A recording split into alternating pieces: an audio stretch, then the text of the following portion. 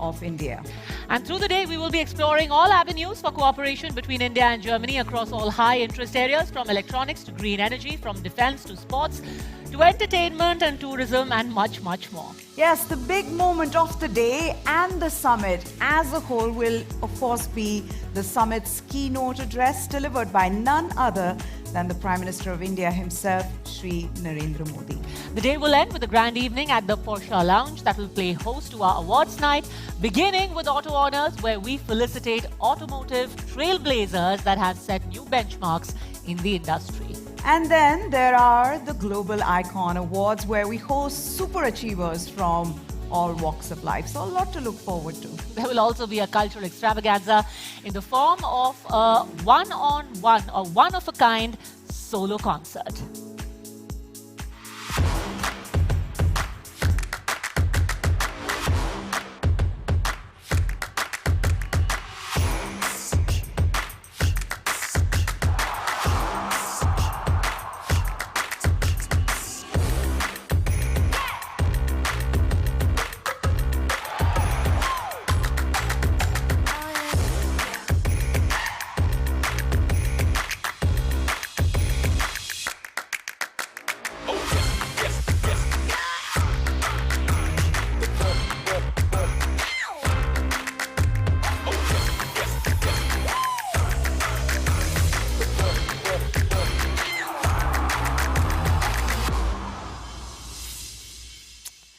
So, as we said, there's a lot lined up for all of you. Without wasting any time, let's begin day 2 of the News9 Global Summit with the welcome address by the man who envisioned this summit, the MD and CEO of TV9 Network, Mr. Varun Das.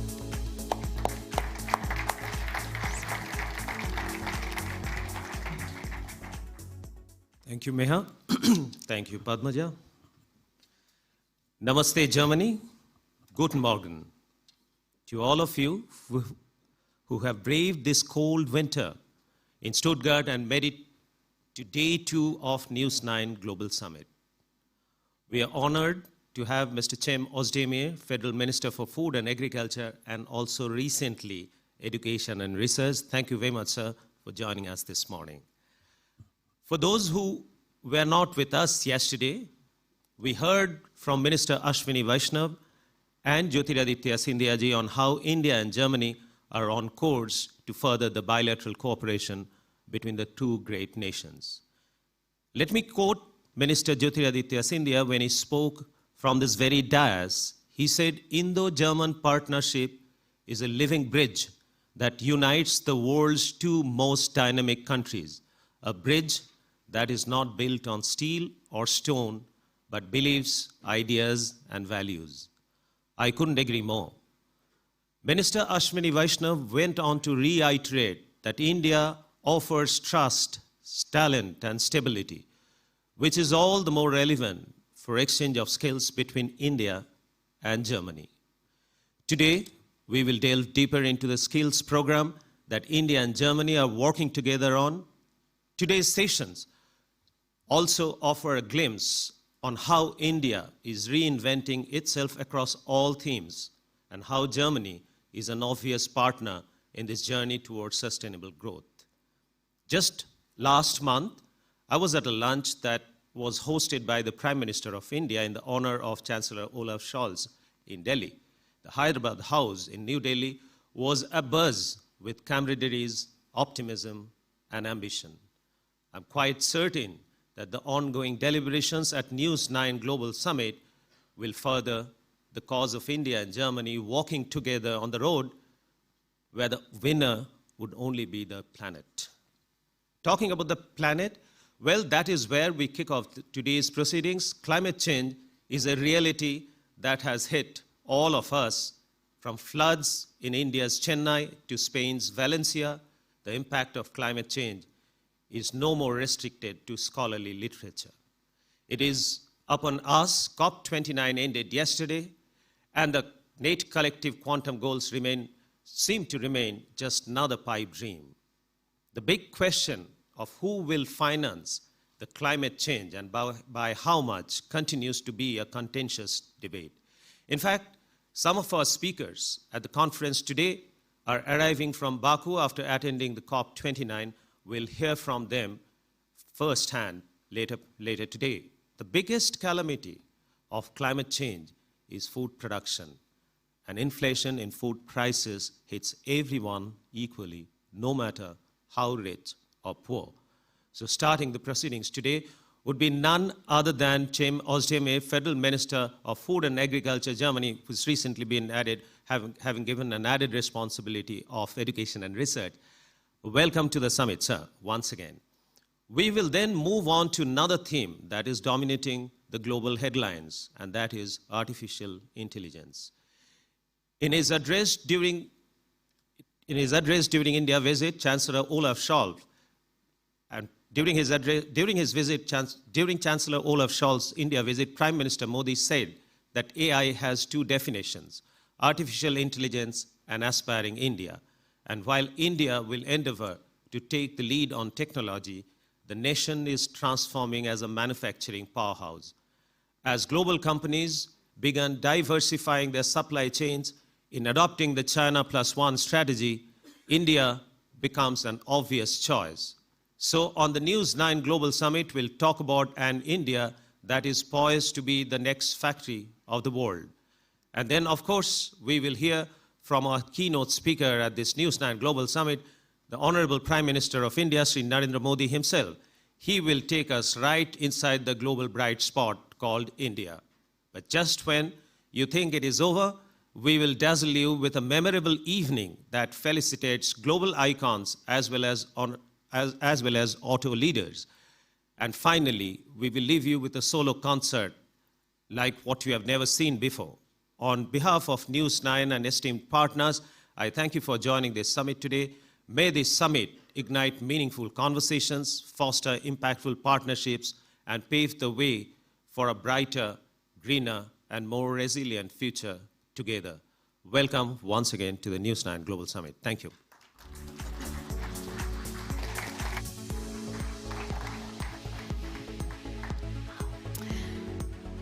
Thank you, Mr. Das, for setting the stage for the day's event. The theme of this summit, as we've been telling you all, it's India and Germany, a roadmap for sustainable growth across sectors, starting with what keeps us all alive, food. To deliver the opening address of the day, Agenda for Sustainable Growth, it's our pleasure to invite on stage Germany's Federal Minister of Food and Agriculture, Cem Ozdemir. A world at the crossroads of change, where growth must meet responsibility.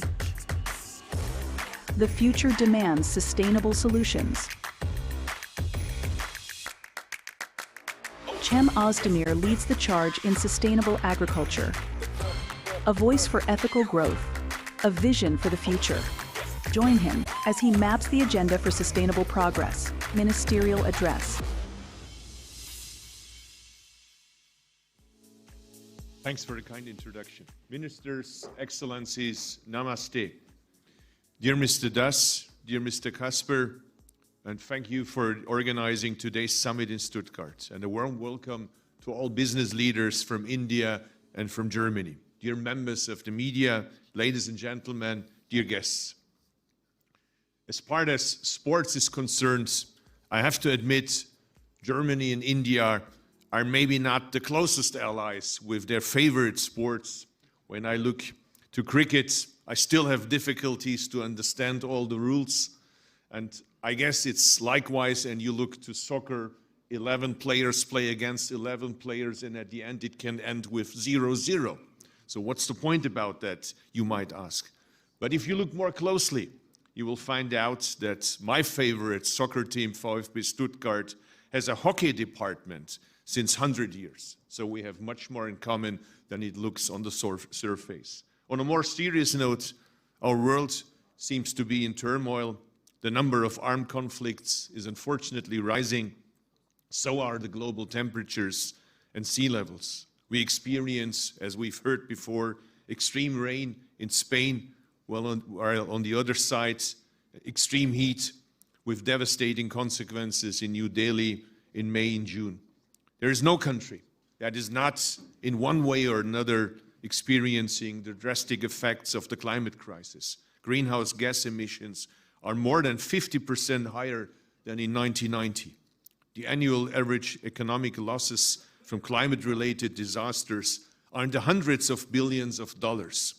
Faced with these global challenges, the international community agreed together to build a path towards the 2030 Agenda for Sustainable Development.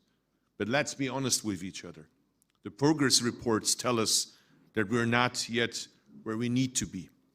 And it's even worse than that. We must rush up to accelerate our efforts to transform our economies and societies to make them more sustainable.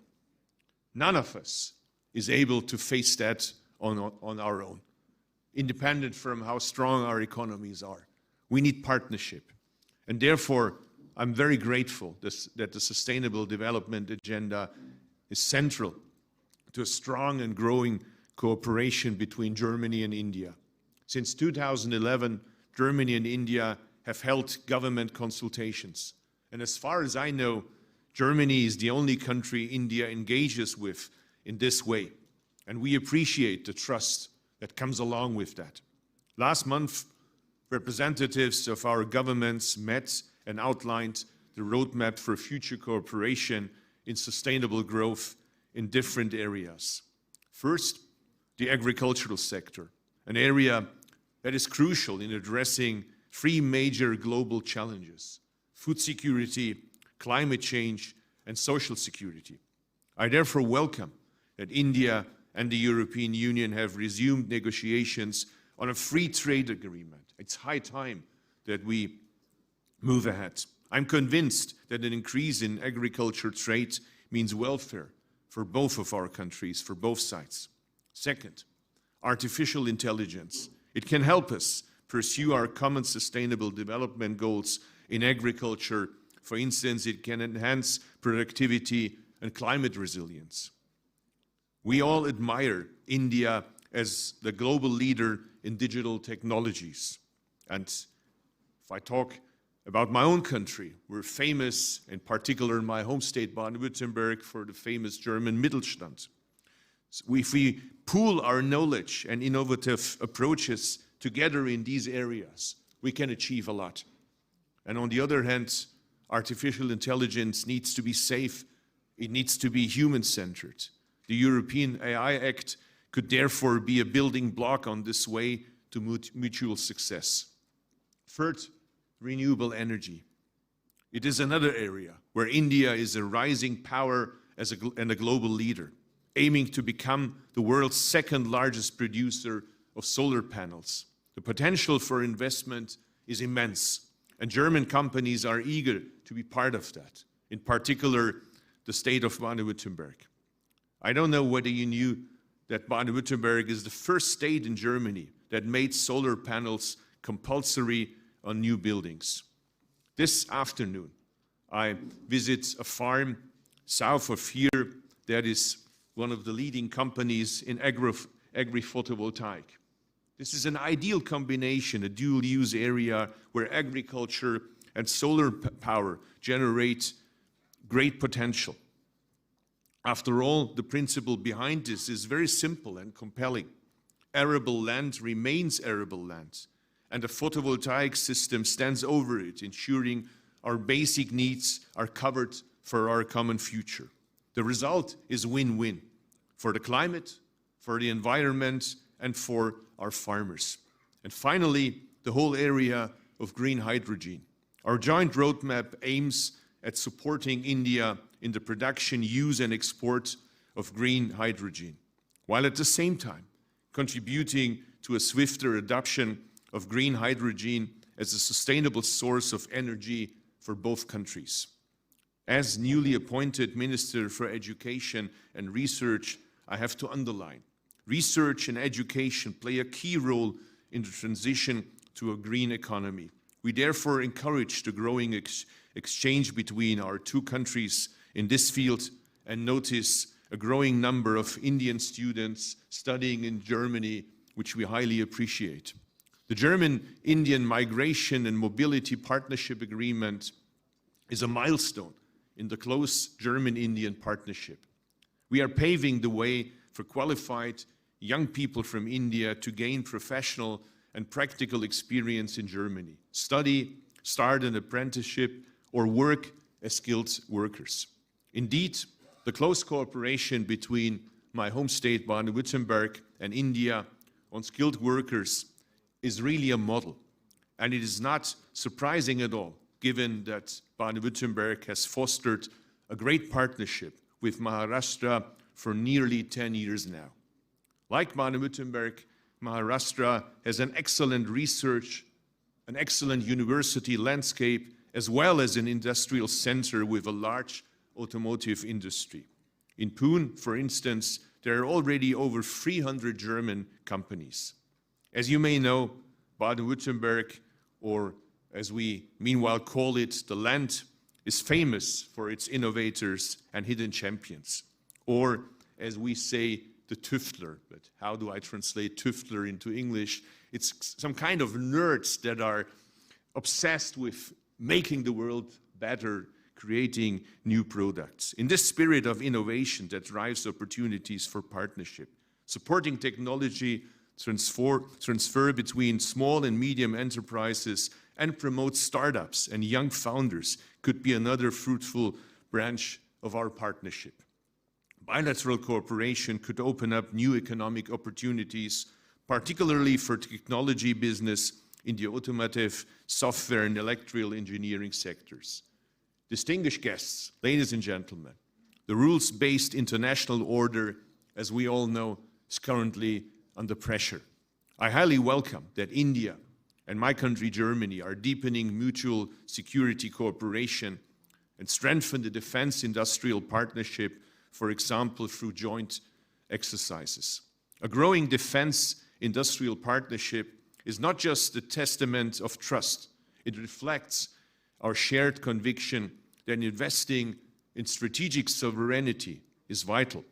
This is not only critical for global stability, but also for fostering an environment where economic opportunities and investments can flourish. India and Germany are not just partners in upholding the rules-based international order. We are partners in reshaping it to reflect the realities of a diverse and interconnected world. Together, we renew our call for the United Nations Security Council, that it is effective, efficient, and transparent, and that it is one that represents the realities of the 21st century. In this new global constellation, a close and strategically oriented German-Indian partnership is more urgent than ever.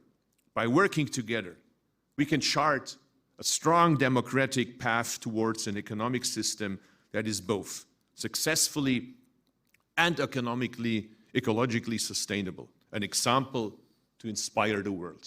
Thank you very much.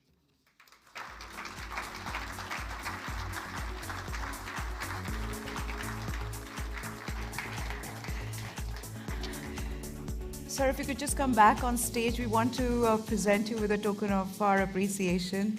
Mr. Barandas and Ruben Kasper.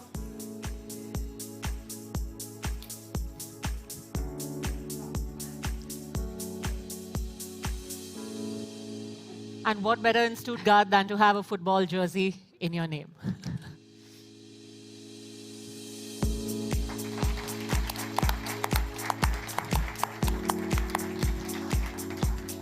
But for the India touch, we also have a stole.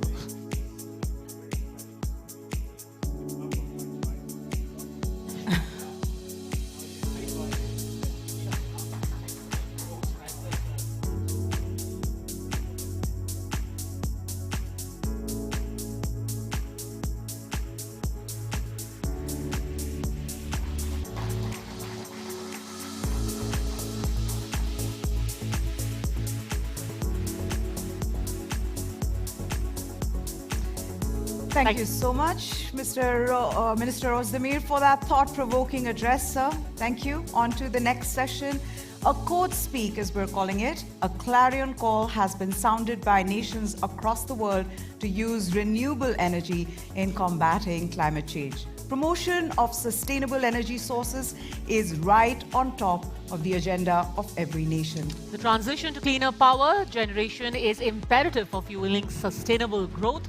Should green energy be looked at only through the prism of cost benefit of companies, or is there a larger global cost and benefit of future generations the key? Does green energy make business sense, or is it just a tick in the box for nations and corporations? How long before the black coal actually turns green? The world stands at an energy crossroads. Over 70% of global emissions stem from traditional energy sources. The call for renewable energy is urgent, undeniable. BC Tripathi is answering that call for change, a pioneer in green energy, fueling sustainable growth. Join him as he leads the energy transition to a greener future. The Coach Speak. And the reason we ask all of those questions is because our next address is going to answer those questions and much more. To deliver that address, we have with us on stage Mr. BC Tripathi, Vice Chairman at AM Green. Thanks very much. The stage is all yours. Thank you. Honorable Minister for Food, Agriculture, Education and Research, Excellencies, distinguished guests from India and Germany, ladies and gentlemen. A very pleasant good morning to all of you and to our dear friends, Guten Morgen here in Germany. It's indeed an immense pleasure and honor for me to be present here in this News9 Global Summit. As we all know, energy is the lifeline for the modern economy and to sustain the growth. But looking into the impact of the climate change, the time is high that we start talking about a sustainable future of energy. Today, as we come together to discuss the future of energy, we must be cognizant to the fact that transition from fossil fuel to the renewable source of energy promises a healthier, more sustainable world. The world where cleaner energy fosters better public health, environmental and overall well-being, and this transition holds far more than just economic potential. This shift is a movement towards securing a livable future for generations to come, driven by clean air, job creation, energy access, and resilient community and society. I stand before you today with the excitement and responsibility, not only on my behalf, on behalf of Greenco and AM Green Group. The co-founder of this company, Mr. Anil and Mahesh, who set up this journey to decarbonize the economy almost 15 years back, with the vision to help energy independence and to fast-track the growth of clean energy.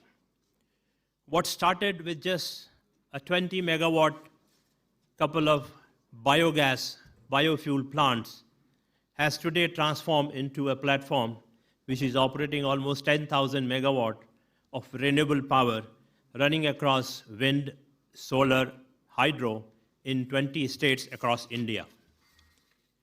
This transformation has been possible due to decisive leadership of Government of India under the visionary guidance of our Honorable Prime Minister Shri Narendra Modi.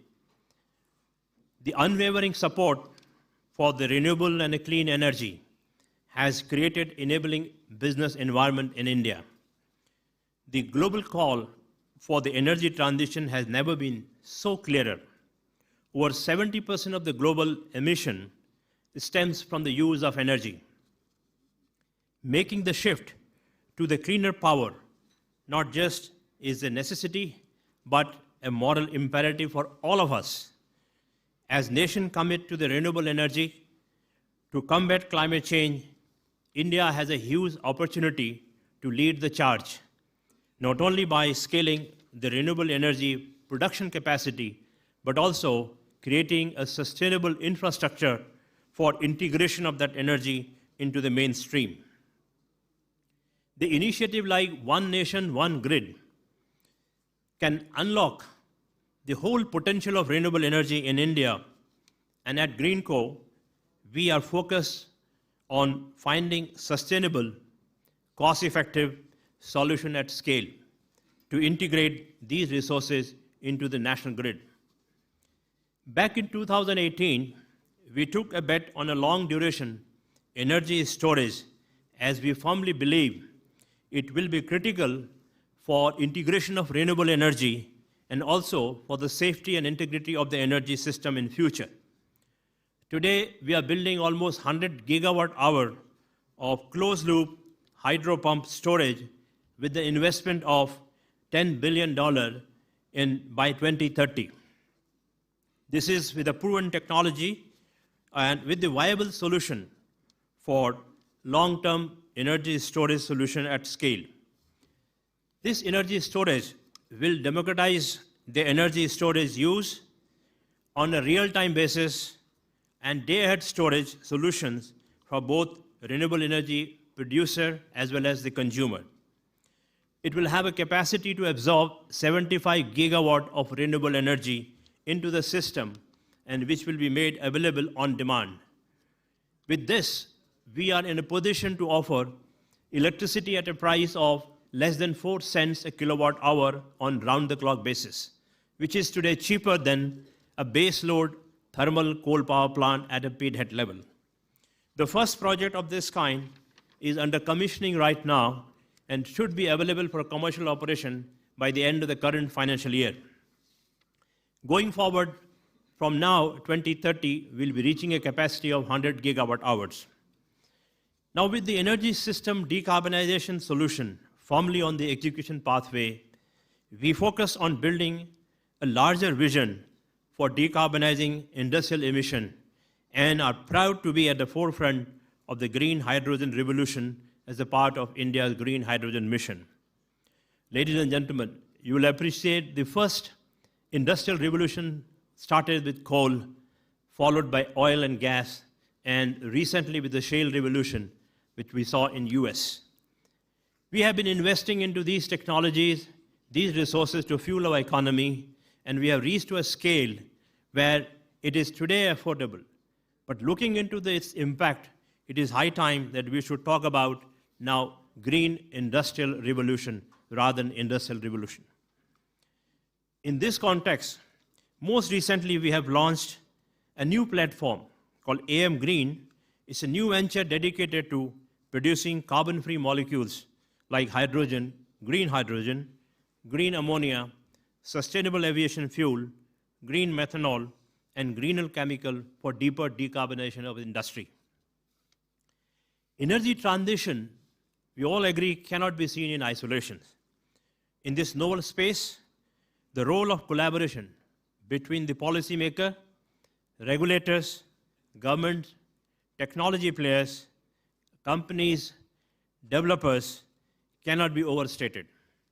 At GreenCo and AM Green, we are fortunate to collaborate with the global capital partners like GIC Singapore, RDI from Abu Dhabi, and Oryx from Japan, and the industry partners like Petronas from Malaysia. On technology space, we have partnered with John Cockerell from Belgium for electrolyzer, Technip and Relais from France for EPC services, Halder Tapso and Casale for ammonia technology, and many others. We are also working with academia and esteemed institutions like Stanford University, University of Southern California, Indian Institute of Technology at Hyderabad, where we are working together to develop new technology and to innovate the new smart solutions. In this aspect, we have established a School of Sustainability in Indian Institute of Technology in Hyderabad.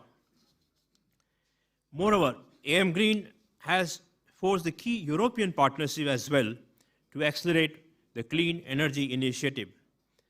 On one side, we have partnered with John Cockerell to set up a 2 gigawatt electrolyzer manufacturing facility in India. We have recently placed one of the largest electrolyzer order of 640 megawatt for our upcoming project in the state of Andhra Pradesh for production of green ammonia. Germany and India have a long-standing collaboration in the energy through the Indo-German Energy Forum, and how now this unique opportunity to lead this global climate action through collaboration under Indo-German Green Hydrogen Task Force. The Indo-German collaboration has the potential to meet almost 25% of the global energy need by 2050. As a testimony to our strong commitment to the German and European partners, the collaboration, the AM Green is also entering into the strategic partnership for offtake of green ammonia with the companies like Uniper, RWE, and BASF from Germany, and Yara. We are also exploring the low-carbon solution with BASF for a value-added chemical decarbonization. And to further strengthen our technological portfolio, we have recently acquired Chempolis from Finland, which is a 2G ethanol biotechnology company, which will enable us to produce sustainable aviation fuel. Under our strategic partnership portfolio with Petronas, Malaysia, we are developing one of the largest green hydrogen platform, which is going to produce 5 million tons of green ammonia at multiple locations in India, with the investment of $7.5 billion by 2030. This will directly contribute to the net zero target of India, while simultaneously supporting the OECD market to decarbonize their industry. This output will be equivalent to almost 1 million tons of green hydrogen production, which is almost 20% of the national target of green hydrogen mission in India, which is also equivalent to almost 10% of the European import target for the hydrogen. The equity closure for all these 5 million tons of green ammonia platform has been achieved with the investment of almost $2 billion. And the first project FID has also been achieved, and the project is under execution. We expect to produce the industrial scale green ammonia by the end of 2026 in the early beginning of calendar year 2027. As nations worldwide strive to decarbonize their energy sector, the energy transition is not just about business sense or ticking the boxes between the government and the corporates. It's about securing a better future for generations to come, where we have a sustainable net zero economy. It's a movement towards a healthier, more inclusive, and sustainable world, where energy drives not only economic growth, but also environmental justice, public health, and social equity. This transition is driven by the fundamental truth: the green energy does make a business sense. While there are initial challenges, but in long term, the lower cost, reduced carbon emission, and creation of sustainable growth opportunity are the undeniable benefit. Our work at AM Green is designed to be part of this larger global effort that fuels the green growth, not just in India, but across the world. Climate change represents the existential threat, and it requires far greater investments and collaboration. As we look beyond immediate profit and loss statement, we must recognize that sustainable future cannot be built solely on the financial metrics. A true value lies in the collective responsibility we share for the well-being of our planet and future generation. I urge you, as the global leader, to accelerate the energy transition and commit to the required leadership for a sustainable and a green future. Together, we can unlock the full potential of green energy, not only for the business, but for the health and the prosperity of all. Ladies and gentlemen, before I conclude, I would like to thank TV9 and their German partner here for hosting this event and bringing us all together at this platform for such a large clarion call. This vision will not only be realized through partnership and collaboration, where the combined strength of nations, businesses, communities can drive the transformative changes needed to secure a greener, more equitable world for all. Together, we can build a sustainable and decarbonized world. Let's join our mind and hands together. Thank you very much. Thank you very much, Mr. Tripathi. Can I please request you? Varun Das and Rohan Casper will just like to present us with a little token of our appreciation, sir. And Mr. Ozdemir.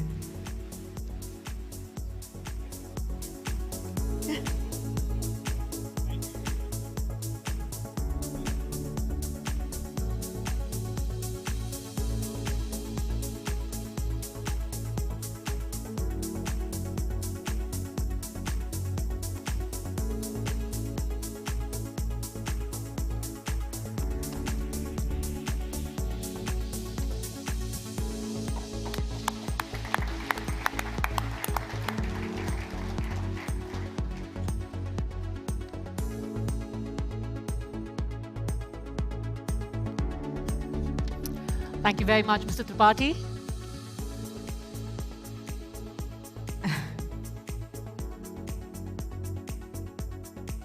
Tackling climate change and reducing import dependencies on depleting fossil fuels are the two ends of the energy transition spectrum. Finding and deploying green alternatives is not a choice anymore, but a compulsion for all major economies today. Europe's largest economy, Germany, and the world's fastest growing economy, India, need to collaborate in finding meaningful solutions to enable frictionless energy transition. And that will be the focus of the first playoff of the day, develop versus developing. The green dilemma, how green is green really? Is it lip service or affirmative action? What's the role that the developed world can play to assist emerging economies in their journeys to growth with minimum carbon emissions?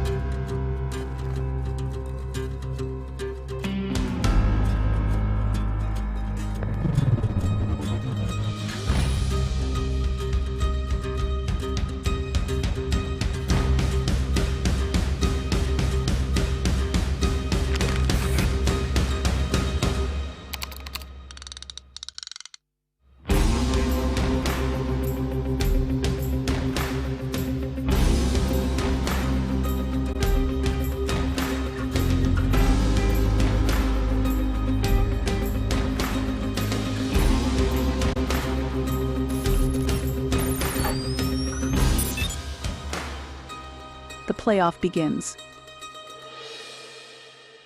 And let's get ready for the first playoff of the day. We have a stellar panel of speakers for this session. Let me invite upon stage Rahul Munjal, CMD Hero Future Energies, Vibha Dhawan, DG Terry, Professor Dr.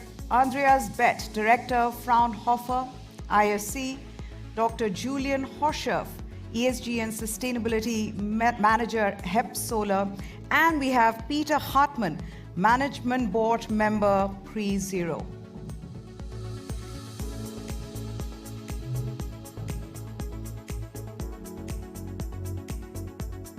And for this playoff, the match referee is my colleague Padmaja Joshi.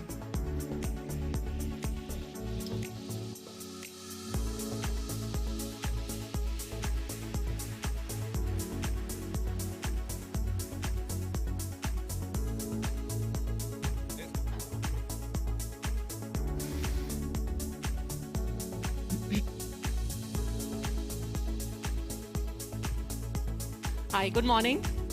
So we have a slightly different format at the summit here. Since we are in a football city, we are going to be doing this as a sort of match. I'm going to be the referee. You're all subject matter experts. What I'm going to do is I'm going to start by telling our audience here a little story.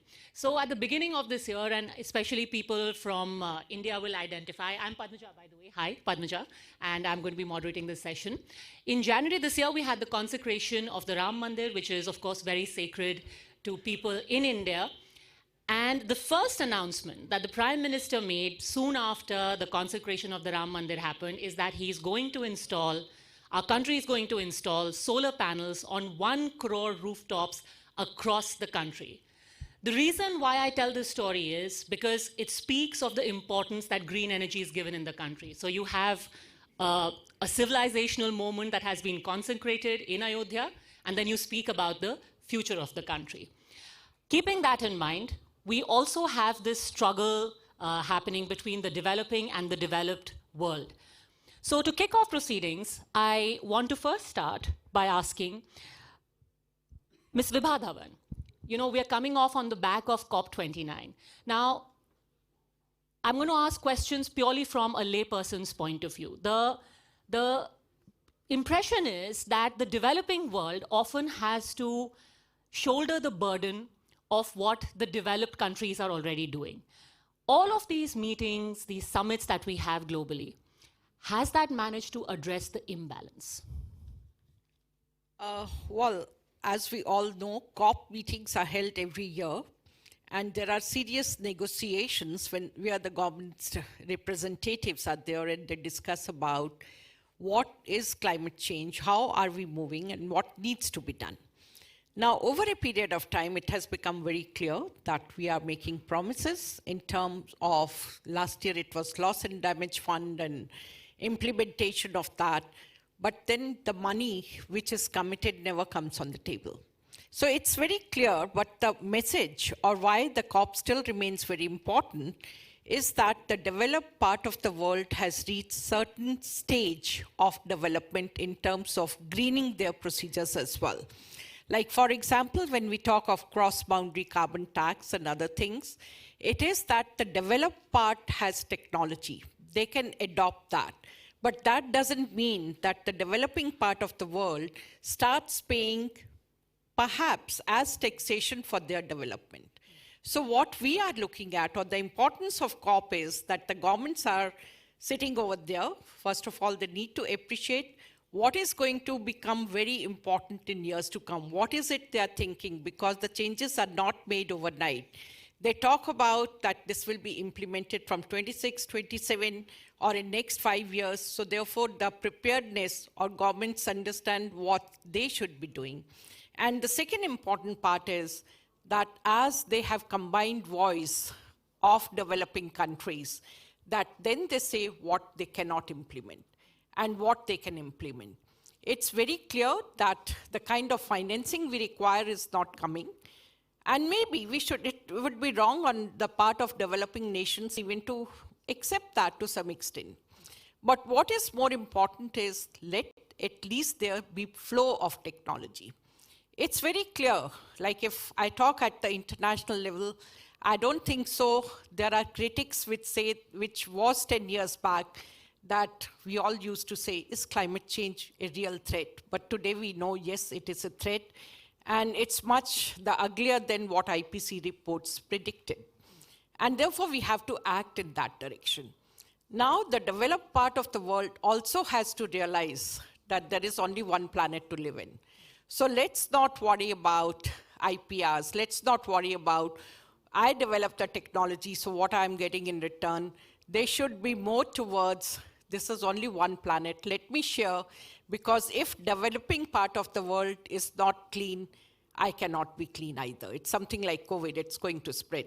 So therefore, they have to be careful. When you say the money is not coming, who are the defaulters there? It's everyone. You look at the commitment which was made perhaps in every COP. It's not even 10%. Yes, we are spending money on the name of climate change, but maybe that's only to have meetings. It is not really saying that I'm going to give you soft loan. We are not asking for subsidy, but even the interest rates for the developing part of the world from international financing companies, it's much higher than what they give to the developed part of the world. So how do you expect where the capex is going to come from? So that the financing in that part also becomes important. Professor Bett, where do you think the gap between intention and deliverables still hasn't been plugged just as yet? I mean, I'm coming from research, so we are looking always forward. And we heard, God, we need money at the end. And our research is devoted to reduce the costs. I mean, look back 10, 20 years ago, solar energy was much too costly. So due to research and innovation, we are now in a situation that we have a source of renewable energy, and we have, in addition, wind and others. But it's important to look that we bring down the costs, that we can do a financing. And I agree with that. We need, in a certain way, a financial structure to really make it happen. But we must also look into the future, and that is why I really liked what you mentioned. We should look in the future and not look back what was our fault in the past, because developing countries are in some better shape, actually, to start with new technology, whereas the developed countries sometimes are very heavily struggling with old stuff and are not ready to proceed fast enough. So in my perspective, we try to work in a cooperative way to bring it in the whole world. And I think everyone here in the room can actually also start and contribute in a small way to reduce our carbon emissions. But we need technologies, and we need to develop that, and we put that in a financial framing. That's important, that we can make really business out of that. And I think in the past we made a lot of mistakes, we know that. We use our air and environment as waste for CO2, we didn't pay for that, and now we have a mess. So now I think we have to restructure the financing. Paying for CO2 emissions would be one relatively easy way to go. That makes it more expensive for developed countries, for example, and push them to go faster into renewable world. So that is my really advice to do that, but we have to do in parallel also developing new technologies and make it even more cheaper. One important sentence to mix it up, because changing all our energy system, all sectors is really challenging. It's very complicated. We look in all the different sectors and we see that this intermittent dependencies that will change our thinking. And this is something which is very, very difficult, which we find from research, to bring that into the mind of the people. That the old world is gone, we have to look forward. And this is a challenging part we have to do, and look into that we have a holistic approach for our energy supply in the future.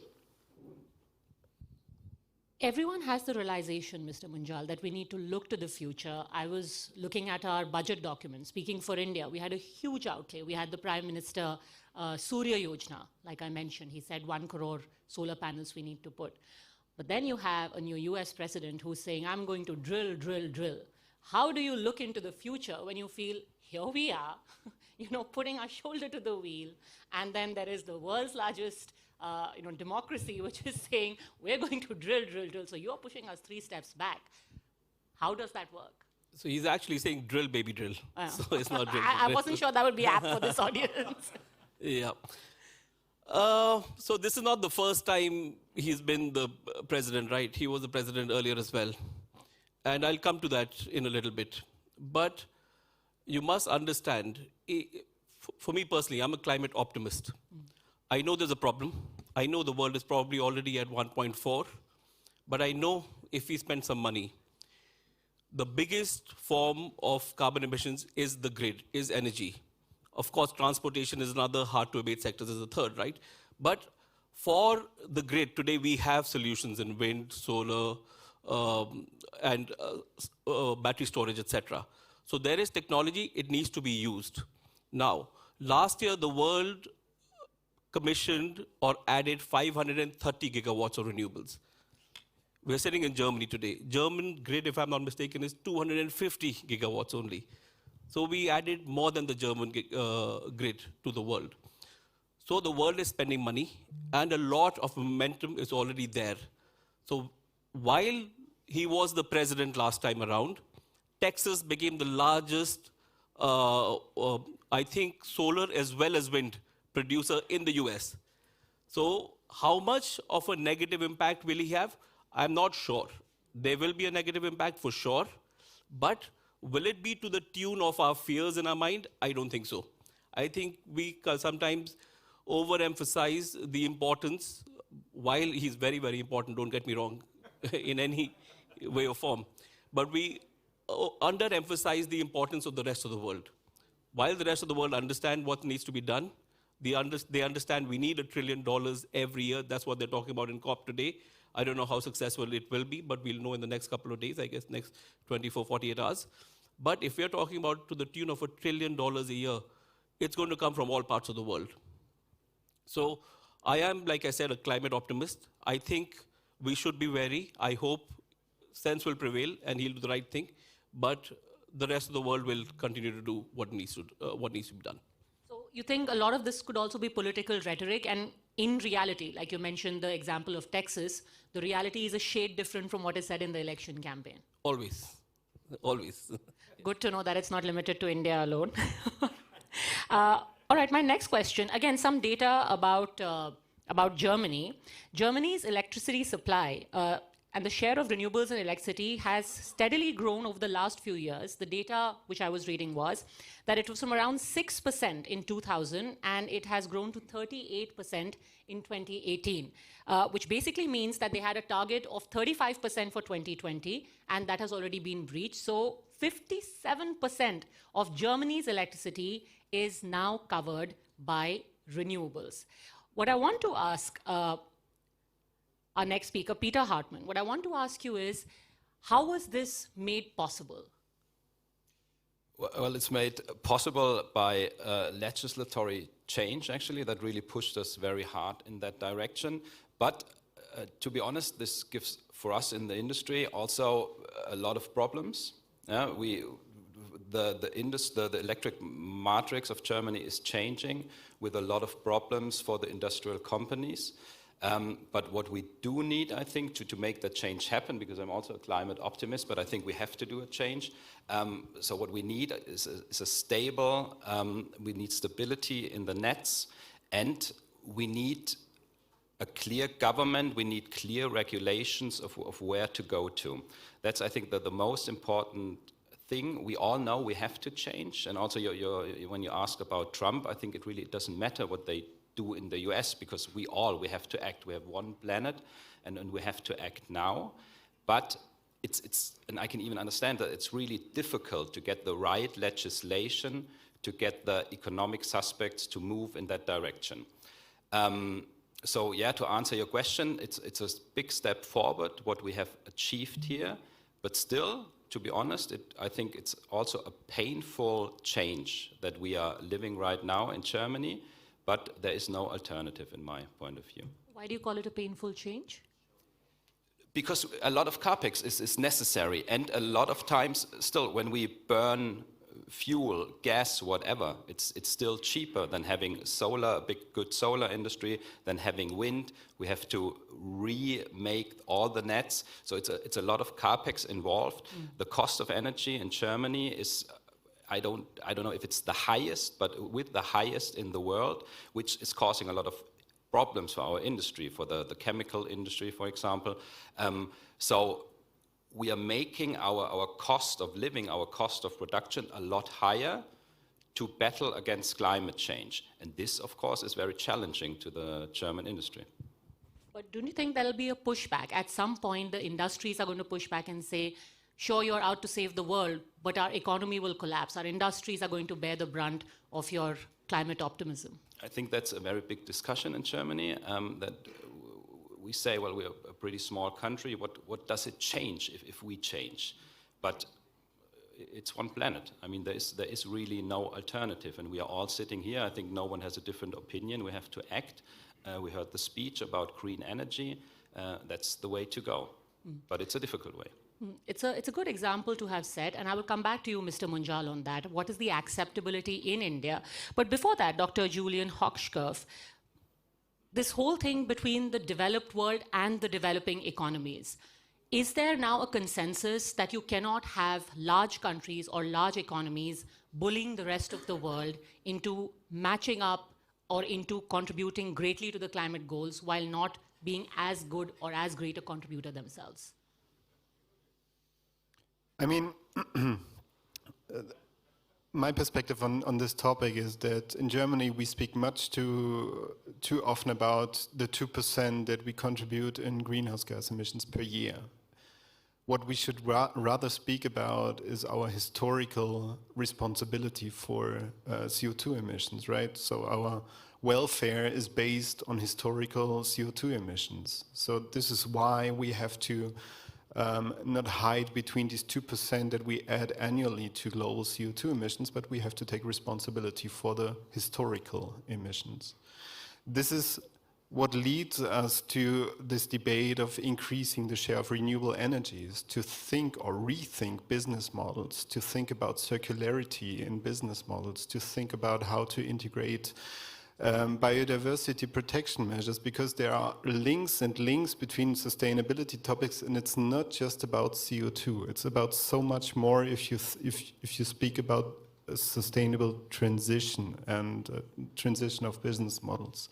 So you have to make the step from linearity in business models to circularity in business models. And also for the solar industry, for the renewable energy industry, this is true in order not to make the same mistakes again that you have been doing in the 1950s when you relied on, or when you build up your wealth on fossil fuels. So this is really like, from my perspective, the main responsibility that we have to take, and we are taking this responsibility in the global north, not in the speed that is needed on a global scale to solve issues on a global scale, but we have to take the decisive steps on that journey. Would you care to simplify that further? What do you mean by a circular model? I mean, of a circular model, I'm speaking that Germany, for instance, is not a country that is rich in raw materials. So we rely on still importing much of the resources that we need also for the green energy transition. What I particularly do in my daily work is really to think about how can we get that business model circular? How can we recycle solar modules? That's really a decisive issue or a decisive step in that business model that you have to take, because then you're really getting independent. Right now we are just running into the next dependency, and we just have to think about how can we fuel the resources that we need for our business model, not just in Germany, basically in every country that is using renewable energies as well. Also in India, you should really have a plan of how to regain the resources that are included in the components, because it's possible from a technical perspective, but you have to do it from a commercial, or you have to make it feasible from a commercial perspective. And that brings me to the question I wanted to ask you. We are looking at a model, but isn't that the next step? First, we talk about the acceptability among businesses, among the common people. Do you think that renewable energy has got that kind of acceptability that would be needed for your business, for example, to be largely profitable? Yeah, so let's talk about the developing world. And even in developing world, India has a very unique situation. So there is India, and let's call the lesser developing world. Let's break that up into two different parts. In India today, there is in both the developing worlds, there is a dire need for poverty alleviation. That's our first and foremost goal. First is everybody needs to be fed 3 meals a day, nutritious meals, and good health care, period. That cannot be second to any other goal. So while that's the goal, India today is energy starved. Mind you, India has got a target of 500 gigawatts, 50 gigawatts a year. That's one of the largest targets in the world, third largest renewable energy target in the world. So it's not that India is not going to do its renewable energy bit. It is, but it needs more energy. That's why it's going to continue to build fossil fuel plants for another 3 or 4 years. I think 2030 or 2035, I'm not sure when we've drawn the line. But because we need energy, because our first goal is poverty alleviation. First goal is food, hunger alleviation. That's one. Then there are countries in sub-Saharan Africa, etc., for whom cost of renewables is still far greater than the cost of fossil fuel, because they have access to oil and gas, or they have access to thermal. So for them, it's a completely different question there. What do you do there? What is fair? Something that was said earlier. You take into account how much emissions were put in by what country in history, not the 2% this year. And if the conversation goes to that, it's a very, very different and a very mature conversation, rather than what's happening this year alone. So, I want to stop there, but I want to draw the distinction between developing India as a more developed country than the other developing countries. I hope that comes out. You understand what I'm saying. I'd like to add one thing. I think we have to think in steps, right? We have to see where's the potential to lower the emissions, and there a big potential, I think, in every country that is less developed are landfills. I think that's something that's completely missing in the discussion. Where we have landfills with untreated waste, they emit a lot of methane, which is a lot more hazardous to the climate than CO2. And this is, I think, a real easy leverage that we have if we better the situation, well, I'm saying that because I'm from a waste management company, but still, if we change the way we treat the waste, if we have better landfills, then we can also already and very easily do a lot to lower emissions without talking about fossil fuel, without talking about big capex. So I think that's a really easy and a close-by step that we could achieve. Ms. Dhawan, do you find all of these different aspects being addressed in India right now? Yeah, in fact, it's very interesting. Like, first of all, one thing which was said that each one of us is contributing to climate change and I should know what I'm doing. And the movement, Mission Life, which is led by Ministry of Environment and Forest under leadership of our Honorable Prime Minister, that actually talks about what is my own carbon footprint. So it's lifestyles for environment.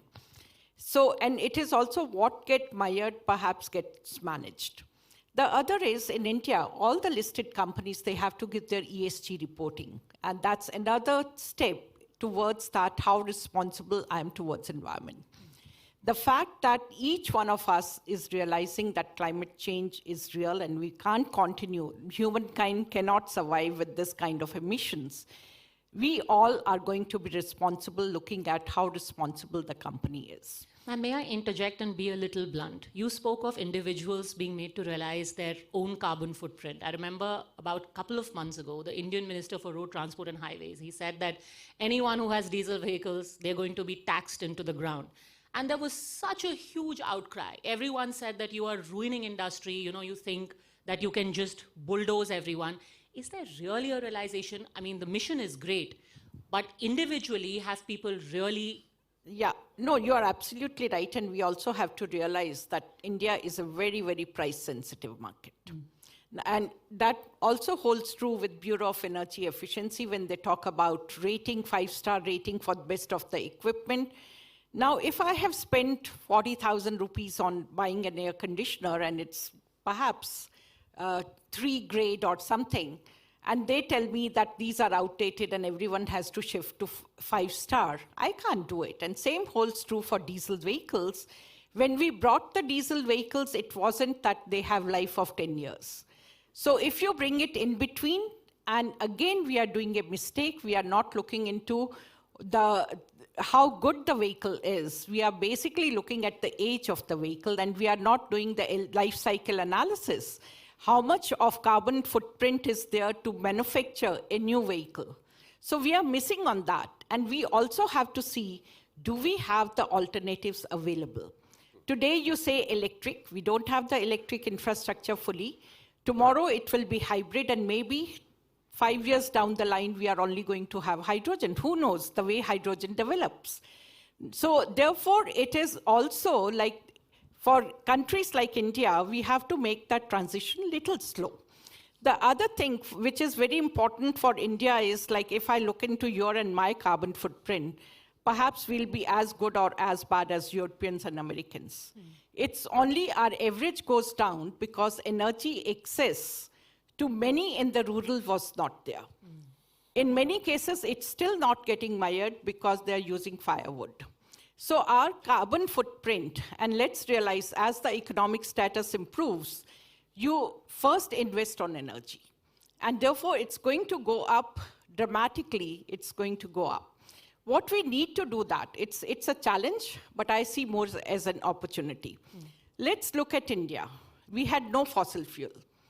And being an energy-starved country, our development was comparatively slow. Every drop of fossil fuel was to be imported. But today, if we look at the cost of production of renewable energy, it is much cheaper than Europe. And therefore, because we have so much of sunshine. And let's also realize, and that is where when the Honorable Minister spoke, he was discussing about partnerships. And that becomes extremely important also for the development of technology. The technologies which have been developed for large entrepreneurs, large companies are not suitable for India, which is a country of small and medium enterprises. It's 65% of your production comes from SMEs. And if they are not cleaned, you cannot be clean. And therefore, you need to co-develop the technologies, and that's where the partnership with Germany becomes extremely important. The new education policy in our country now that talks of dual degree programs that will give you an opportunity to have common PhD students, and they develop the technologies to the stage which is required by SMEs. It may not be the best, it may not be suitable for very large companies, but it's suitable for them. So co-development of technology also becomes important. Professor Bett, if one thing both countries could take away from each other?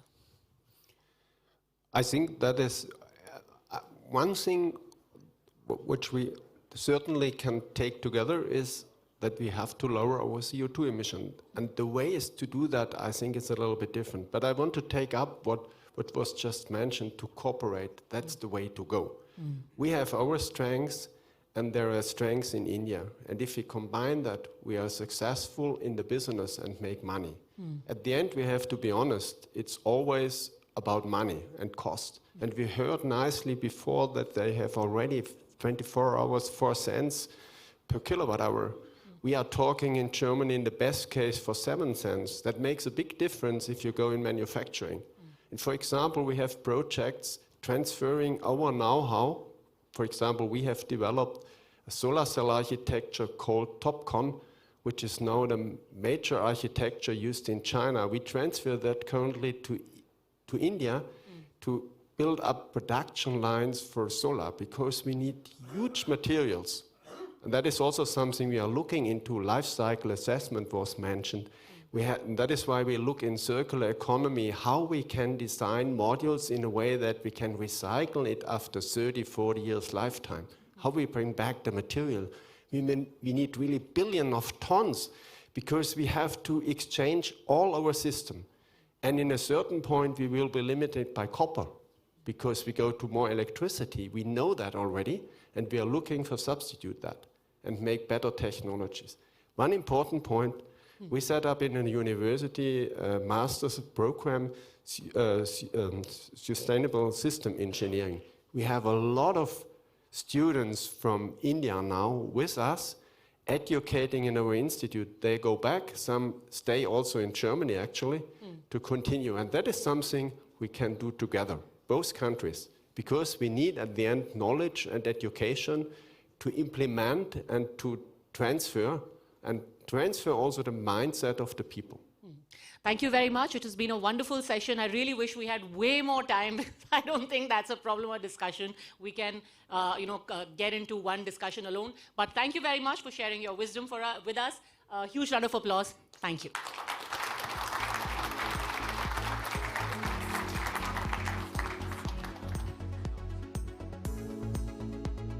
Our panelists to be here, and we want Mr. Rowan Casper and Mr. BC Tripathi to come and give them a token of our appreciation. Thank you. Madhvija?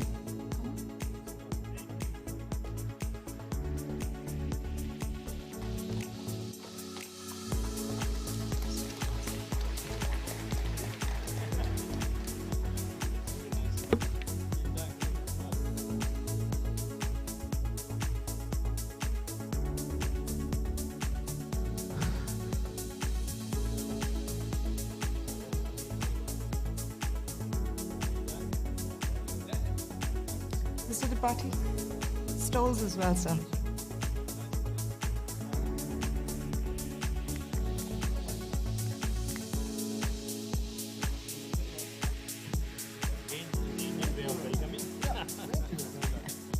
There you go.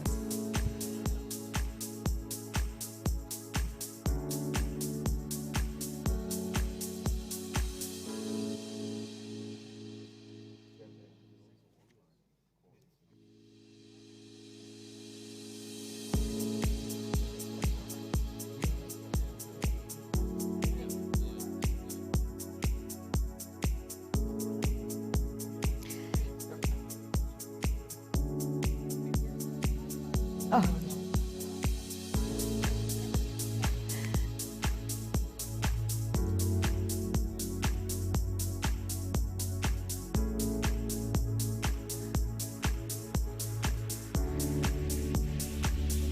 Thank you. It was a pleasure. Thank you very much. Thank you. Pleasure. All right, thank you for that wonderful discussion. Now, this is a critical conversation for all countries trying to mitigate the impact of climate change. Ladies and gentlemen, let's move on to playoff number 2. This is one session that we're all looking forward to. It's Artificial Intelligence Advantage India. AI is reshaping industries globally. Today, we explore its impact on India and Germany. Artificial intelligence is no longer fiction. Across industries, AI promises unprecedented efficiencies. But it comes with whispers of fear. Job losses. Human irrelevance. In a global economy grappling with slow growth, Routine, mundane tasks, the very backbone of outsourced IT services, now at risk. Can AI offer cost-effective solutions? The Pac-Man effect, jobs, intellectual property, even energy consumption. What does it devour next? India's IT landscape faces a pivotal moment. Adapt or be left behind. India isn't stepping back, it's stepping up. a synergy of semiconductors, data centers, and IT solutions forms the path forward. This is the dawn of strategic AI self-reliance. Can AI be harnessed without erasing human roles? Artificial intelligence और aspirational India की double ताकत भारत के पास है. The playoff begins. In this playoff, we will be raising crucial questions about job displacement, economic implications, and sustainability in the global context. Let me call on stage Stephen Bayer, partner and global industry sector lead, supplier MHP. Thank you so much, sir. Anand Ramamurthy, MD Micron India. So we'd like to call you on stage. Dr. Jan Nihus, Head AI for Language Tech, Institute of Anthropomatic. Harshul Asnani, President, Europe Tech Mahindra. Mr. Debashish Bishoy, CEO, Bosch SDS. And the match referee for this one, my colleague, R. Sridharan.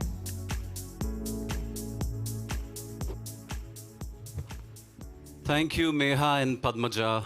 I see that we have a lovely panel this morning.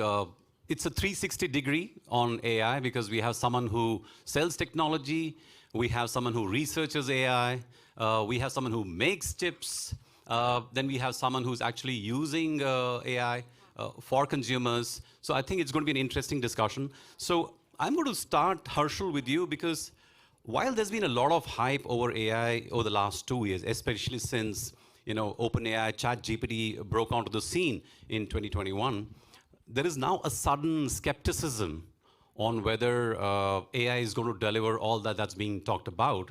In fact, we have a new book that's come out in the US by 2 Princeton profs saying AI is snake oil, which I think is a rather harsh term to use for AI.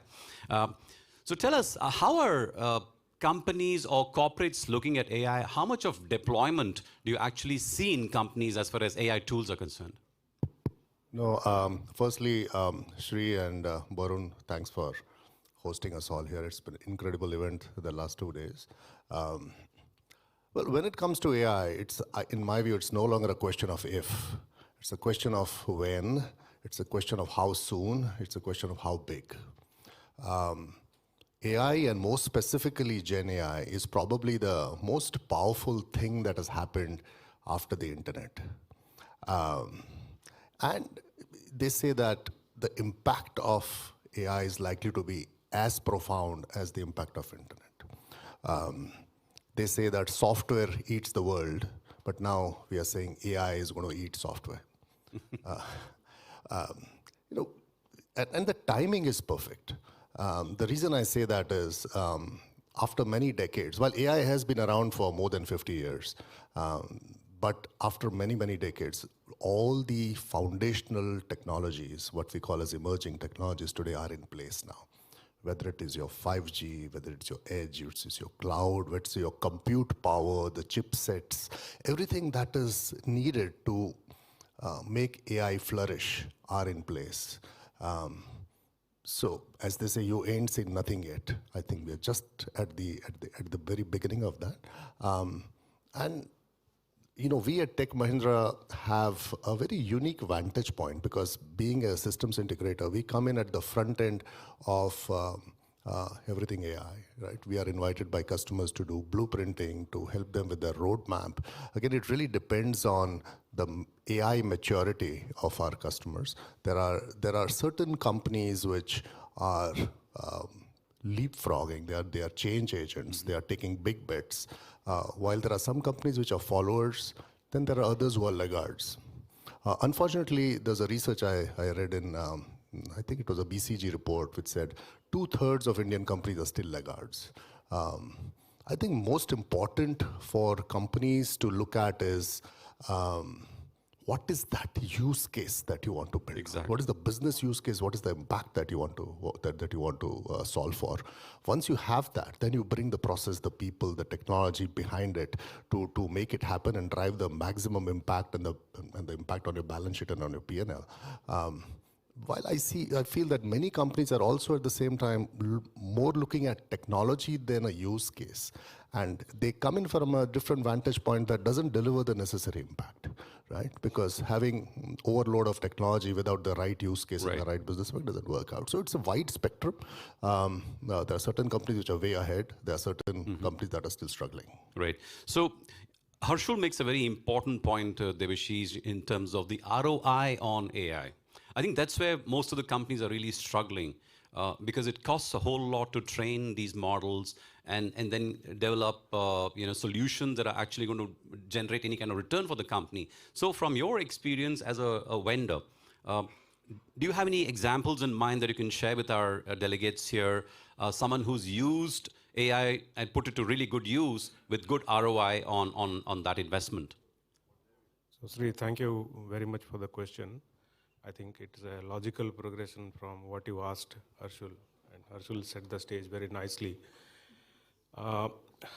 In many ways, your question is actually self-explanatory, right? So if you look at the hype cycle of previous technologies that we have seen, which have become pivotal in industry and therefore business, you'll realize that there comes a point in time when people start asking questions about the efficiency of the technology, one, and the impact of that technology in our day-to-day life, right? So I think we are reaching that point in time. It is not a question of if anymore. It's more a question of when, how, and where. Most importantly, where. And that's where the use case angle becomes extremely relevant. From our standpoint in Bosch, we are at a point where we are deploying AI inside the company. More specifically, we have also realized that we have to innovate with our customers, right? So this is not something where you will have the luxury of time on your side, right? So you have to accelerate innovation at a very, very fast pace. Therefore, we are working with our customers to identify the right use cases and the domains where we think ROI will be very high, right? So on the Gen AI domain, right, we are all used to a form factor of where you type something or you input an image to any of the Gen AI platforms, and we are used to seeing a return, right? We get a return from the tool, and then that is what we have seen in the consumer domain. It's a nice toy to have. Absolutely. Right now, yeah. See, that is the only form factor that we are used to for the time being. But we believe, on our side, we believe that the revolution is actually waiting to happen in the B2B domain, right? So there are two axes that we believe are going to be extremely important. One is the geopolitical aspect of it. Countries will interact with each other. The federals will interact with each other, and corporates will interact with each other. These are the two domains where we believe that there is a lot of innovation that is waiting to happen. And therefore, we are working with some of our customers, partners, ecosystem partners, so on and so forth, to evolve corporate use cases, and therefore we can deliver value to the end consumer. Right. So I'll stop here. We'll kind of layer this on as we move forward. Absolutely, we should, yeah. So before I go to Anand and Stefan, Ian, there's a question for you. I'm not sure if you already read this book by the Princeton professors that we're referring to, AI Snake Oil. where they actually give you a lot of examples where these AI models have actually built on faulty data. And we know that an AI engine is going to be only as good as the data we put into it, right? So from your perspective, you're a researcher. How do we fix these issues? I'm sure there's work happening in that. If you look at what's happening at DeepMind, Google DeepMind, the work they're doing in terms of weather prediction, even in terms of protein folds and everything, it's remarkable. So do you see this as the initial teething troubles of AI? Technologically, is it going to get better in terms of the data that's going in and the output that comes out eventually? I think we already see that a bit. So, I mean, I think with ChatGPT, the big advantage was not developing a complete new technology or so. It was really like scaling things up. And then even for researchers, it was really surprising, like what we get just by scaling things up. We are reaching, I agree that, like some amount where there's not that much new data coming in. It's also like getting more challenging because data, which is essentially, but is more and more generated by Gen AI. So this gets a challenge that you're no longer sure on what you're really learning on. Mm-hmm. On the other hand, we're seeing that with this status now, we're also getting more efficient on like how to use the data. We're seeing smaller models having similar performance. And I think this is something where we definitely have to look into how to improve ML. If we compare it to a human, they have seen so much more data than any human ever will have the chance to. Right. But in a lot of things, they're still not on par. So how to make these models learn more efficient from what is out there is definitely currently a very hard research topic, right, and where we have to see how we can improve that. Yeah. So Anand, that brings me to you because the high cost involved is in terms of the GPUs, TPUs, the cloud storage, and of course the energy consumption. From your perspective, you're a hardware manufacturer. How do you see the costs coming down in the years ahead? Morning, everyone, and wonderful to be here. And Barun, great setup, amazing. Doing this in the middle of Germany with such an eclectic crowd. It's just amazing stuff. Just one quick position statement, Sridharan, before I respond to your question, right? The human mind is geared to think very linearly. So I always feel we overestimate the impact of technology in the short term and tend to kind of underestimate it in the long term, right? True. So my position statement is, we've been trying to mimic the human brain for a very long time. I've been in the computer industry for over 2 decades. We've been trying to wonder, the human brain consumes 20-watt power and does the kind of reasoning that compute systems can't, right? So independent of the Princeton study, great respect for people, there'll always be intellectual digression on these topics, but I believe that the train for mimicking the reasoning and the compute performance of brain, that train has already left. And the question now is to how to make the journey safe, secure, and worthwhile. Right.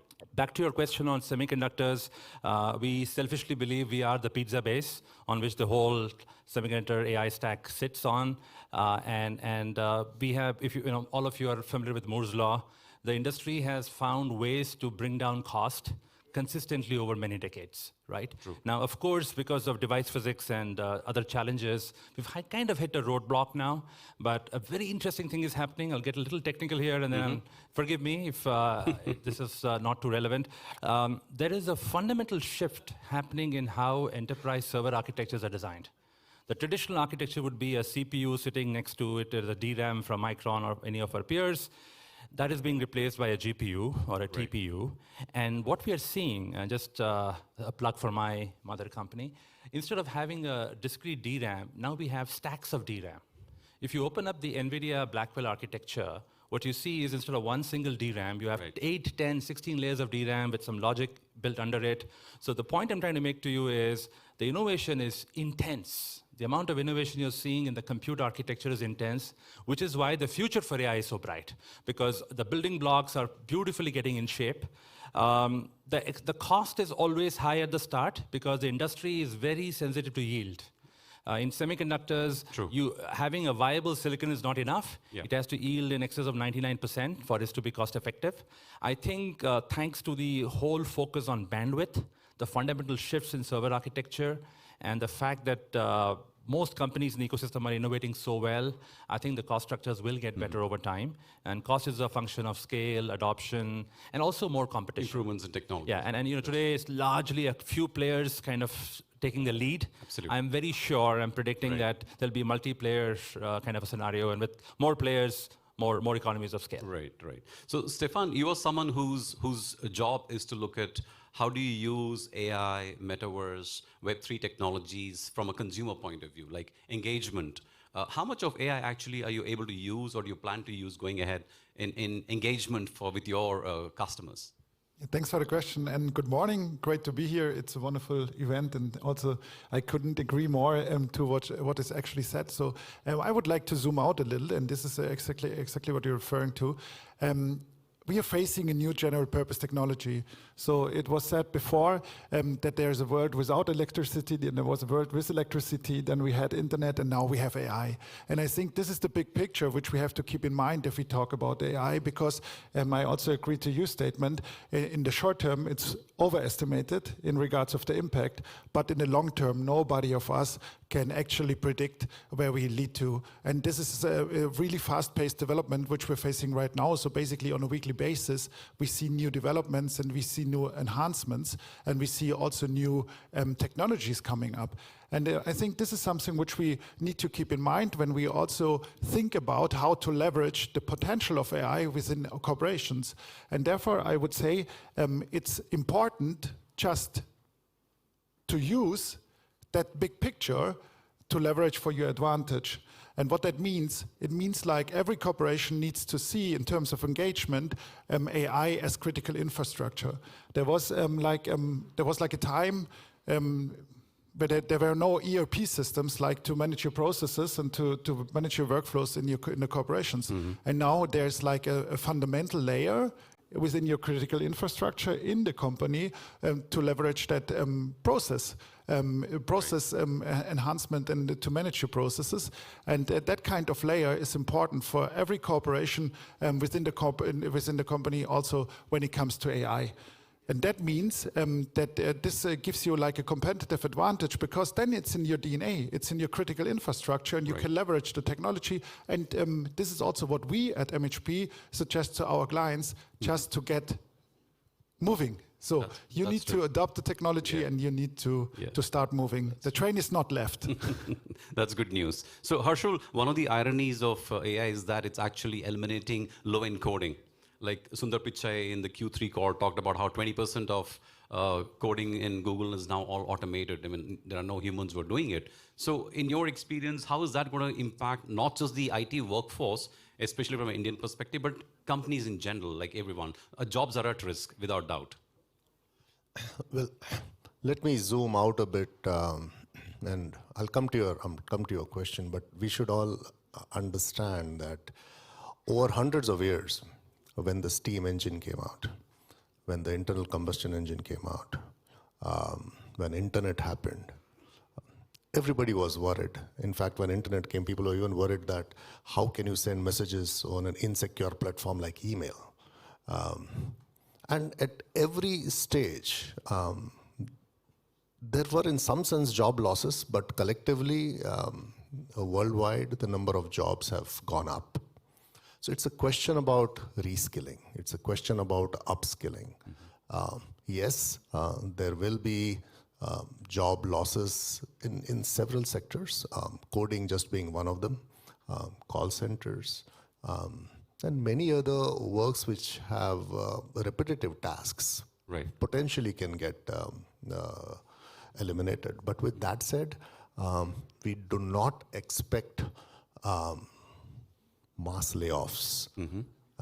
Companies like TechM, and I'm sure many of our other peers, are doing trainings and upskilling at a massive scale. We already trained about 40,000 people in our company on AI in the last 1 year. We expect to train another 40,000 people in the next 6 months. Right. So we are doing this at very large scale. So we have to move our people from standard coding jobs to newer age technologies around AI, around ML, around cloud, around data architects, data engineering, so on and so forth, which we are doing. And Indian services companies have pivoted many times. Right? Indian services have been threatened, but have been pivoted many times. But Jan, what are your views on this? Yeah, I mean, I can only agree. I mean, I think, yeah, if you're not using the technology, it is a problem for you. But there are so much more new opportunities which we can do new things with the technology. We can more efficient. It can be also like more people can code because they can code together with AI, and they can be creative in new ways. We are seeing that already, like first with what people all started doing with all these Gen AI things. So I would more see it, maybe I'm seeing it too positive, I'm not sure because I'm in the field, but I'm seeing it more as a positive. Right. And there's just a lot of opportunities out there which we should take. Right. And where there are things which we couldn't do without Gen AI, which we now can do with Gen Okay, right. So Anand, when we talk about AI, we tend to talk in terms of an amorphous kind of an entity, but the fact is every country probably needs its own AI. So we're talking about Advantage India, referring to the fact that we have an edge when it comes to software coding, IT services. That's a challenge also for Germany or any other country. How do you see India basically addressing the need to develop its own LLMs, LMMs? How do we do that? Right, I think good question, Sridhar. And not a day goes by when we don't have this classic intellectual battle between should you create foundational LLMs from the core, or should we look at more of a tweak, calibrate by application, by business kind of a model? So I'll give you my position. It's not Micron position, but my position. I think a country like India needs both. I would not get lost in the either-or discussion. I think there's this famous smile curve that we talk about. Raghuram Rajan talks about it in his recent book. At the heart of that smile curve is manufacturing is critical for India, but R&D and IP creation is where we get the highest value for the buck. Right. You talked about pricing and cost structures.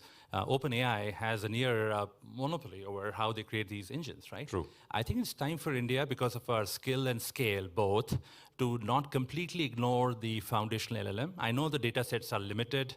We are looking at language models which are tuned to our cultural nuances. I think that effort should continue. Mm-hmm. It should get a lot of support from industry, academia, and the government.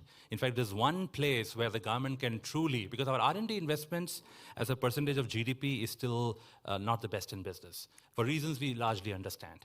But if I were to ever advise the Indian government, not that they would listen, but I would suggest that enhancing the R&D input in the LLM space would be a perfect time to create true sustaining long-term leadership.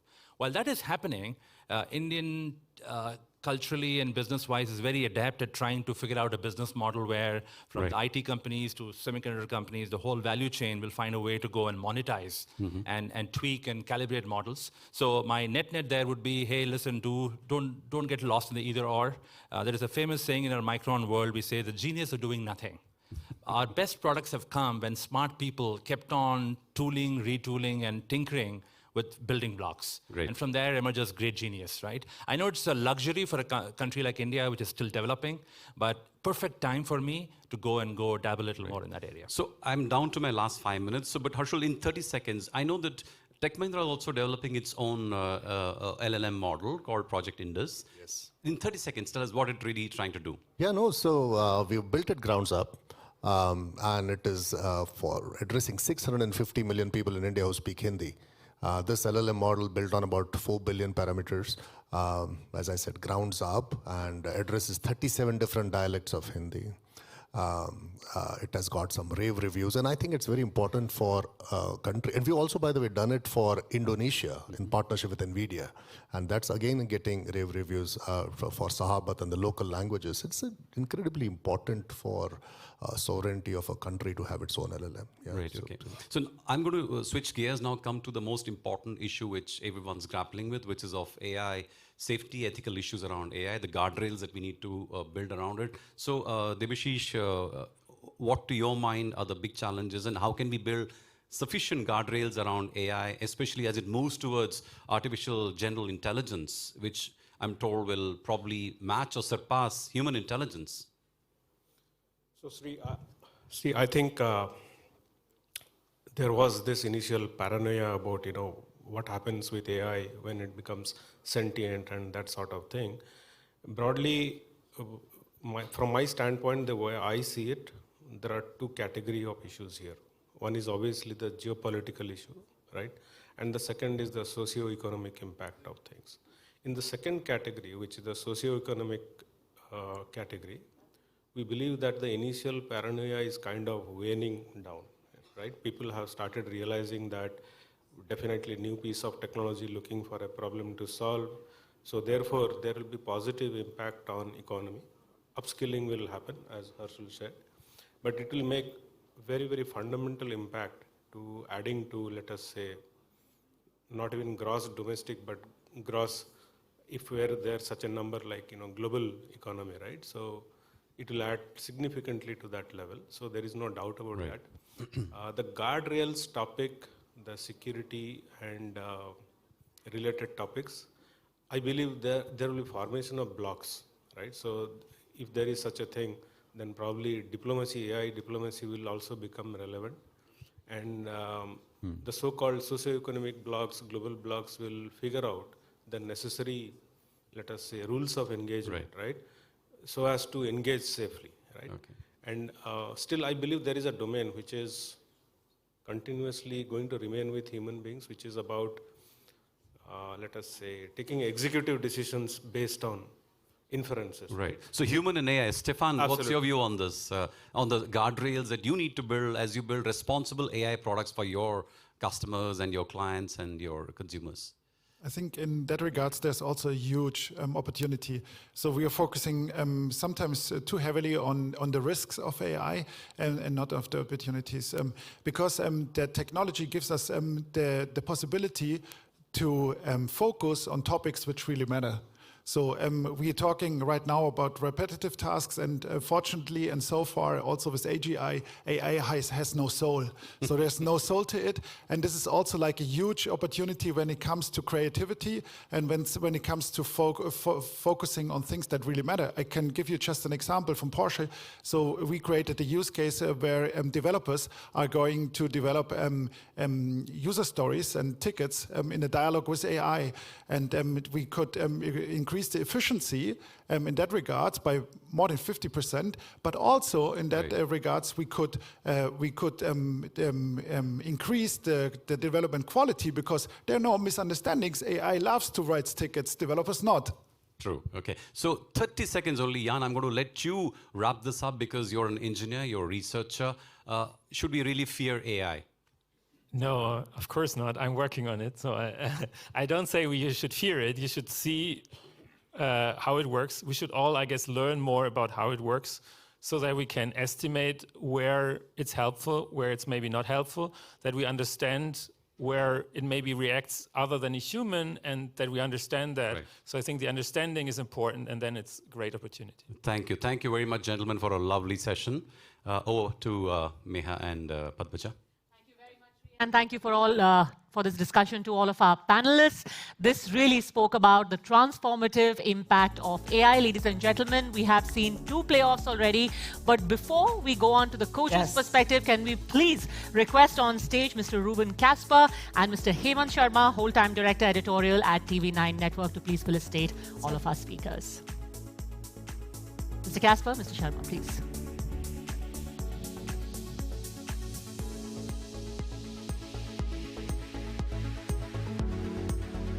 आगे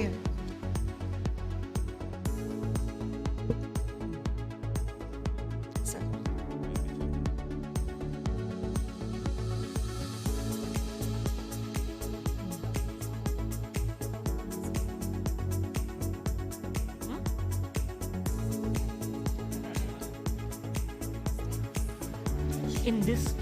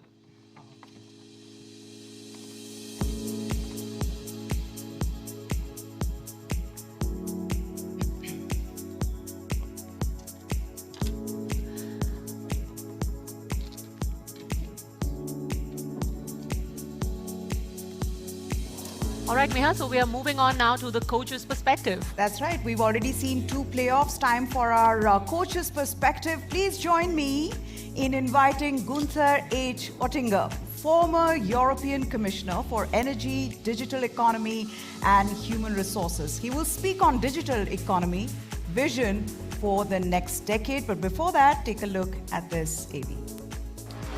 Redefining industries, transforming lives. Data-driven solutions for a digital world. Unlocking potential, driving innovation. A visionary shaping Europe's digital future. Guiding the next decade of digital transformation. Join him as he unveils the future of the digital economy. The Coach Speak.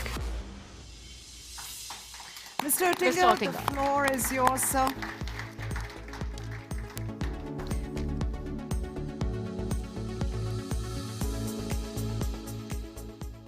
Excellencies, ministers, dear guests, colleagues, friends from India, dear Ruven Kasper, ladies and gentlemen. First of all, welcome to our friends from India, welcome to Europe and welcome to Baden-Württemberg. As a former Prime Minister of Baden-Württemberg, I'm happy to see such a conference, a high-level platform co-organized by my sports club, VfB Stuttgart, by Ruven Kasper, and an event bridging India and Germany and Europe. And we need such bridges. Let me say my vision, the global geopolitical vision is, we are living in a kind of a pentagram. Here's the US, ongoing, maybe number 1. Here, China, very important, with increasing industrial and military power. Here, I regret, Russia. Here, India, the biggest country, 1.4 billion citizens, with a huge potential. You are a part of it. And maybe Europe. If Europe is working together, if Europe is united, if our 27 member states plus UK, plus Western Balkan, plus Switzerland is a united team, a pentagram. And no doubt we are living in a digital revolution. And the US, California, are in lead. And China is following. Take Microsoft, Google, Apple, all the others, Facebook, Intel, and so on. Take Huawei, Tencent, etc.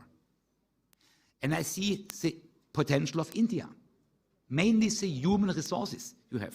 Young, perfect, educated, qualified people, IT specialists from your country. What is our European economic strength? It's a tradition. It's about manufacturing. It's about automotive, mobility. Here we are in the Mercedes Street.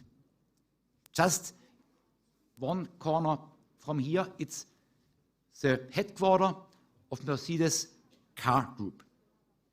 It's Porsche, it's Bosch, it's Continental, it's ZF, and so on.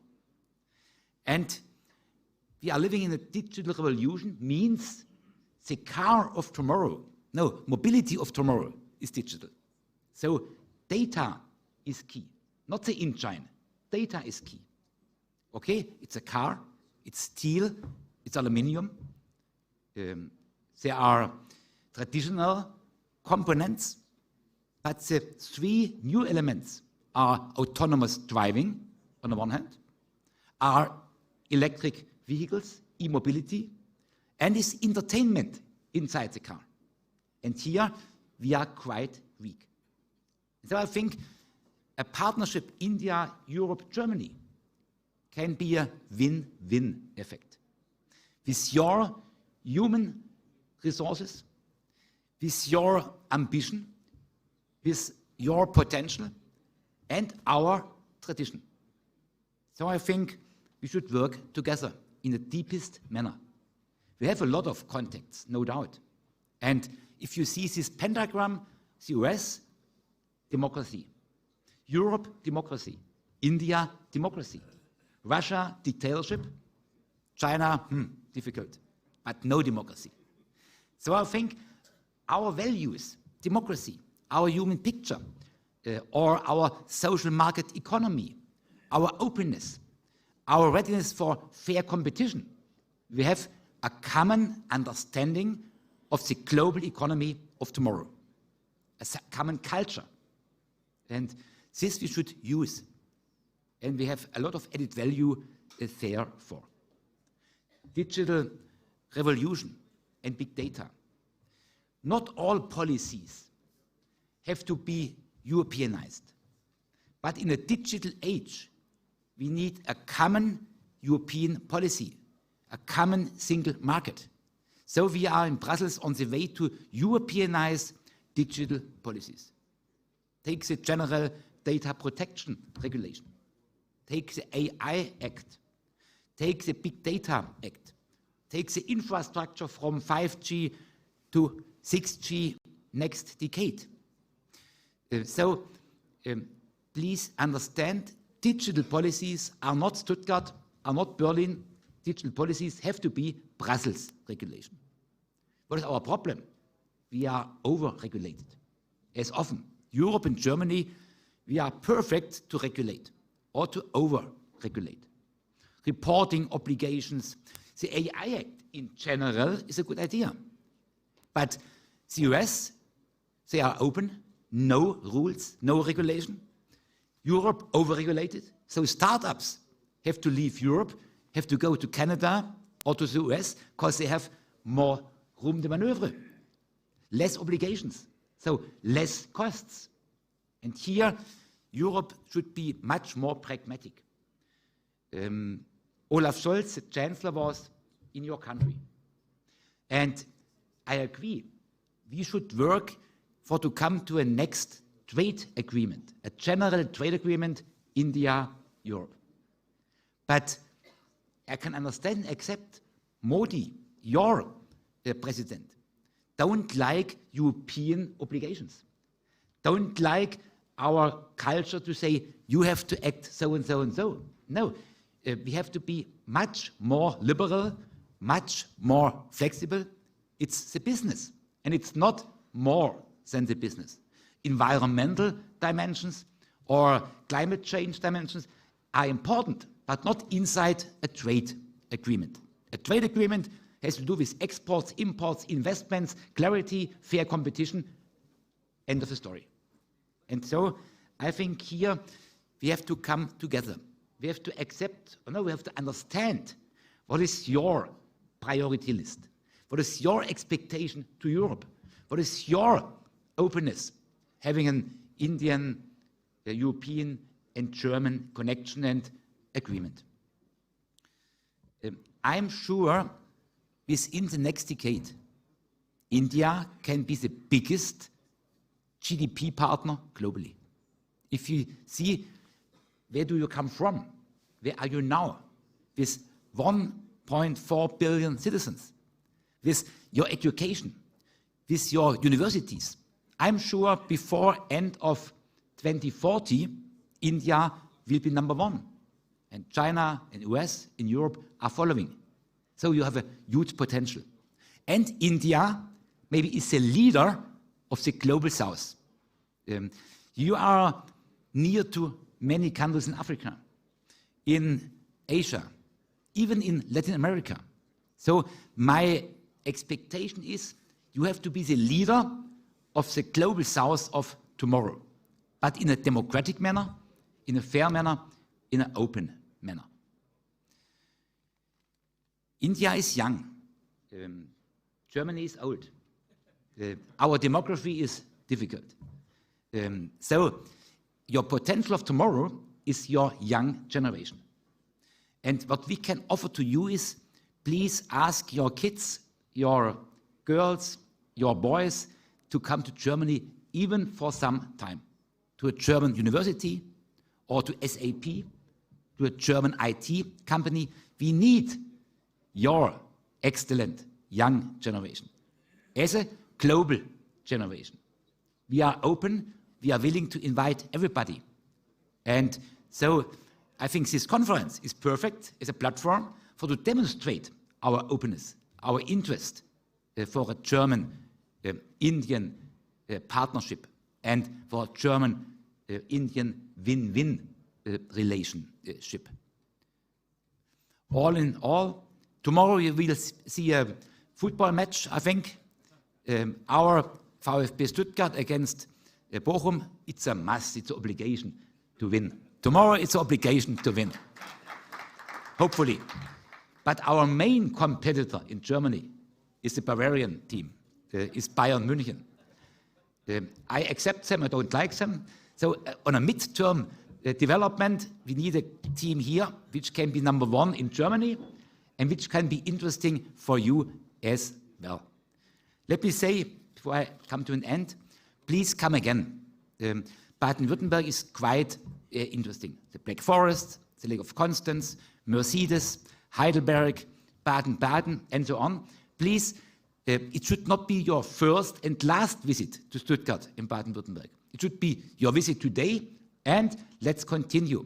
And maybe our next conference could be in India. And if you are willing to invite me, I'm there. All the best, good luck.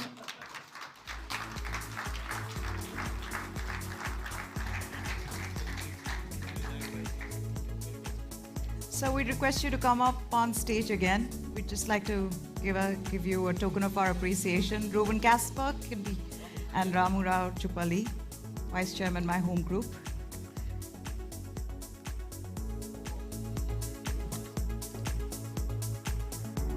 Sorry.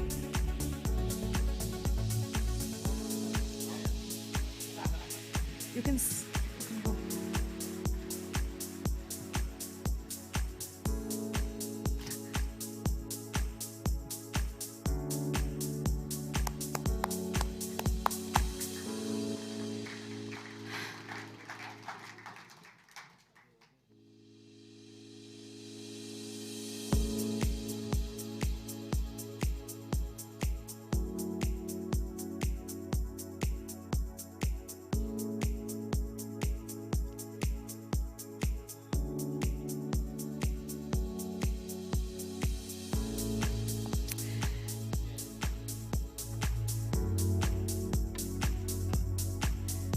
Well, that's an amazing memory to be taken away. Thanks very much, Mr. Oettinger, for all of your valuable insights on the future of digital economy and the opportunities that lie ahead in the next decade. Let's take a very short break at this point for tea and coffee, but I'd request everyone to be back in the hall by 11:20 latest.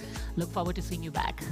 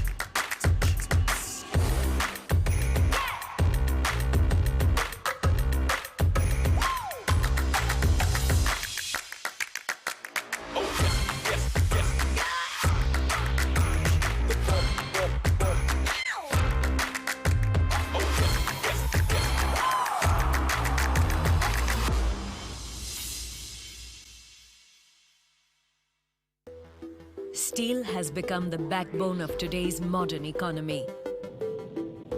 From automotive to defense, aerospace, oil and gas, nuclear, steel plays an important role in our lives. But while steel is a solution, it's also a source of pollution that is affecting our planet every day. Every year, around 2 billion tons of steel produced in the world is responsible for generation of nearly 7% of total global CO2 emissions, making it the 5th most polluting industry on our planet. Hence, decarbonizing the steel manufacturing process is the need of the hour. At Kalyani Group, we are committed towards achieving carbon neutrality with our Planet Positive initiative. And today, we take perhaps the most significant step in the journey towards carbon neutrality. Sarloha Advanced Materials Private Limited, a Kalyani Group company, presents Kalyani Firaesta. Kalyani Firaesta is India's first ever green steel with net zero carbon emission intensity. It is truly a step towards preserving our glaciers, reducing global warming, and letting our future generations breathe better. To reduce our carbon footprints, Sarloha uses many low to zero CO2 emission intensive processes, such as increasing recycled scrap material while reducing pig iron and DRI, replacing furnace oil with an environmentally friendly biodiesel, electrifying various furnaces used for steel production, and continuously enhancing our energy efficiency. Manufacturing process of Kalyani Firaesta is powered by 100% of renewable energy sources, be it automotive, nuclear, defense, aerospace, engineering, tool and die, or oil and gas. Kalyani Firaesta can help to keep our planet green and clean.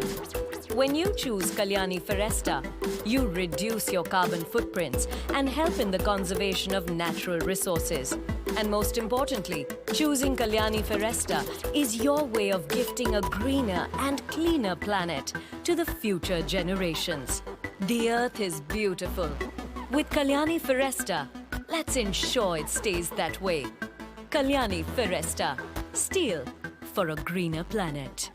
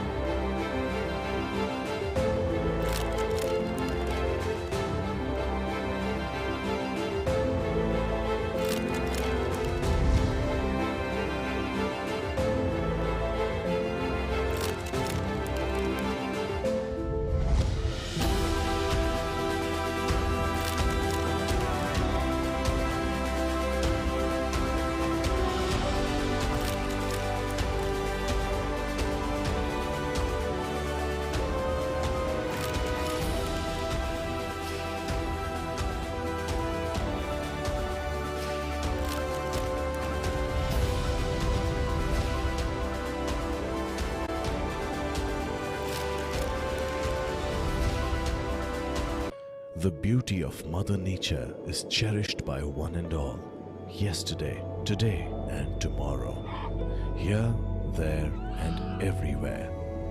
To preserve this beauty, collective efforts are required to reduce carbon emissions. We are contributing our bit by changing the way we make steel. Kalyani Firaesta, steel for a greener planet.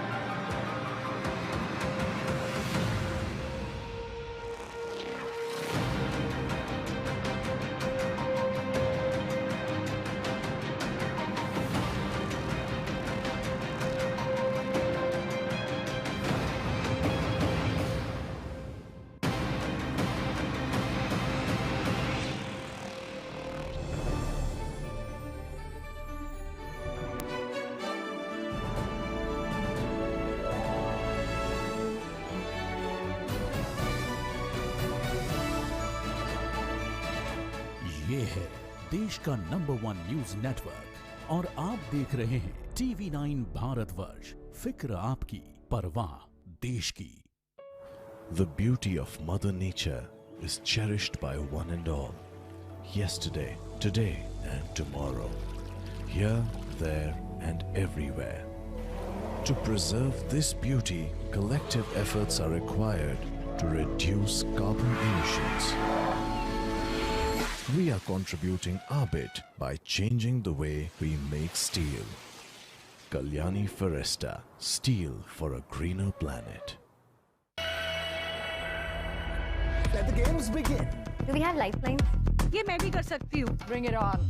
You will love it.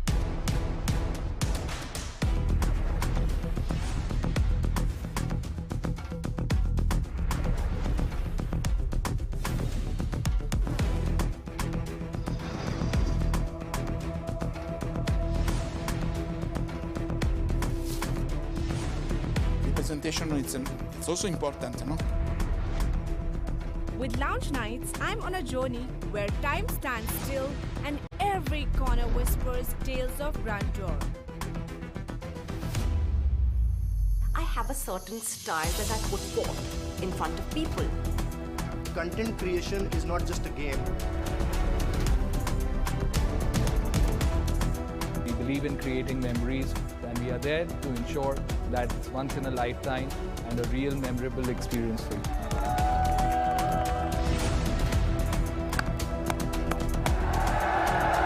Punjab के शेर में एक fighting spirit है। Cricket तो blood में है। On connoisseur conversations, spin the wheel, move your counter, take up a task depending on your luck. You talk of Indian cuisine and you think of kebabs. And you think of Indian kebabs and you think of gur tikka masala. There is art, there is culture. Honestly, I'm in love with this place. I'm Natansha Volna and I travel for a living.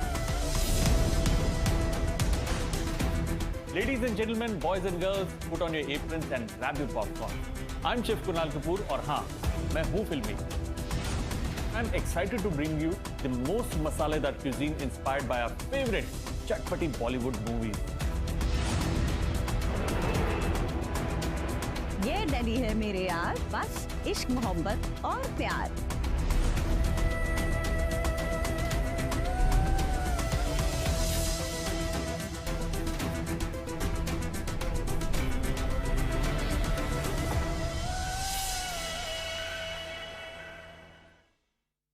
The beauty of Mother Nature is cherished by one and all.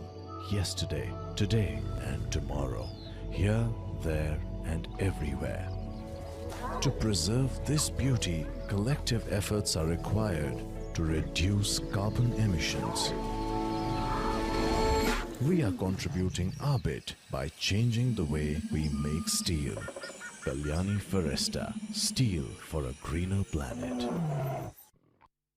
In Stuttgart, where vision meets momentum.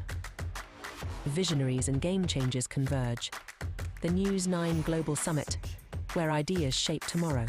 Driving this momentum, a leader transforming pathways, building a modern rail network for tomorrow, empowering India's digital revolution, connecting 1 billion voices, charting a roadmap for India and Germany, bridging industries, nations and possibilities. Ministerial address.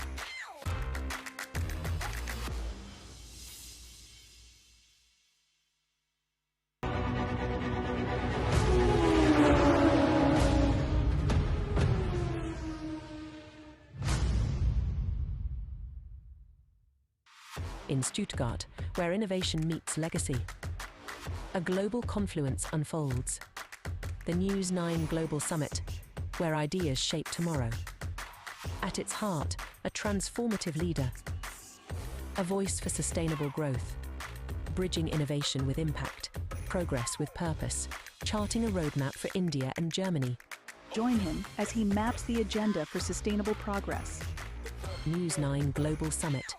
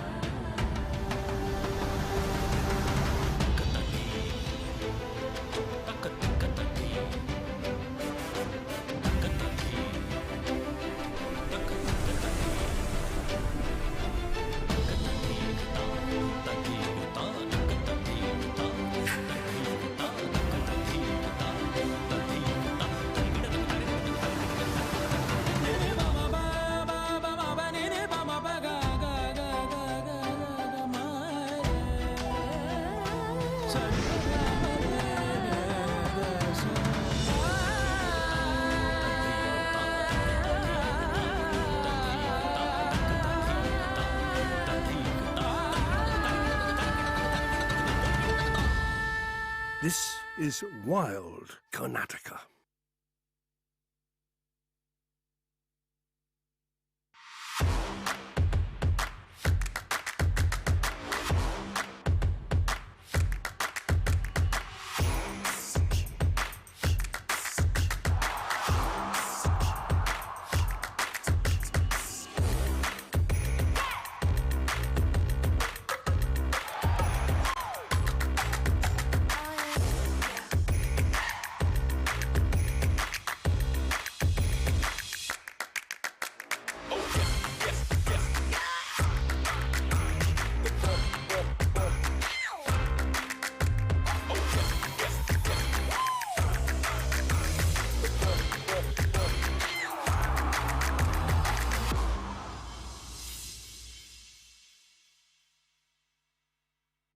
Gujarat, the land of future-ready mega projects. Since 2003, the vibrant Gujarat Global Summit has played a pivotal role in enabling several iconic infrastructure initiatives in the state. From Gift City and Dream City to ambitious projects like Dholera SIR, MBSIR, DMIC, High Speed Rail and PCPIR. Gujarat's mega projects showcase its unwavering commitment to pioneering purpose-built infrastructure to enable 24/7 growth.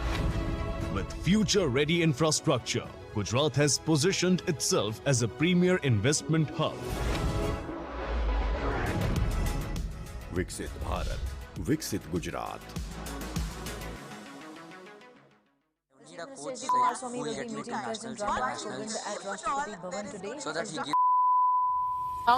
Please settle down. We're going to be starting in just a couple of minutes. Requesting everybody outside to please walk in faster and settle down.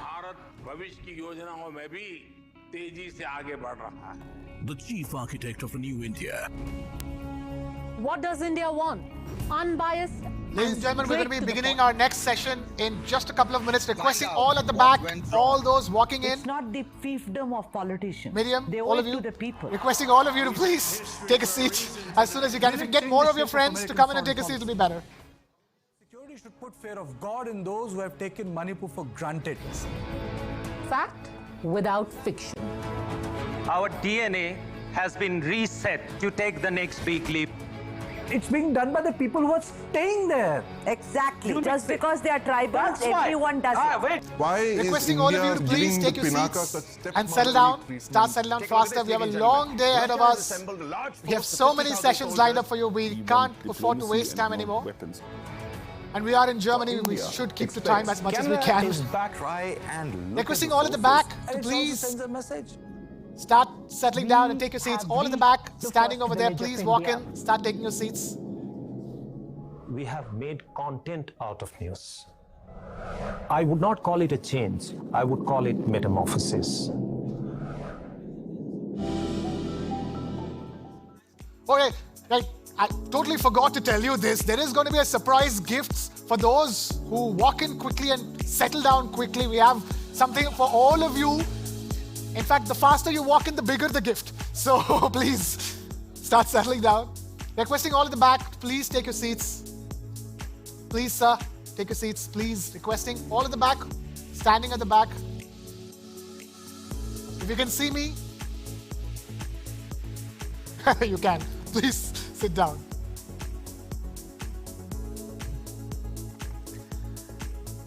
All right. We can't afford to waste time anymore, can we, Padma? No, time is money. Please drop your bagels and your pretzels and please start taking your seats. And given the people we have in this room, there is a lot of time and money here that has been invested. So I'd request everyone to please settle down now. Welcome back, ladies and gentlemen. That's right. Welcome back. It is time now for playoff number 3. At the News9 Global Summit Match Day 2, the playoff is all about bridging the skill gap, crafting a win-win. What does this session hold? In this session, we will discuss how skilled labor recruitment can become a cornerstone for India and Germany relations. And this playoff will address the role of both government and private sector in training and What is the future of skills development in an increasingly technological world? Take a look at this. Germany stands at the edge of transformation. And no growth can happen without people. We need skilled workforce. Job vacancies are unfilled. We have a rising demand for skilled workers for years now. But India holds the key to this dilemma. Germany is open for skilled workers, with opportunities waiting to be seized. The German government is drafting new plans to smooth the entry process for foreign skilled workers. 1 million young professionals enter India's workforce every month. Skilled workers from abroad are a perfect addition. India has the talent, and Germany has the demand. We need nurses in Germany. We need IT specialists. We need helping hands. We want to establish a win-win-win situation. In India, a skilled workforce is ready to answer that call. More companies are now looking abroad. Highly qualified workers will be able to bring family members to Germany. आज हमने skilling और vocational education में मिलकर काम करने का निर्णय लिया है. A stronger Germany, powered by Indian talent. The playoff begins. So, ladies and gentlemen, let's invite our panel for this playoff. Dr. Florian Stegmann, who's the Minister of State and head of the State Chancellery at Baden-Württemberg. We also have with us Jonas Margraf, MD at Finteba. Can I please also request on stage Mr. Mark Michaelis? He's the head of Business Development India at Barmer Insurance. Ajit Isaac, Chairman at Quest Corp. And Pankaj Bansal, founder of People Strong. Please put your hands together. And moderating, the referee for this playoff is Razaul Hassan Lashkar. He is the foreign editor at Hindustan Times. Over to you.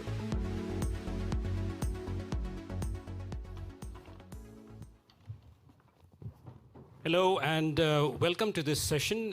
This is going to be slightly different from the other sessions we've had before. The other sessions were very exciting, but they were about stuff like quantum computing, artificial intelligence.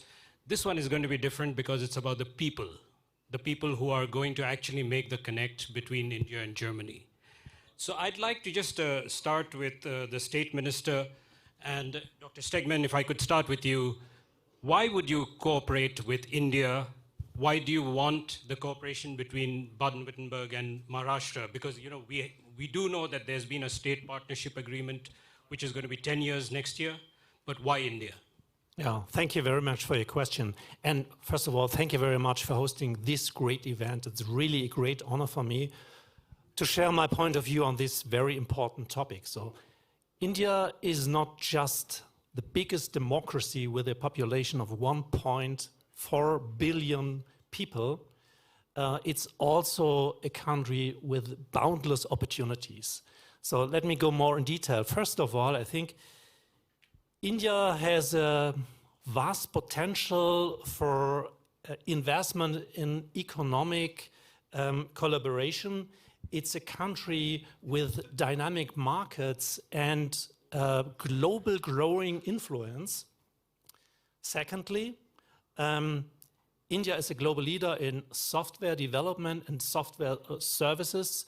You provide our companies with cutting-edge products and services. So we fit very good together because Baden-Württemberg, we also have a tech-driven industry, so we would match at that point very good. And thirdly, India is one of those countries with one of the dynamics ecosystems in the world. So if we collaborate and if you are partnering with an Indian startup, you can accelerate our tech industry. And my fourth and most important point of view is India has a very strong focus on education and skill development. And this aligns very perfectly with Baden-Württemberg. We are very strong at the vocational training expertise. And in a nutshell, I would say deepening cooperation between Baden-Württemberg and India is it means unlocking a potential with shared values, complementary strengths, and vision of mutual growth. But it's not just a partnership, it's for us an opportunity to shape the future of the world. Thank you. Good start to the discussion. If I could turn to Mr. Isaac, he had some very interesting points while we were just chatting outside. His organization is the largest employer in India, the third largest in the world. So maybe you could just give us some thoughts on, what India could bring to the table when it comes to meeting the requirements in Germany. So just a correction, we're the third largest staffing company in the world. So let me just give everyone here a sense of the Indian job market. So what are the skill sets available, what's the structure of it, and what can come out of it. There are totally 560 million people in India who are classified as eligible to work, people between the age of 15 and 64. Out of this, about 45% is in the farm sector. So about 250 million in the farm sector, 310 million in the non-farm sector. Only 20% of this total of the 560 million is what you call is a formal workforce, people with employment letters, contracts, provident fund, benefits, etc. The rest of them work at will with other places. There are small enterprises in India, smaller than the Mittelstands that you find here. That is what we call as MSMEs, mid and small medium enterprises. There are about 63 million of them in India. They employ about 1 to 2 people each. So about 120 million people out of the entire total of 560 million work in small enterprises. So that's the structure of the market. If you go on the supply side of where education comes in, we have about 10 million people who go through technical education or graduate courses and are eligible for jobs every year. So that's the supply that Germany can look at, one constituency of people. Inside that, you have about 1.5 million engineers who come out, and about 100,000 doctors, plus about 200,000 nurses. Globally, the shortage of healthcare workers is about 18 million. Germany also has a little bit of shortage, I'm sure, and we have nurses now. We're losing nurses to Germany, good thing. But, so this is the landscape of the supply of people. I just want to leave one more point before I turn it back to you. I think it's important for Germany to know that the last 10 years has been transformational for India. India now has a can-do attitude. Its people are aspirational. They like to fit into a system. They're becoming more and more formal and structured in the way they work. So in a society like Germany, I would encourage you to look at people who are in this transformational phase of their journey. And I think they will do well to contribute productively to employment markets here and to enterprises in Germany. I'll just turn to another German perspective now. Johannes, who is from Fintiba, which is a platform that works to get international students across. We were having a little bit of a chat, about managing the, expectations and realities. Maybe you could throw some light on that, and how would you work to integrate Indians who are coming into Germany? Yes, thanks a lot. Yeah, Fintiba, we're a platform, as you said, like a tech platform or like a tech and people service platform where we help internationals to come to Germany and get through the bureaucratic hurdles. And we have accompanied more than 300,000, mainly students, on their way to Germany, and we gained a lot of experience. And I think I would like to touch upon that. I think what you said, we have talked a lot about technology and figures and numbers, and this is about the human factor, about the brains and the skills. And I think this is exactly the point. Also, when we have the triple win strategy of our government, about that 2 governments will benefit, but also really the people that come to Germany. I think it's about how do you want to make someone successful, and successful you become in terms of personal journey and growth if you make it, and make it is mainly about integration. It's really all the hurdles of getting familiar with German. I mean, even if many people you get around here with English, finding a job normally requires some level of German. You need to integrate into the German society to be successful. And I think this is one of the key factors to make that. And that's also why we think, of course, we extended the groups of people that come here of skilled labor from like blue collar and white collar.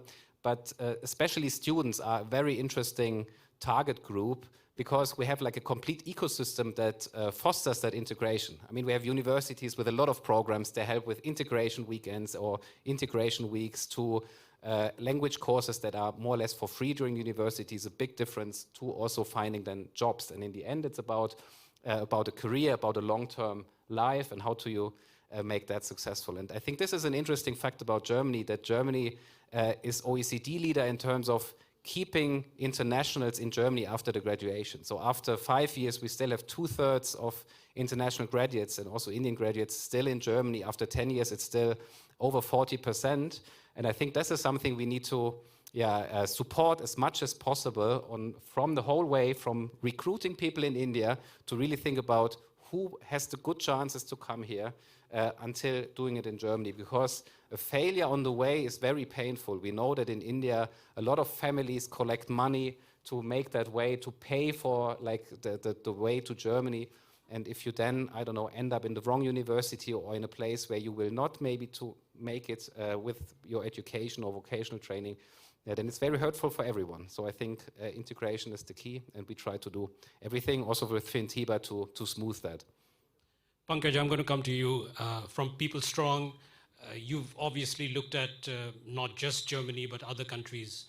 What would you say makes Germany possibly more interesting than, say, a destination like Australia for an Indian? Which other country can host a football ground for a conference and a discussion on skill, right? So that's one simple reason. And thank you, Barun, for getting us together. Thank you, Sri, for getting me here. Just delighted to be on the panel. My take is as follows. So we are discussing 1.4 billion people of India. It doesn't matter. What matters is that the world needs 1 billion people over the next 2 decades, right? And where will that 1 billion people will come? 25%, if not more, 250 million people are going to come from India. Now, the problem at home in India is that we have done a lot. We have the right UPI systems, which is payments. We have many examples. We have identification. We now have an opportunity to create a skill ecosystem. And what I like about the new world of skills, that it's genderless. Skill has no gender, right? Jobs have gender. They want men or women. But skill has no gender. When you get people to Germany, you're not going to look at gender. You want skilled people. So I think India cannot consume the workforce that we have, the numbers that Ajit mentioned, can never be consumed in India. So we need countries and partnerships like Germany. So I think that's the best bet we have with government coming along. Secondly, I'm not betting on government only. Government, of course, is doing a phenomenal job in this case. But I always bet on category building entrepreneurs. In India, if you look at, you'll be surprised that the internships for class 11 and 12, there are companies which are helping students to get internships across the globe.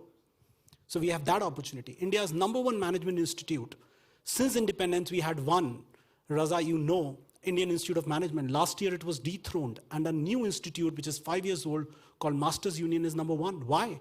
Because it says textbooks on the side will provide the skills which are required by the corporations. #2, India's mass institutions are always known as like Amity and many other brands which have done a good thing.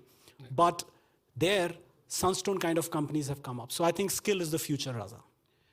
Mark, if I could come to you, you have an aging population in Germany. And India is a country which has a demographic bulge. How good a fit is it? It's a huge fit, you know. In India, there's a really young, skilled population, and we need those people here in Germany to, help us here keeping going our way, but we can also offer them a huge opportunity to work here in Germany, to build a new life here.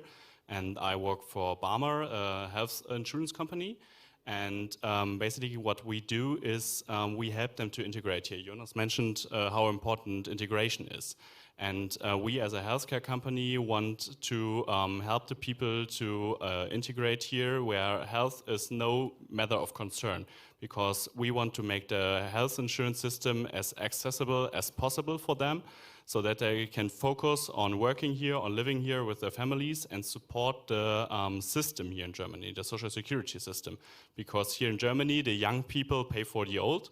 And we have an aging population, and if we get a young, skilled population from India that works here, they are able to sustain the system which is world leading in its capabilities.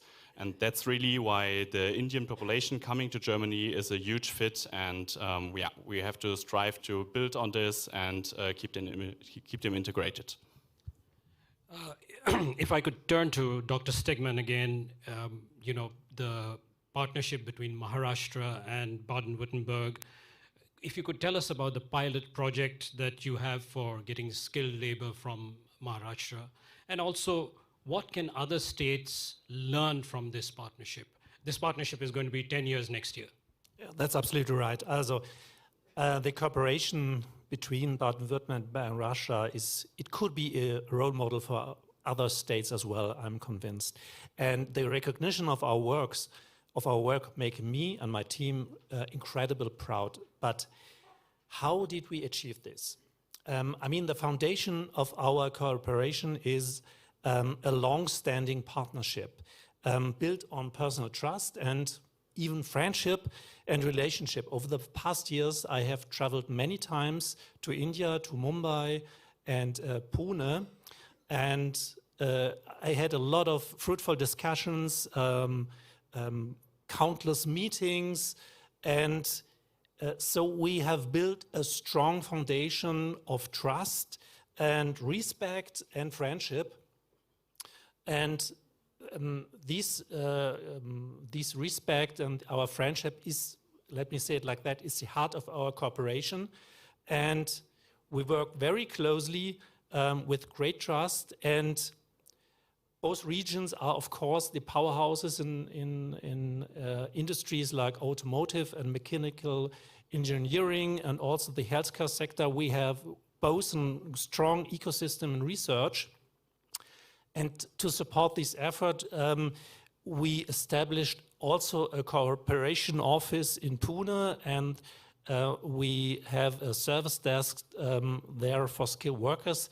And also I have to mention, this is really respectable because Maharashtra has active investments in German language with cooperation at the Goethe Institutes.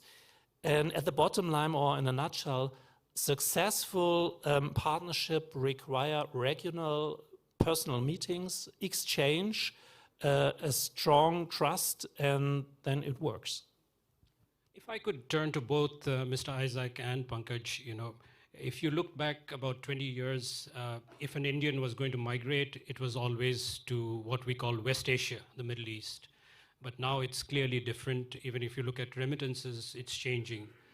What do you think people like you who are in this field can do to, better equip someone who's coming to Europe or to Germany? Either of you, maybe. So I think, to answer you also as Dr. Stigma, if you look at the data in 2013, since you talk of past, we had 32% Indian workforce as skilled. Data in 2024, as per India Skills Report, is almost 52%. So we have this change. Number two, the 10% jobs of India are aspirational jobs, which attract 70% of the applications. So we have this mismatch. We have a skilled workforce which is growing. We have tag data which says that aspirational jobs are not increasing. Of course, they will increase, but not to that magnitude. So now there is no option but to help those skilled workers find jobs. Therefore, Germany comes into play. What role we can play? Again, I will say we have to enable entrepreneurial ecosystems. Like we have two friends here, he's helping people to come here. We have to find that ecosystem in India, which in a structured way will go. And most pleasant thing that I want to quote, Pune you mentioned. In that India Skill Index, Pune is the #1 city. So you are at the right place. Well, I think for starters, Germany's got to play some cricket, India has got to play some football. We have to learn a sport. Indians have got to drink a bit more beer. And maybe Germany's got to learn some non-vegetarian food.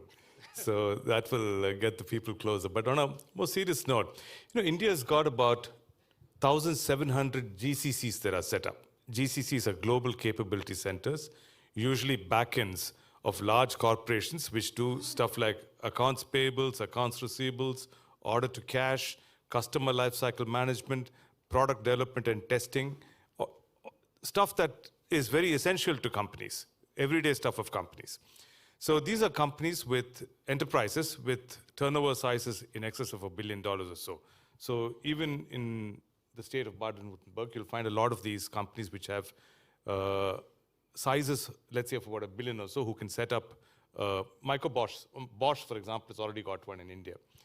So if you set up a GCC in India, that GCC can tie up with a few universities, and that university can have an apprenticeship program with a particular state. So use the companies that are setting up GCCs in India to tie up with universities and draw people from good universities there and get good talent from there. When you have a good brand like Bosch, Mercedes-Benz, Audi, Porsche, etc., setting up a GCC there, you'll draw great talent to those brands. So what you will, by an automatic filter, is that you'll end up getting good talent out of India also. So it's not just the numbers that come in. And this second point is that,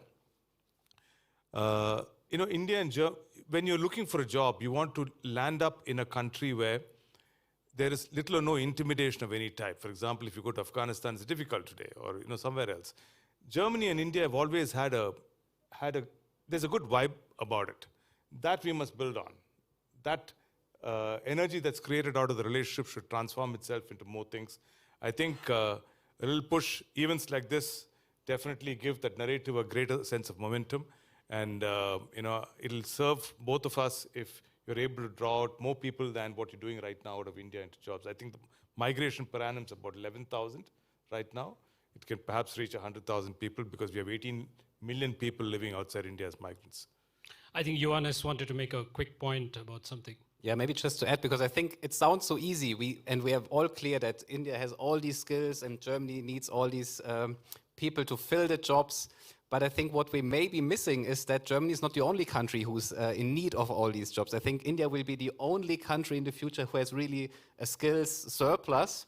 And in Germany, we have to be aware that we actually compete for these skills and brains. And we have to really think about how do we create an ecosystem or like a country and a society that is open to make people feel at home and feel open to come here. And I hope that the more the Indian diaspora grows and the more ecosystems we all provide, that the easier and better this actually gets to really, next to that we have great engineering jobs, and I hope we will also have them in the future, but we need to think about how to also develop our own society into a more open society in bringing all these people into our daily lives. And if we manage to do this, then Germany will also benefit a lot, I think, here from our more open mindset, hopefully.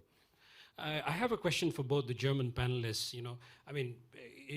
It's clear what you said. It's becoming a more open society. The hotel we are staying in, the people at the front desk are from Afghanistan.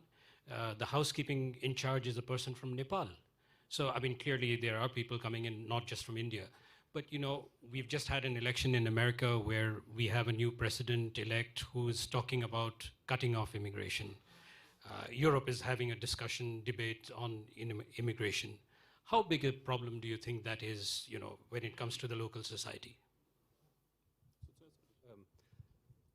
The problem, what exactly? The problem that sort of what's happening in the States? Or in Europe also. In Europe also.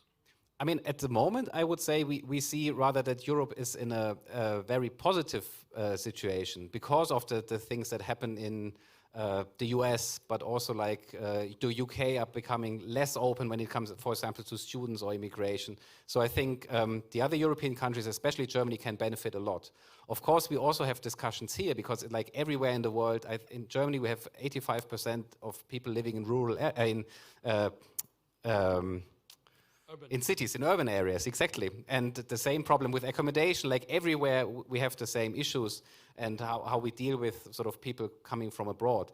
But I think the better we really stress the success stories and what kind of stories the people bring with them, I think the more we make it a really open, or like a stand for our society to benefit from it. And I think then there is a lot of openness, especially when it comes to skilled labor. This is a very different story that I think we have about, asylum seeker or not legal immigration. Yeah, we are talking about skilled migration. So the people are coming here basically for work. And in my opinion, work is the best place to integrate because you get to know your colleagues, you get to know your co-workers, you are doing maybe some sports after work with them, and that's really the best way to integrate. And in my opinion, this is there's a really positive opinion on that. And therefore, like Jonas said, it's a really great opportunity for Europe to catch those people, even with the election in the US in mind, to catch the people and integrate them here into the society and really show that we are an open country for them. If I could turn to Dr. Stegman again, you know, this is the Migration and Mobility Partnership Agreement is between India and Germany. It's almost 2 years now. But specifically your state, Baden-Württemberg, what are you doing to enhance the experience for migrant job seekers, for, say, from a country like India in your state? Thank you for your question. Baden-Württemberg is implementing a whole range of initiatives just to ensure that skilled workers from abroad, especially from India and Maharashtra, that they feel welcome and supported.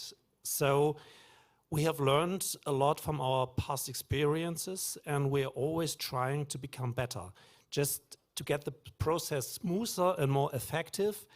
And one of our key initiatives was the implementing of 12 welcome centers across the state.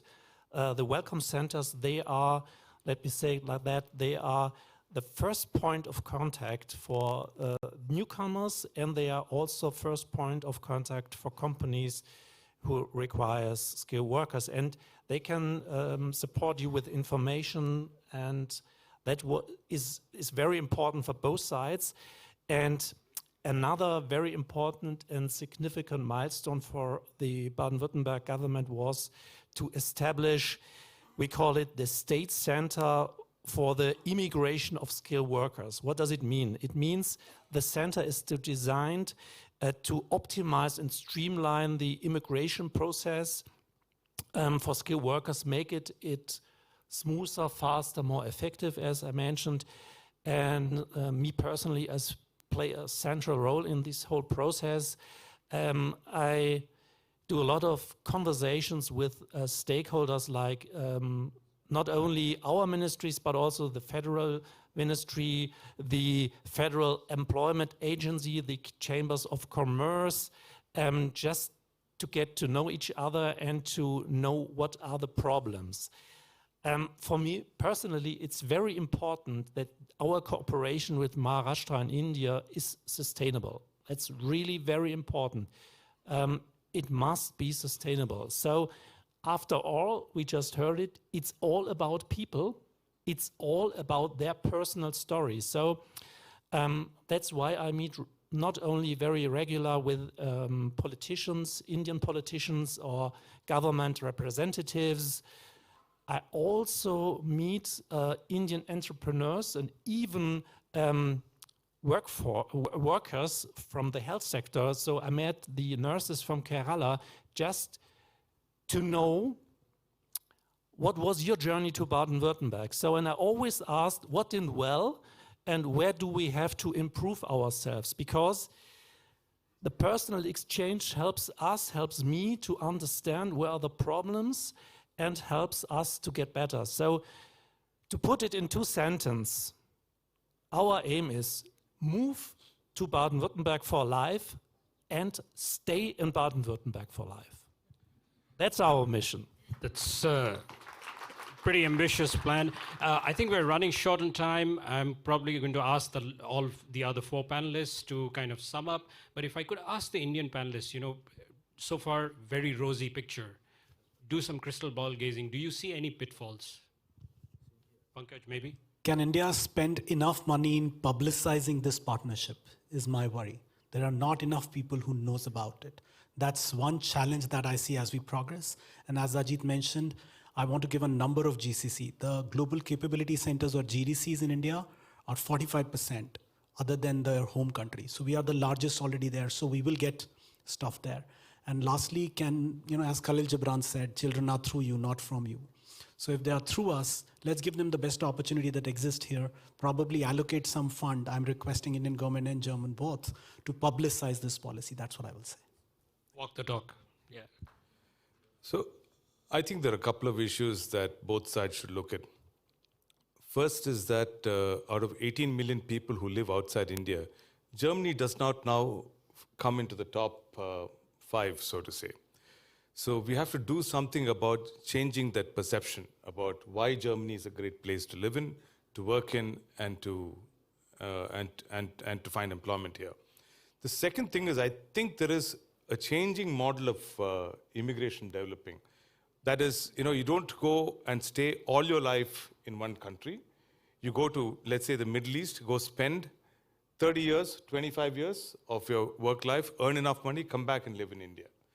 And the same thing is also visible with nurses from Manila. There are about, I think, 10 million nurses out of Manila. Almost, it's the single largest M4 component of their economy, of repatriation of earnings from nurses who work outside.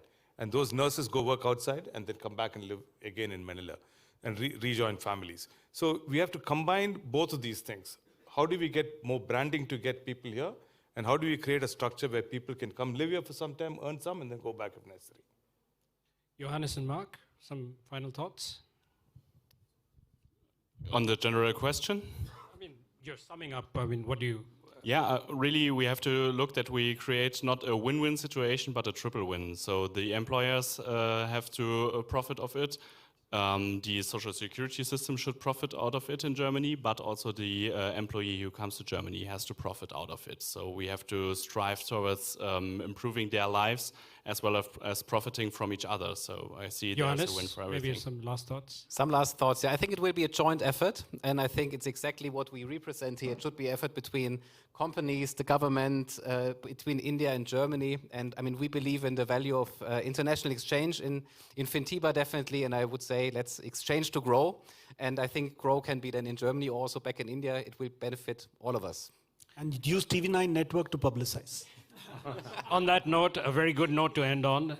Thank you. Wonderful panel. Great thoughts. Thank you very much. Thank you. Thanks. Thanks.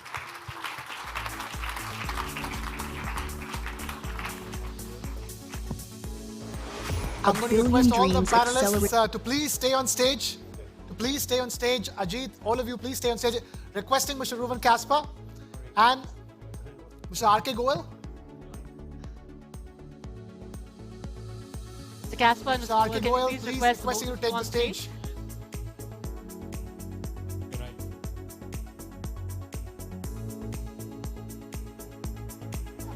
Please. Mr. Goel, please.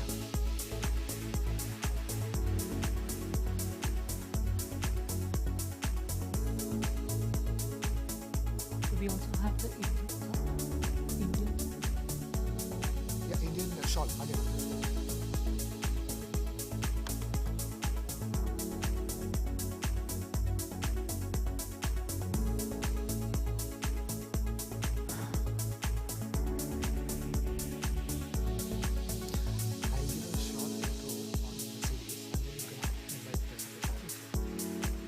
Take from teleprompter.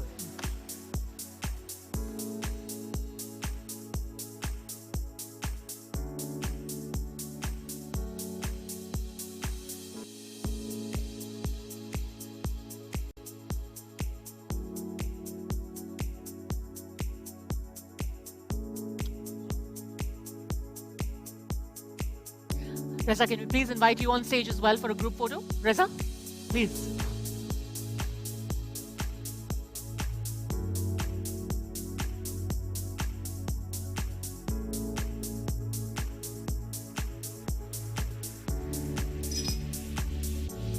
All right, let's put our hands together for our speakers and for our moderator. Thank you very much for this session.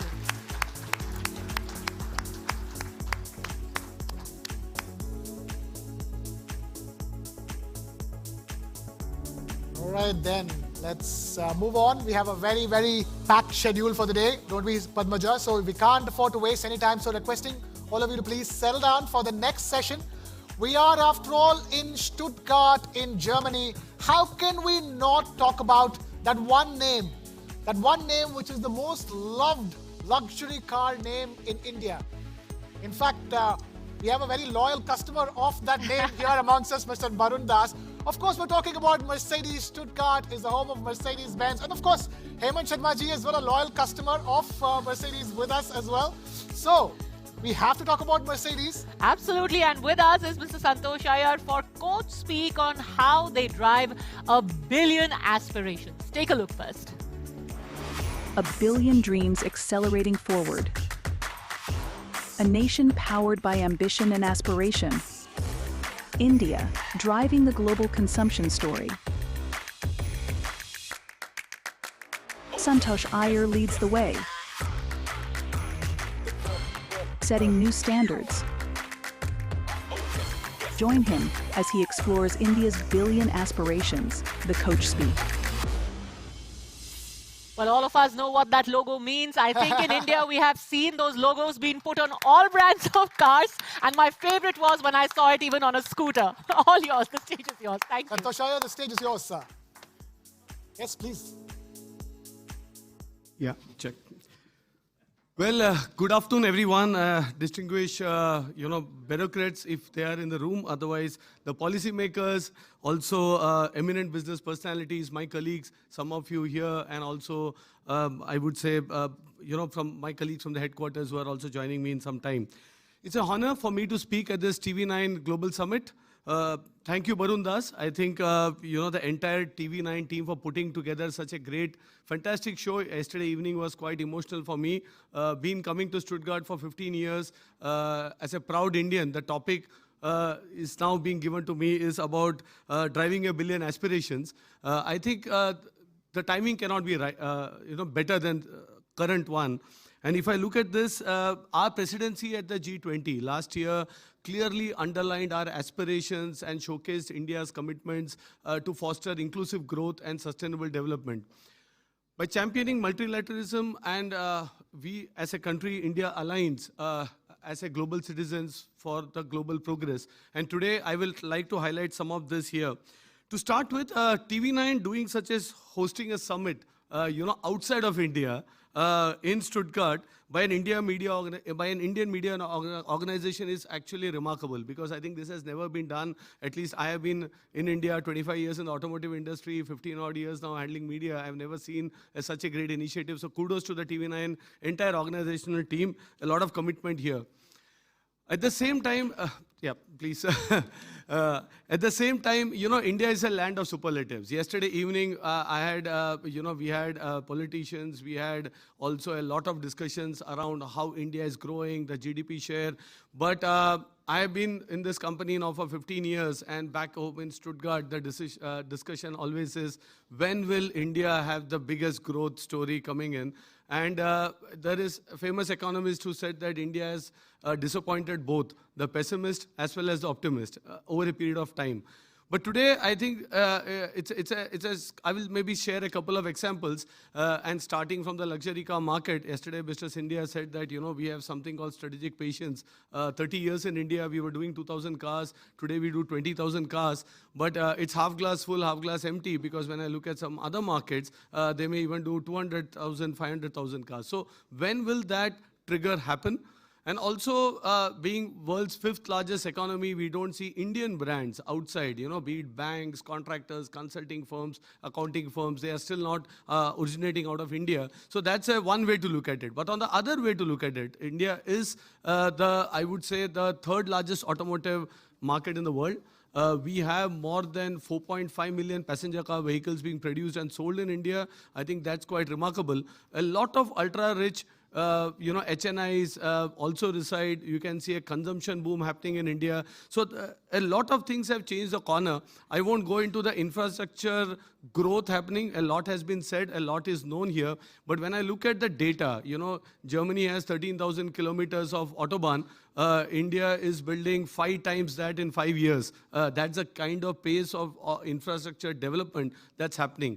And we as Mercedes-Benz, we are seeing this. With this change in development, we also see change in aspirations. The per capita income now going up to $3,000. We have clearly seen a lot of aspiration. And I think the 3-pointed star really represents I would say, a dream of many Indian to get into this car at some point of time.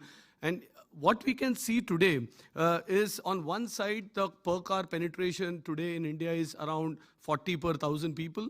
This you compare with Germany, it's around 600. So one can argue that there is a very long runway and a billion people dreaming they should get into cars.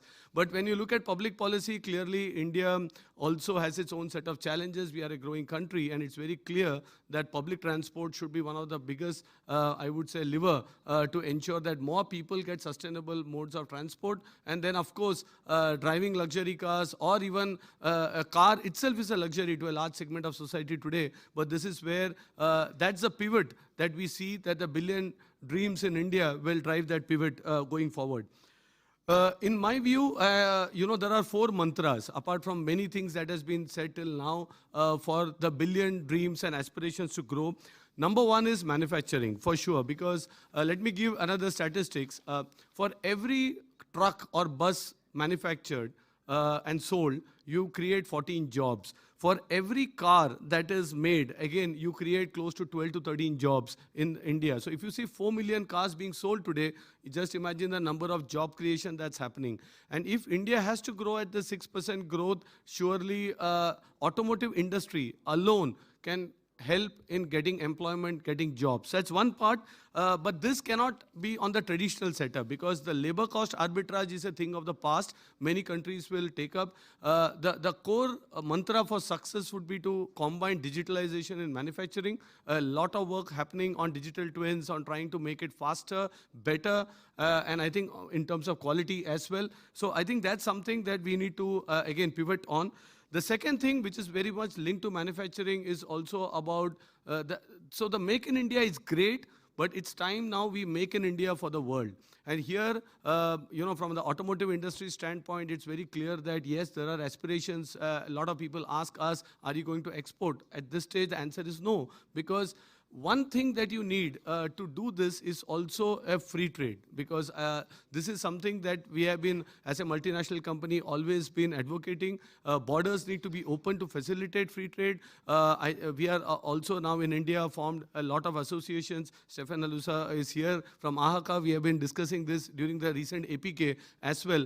And I think this, our job is also to educate Indian industries to ensure that they don't feel the threat of a free trade, because free trade means both the economies grow. We need to have a win-win equation when it comes to these FTAs. Third, of course, I think the last panel was great and enlightening, so I won't delve into empowering the youth also in terms of getting skill development. But I think the biggest, again, opportunity for India is increasing gender diversity in workforce. Today, with a very low participation of the women workforce, we are not capitalizing the huge potential that lies in India. And the demographic dividend, because most of us are lying on simple mathematics saying that, India is having 1.4 billion, growing at an X rate. This young population, they will start consuming. But for them to consume, they need to have the money in the pocket, the per capita GDP needs to go up. And for that, inclusion of the women workforce will mean that the household income, because today an Indian household is dependent on one income household, and that something which pulls development, growth, consumption down. But inclusion of diversity, inclusion of women more in the workforce will lead to this faster acceleration. Last not the least, which is a bit very close to my heart, you have clearly a strategy from India about green transition. I think the statistics that was mentioned yesterday by Honorable Minister Ashwini Vaishnaw ji, that India today, 45% of the energy today in India is from renewable, non-fossil fuel based resources. It's staggering. And this comes into, for the future, we are discussing about from being a net importer of energy to a net exporter of green energy.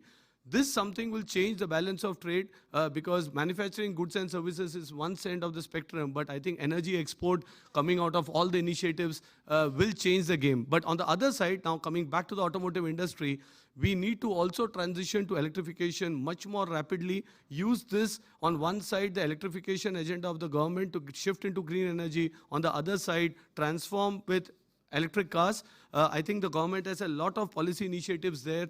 India leads in carbon neutrality, leads in decarbonizing the sector.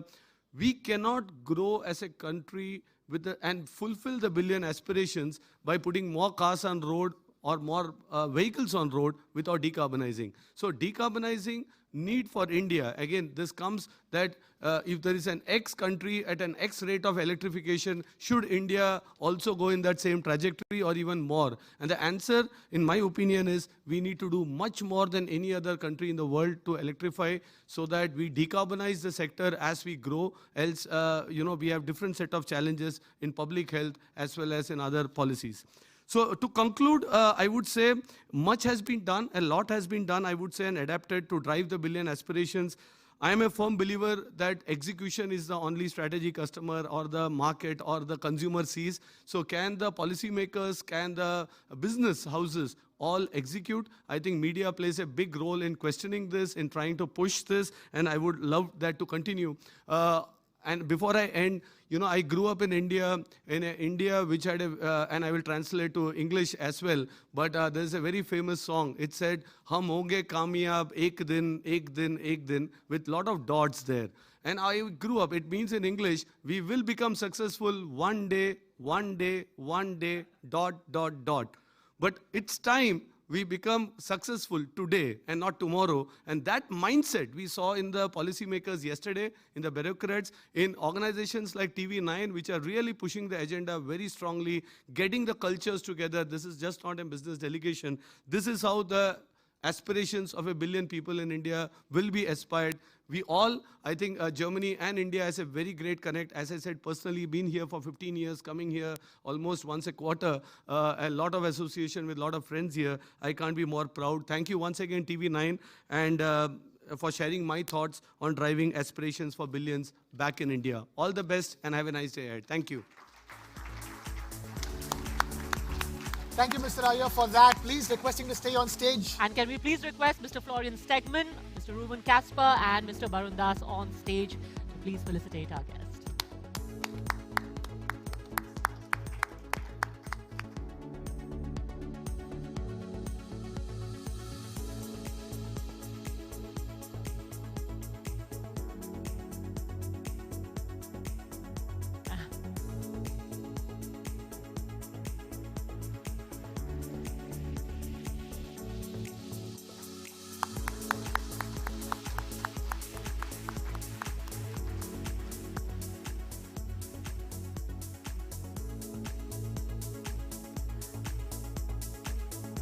Thank you very much, gentlemen. And up next is another coach speak. We're talking about Dr. Ajay Mathur, Director General, International Solar Alliance, who has now arrived in Stuttgart all the way from Baku, where he was attending the COP29 meet. Let's hear from him all that went right and wrong at COP29, where the contentious net collective quantified goals around climate financing were discussed. Let's hear it. Ladies and gentlemen, huge round of applause. Thank you so much.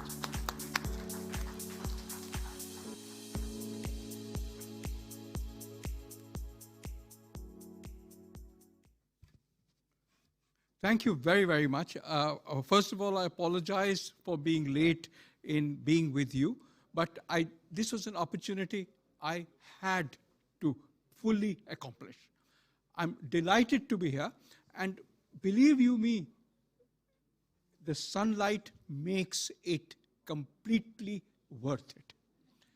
I spent 5 cloudy days in Baku, and coming back into the sunlight makes it seem that solar is actually here. Well, this is the home of solar.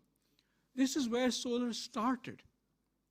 Even today, Germany manufactures something like 26 gigawatts of the starting block of solar. You know, the solar chain has these things called solar, well, first of all, you make polysilicon, then you make the solar, the ingots out of it, and from the ingots you make solar cells, and from solar cells you make the solar modules that you and I use. That's the supply chain. Germany makes 26 gigawatts of solar ingots. The starting point. Most of Europe uses German ingots. A few months ago, when I was looking at getting machinery for India for making solar ingots, we found that the cheapest, well, in terms of the value for money, the best machinery was coming from China. Now, this is something we need to change, and I think that together we can change it. It's not as if we don't have history about it. You look at 20 years ago, when the wind revolution was taking off, the wind machines were being designed in Germany and being manufactured in India, and they were being exported to the rest of the world. I believe it is a model that makes sense. The manpower here, together with the manpower that comes from India, can provide the kind of cutting-edge information that is needed, the cutting-edge knowledge and information that is needed to design cutting-edge technology. Manufacturing is much cheaper in India, but together we can conquer the world. And it is with that thought that I looked at the solar picture. When I look at the solar picture, I see that the huge advantage that this country had, I mean, Germany paid as much as 50 euro cents for a kilowatt hour of electricity from solar. Germany is the reason why the world has solar today at not 50 US cents, not 50 euro cents, at 2 US cents, 1.5 US cents. This is the power of scale. I believe that the power of scale is amazingly useful as we move ahead. We look at, we therefore, in our own thinking, we tend to divide the world into 4 parts. The first is countries like Germany, where in a sense the energy consumption is more or less constant. Yes, it is increasing because of electrification of the transport sector, something that Santosh talked about. It is increasing because of the electricity being used for the manufacture of green hydrogen, but more or less it's constant per capita. What this means is that in Germany, you've been able to use solar energy during the day. And the German solar energy during the day is, well, cheaper than anything else, but it's only available during the day. So at night, the vast amount of electricity, something like 10 gigawatts of electricity, comes from lignite and gas, because solar is not available. What it means is that the ability to use existing capacity, lignite and gas, is there. When I look at India, I see the generators and distribution companies coming to me and saying, listen, we'll gladly put up solar during the day, but what happens at night? Because there the demand is increasing. The demand is increasing at the day and at night. So solar provides during the day. What do we do at night? Do I set up a coal power station to meet the need during the night? That doesn't make sense. In other words, for these countries, these large developing countries where huge amount of growth is occurring, we need to focus on batteries. Because batteries allows us to store the solar electricity that is produced during the day and use it at night. Then you have the smaller developing countries. In the smaller developing countries, the biggest problem is that everybody does not have access to electricity. There, it is important that we start looking at options. And there is no cheaper option than looking at a solar mini-grid, which is solar plus batteries. Solar plus batteries provide electricity to people who have never had it at a price that is cheaper than extending the grid. If you have to extend the grid by more than 10 to 15 kilometers, solar plus batteries is cheaper. This is what we need to focus on as far as the smaller developing countries are concerned. And then you have the small island states. I went to Fiji, and in going from the big island to the small island, how do you go? You go by boat. What does the boat run on? diesel.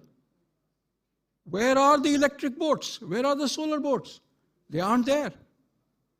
Because neither Germany nor India has invested in creating a high-speed boat that can take 100 passengers from one island to the other. In other words, we need to look at these countries and develop the products that they need. They are a very special market. They are not large enough to make it by themselves. But we can certainly enable that transition. The point that I want to leave with you is that coming out of Baku, these 4 archetypes of countries were very, very clear. It is very clear that there are the developed countries, the large developing countries, the smaller developing countries, and the small island states. And in almost everything, whether it is the solar philosophy that we talk about, or whether it is their own strategies for the energy transition that we are talking about, they are very different. We are right now faced with a number of challenges. We are looking at moving the carbon emission reductions that occur in the developing countries to the developed countries, to the so-called offsets.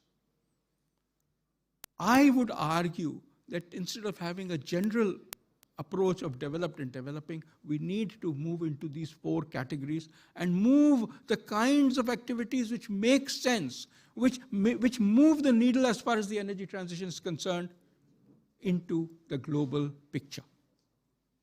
We also talked about the fact that there will be a need for a resource transfer, financial transfer from the developed countries to the developing countries. What I think is very clear is that as far as investments are concerned, you don't need any government money. Financial money, your pension money and my pension money is good enough because we get a return on that. We get a return on the electricity that is sold. Yes, there may be perceived problems as far as payments are concerned. There may be perceived problems as far as the success of the technology is concerned. For perceived problems, if you have to spend public sector money, let's spend it on guarantees so that we can pull private sector investment money into the green sector. I request you to think of seeing how we can create these guarantees. At the International Solar Alliance, we are creating a guarantee to help provide payment guarantee mechanisms for all international investors who invest in the decentralized solar in Africa. Why decentralized solar? Because ultimately solar has to hit you and I. Remember, you and I. Where does this, is the solar on the rooftop? It's the solar pump on the farm. It's the solar mini grid. That's where you and I see solar. That will make a change in our lives. My short point that I want to leave you with is that change is possible. We looked at a number of solar startups across the world. We identified 20 in Africa. There were 180 who applied in Africa, 20 were selected. We looked at startups in the Asia-Pacific region, 30 in the Asia-Pacific region, including 10 in India. And we are now looking at identifying 20 startups in the Latin America region. Believe you me, the kinds of new applications that they talk about are just out of the world. There was a guy in India who had developed a robotic arm to clean solar panels. Solar panels become dusty in the Indian environment. And a robotic panel helps clean those solar panels. Amazing. In Africa, there was a fellow who was making and selling carts for cold food or hot food using solar technology. I was completely blown by both the range of products that these guys had developed, as well as the fact that you and I were willing to pay to get those products. I believe that we can make a difference. We can make a difference by going ahead and enabling investments to flow on the one hand and enabling these entrepreneurs to develop on the other hand. I thank you for your attention.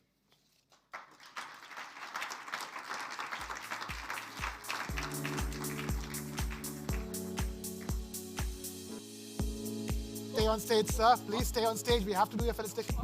Requesting Ruben Kasper and Mr. Harshul Asnani. Please take the stage.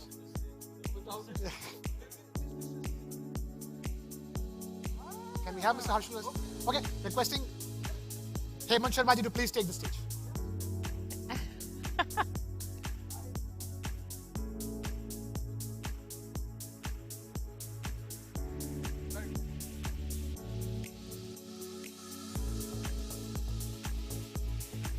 Mathur, you hold the future of our planet in your hands. We can't let you get away so easy.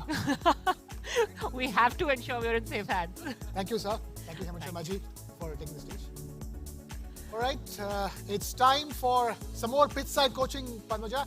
So time now to invite the director of Sarloha Advanced Materials Private Limited and Managing Director, Kalyani Steels, Mr. R.K. Goyal, to share his winning playbook on the green goalkeeper. But first, take a look at this. In a world striving for green, one industry stands as a guardian of change. Revolutionary materials, redefined for the planet. R.K. Goyal leading the green materials movement. A defender of the planet's future. Join him as he shares a vision for a sustainable tomorrow. The Coach Speak.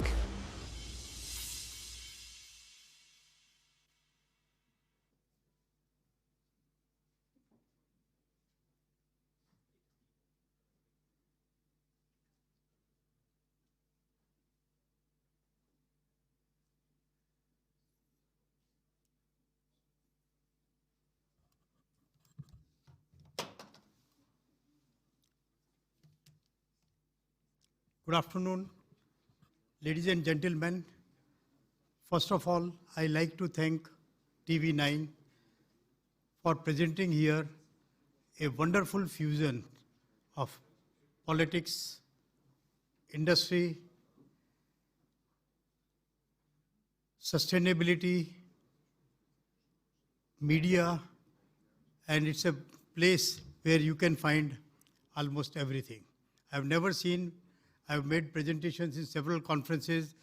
The focus was only on the topics or the conference topics. But I'm amazed to see that we are going to see football. We are in a football stadium. We have media.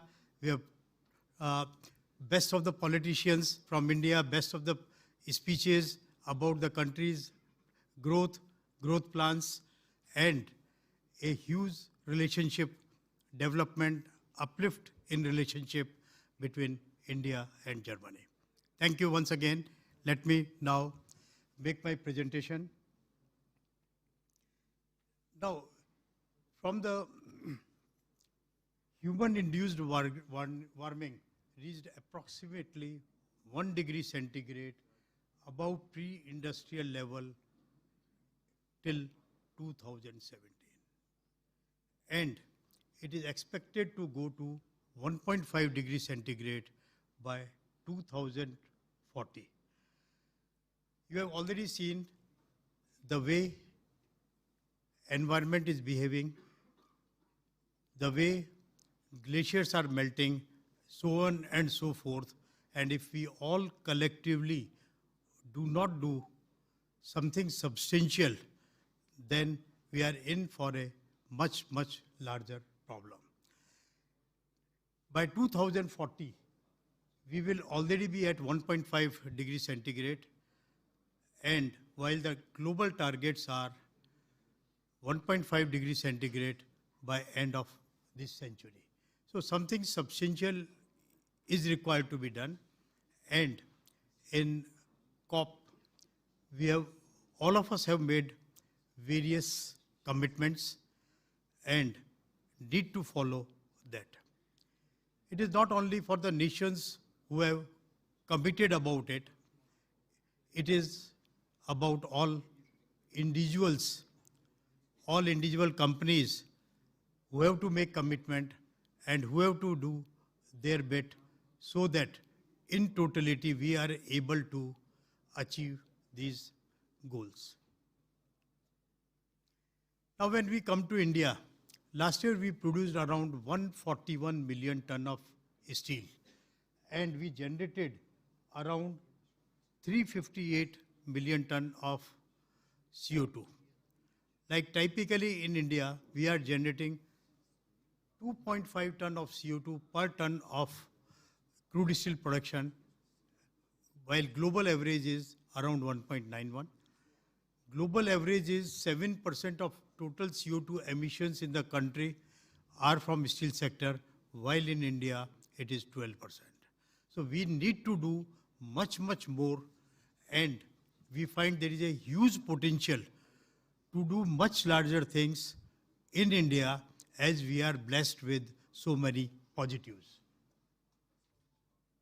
Now, if we do not do anything, we leave the situation as it is. As a country, we are planning to create capacity of around 300 million ton by 2030, and the production may be around 255 million ton. And if nothing much is done, then we are going to double our emissions by 2030. So if we need to do, we need to act, and we need to do something substantial. Now, this is basically a flow diagram of an integrated steel plant where the first portion, which is in a box, is basically iron making, where you produce by blast furnace route with coke oven, sinter plant, pellet plant, hot metal. And this is subsequently converted into steel by BOF, EOF, or electric arc furnace, and then subsequently refined and rolled to produce steel. In the first portion, almost 70% of emissions are there, and in the rest, it is 30%.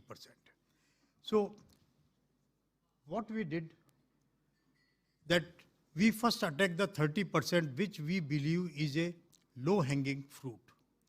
What we did, we converted all our energy, what we are using in our plant in Pune.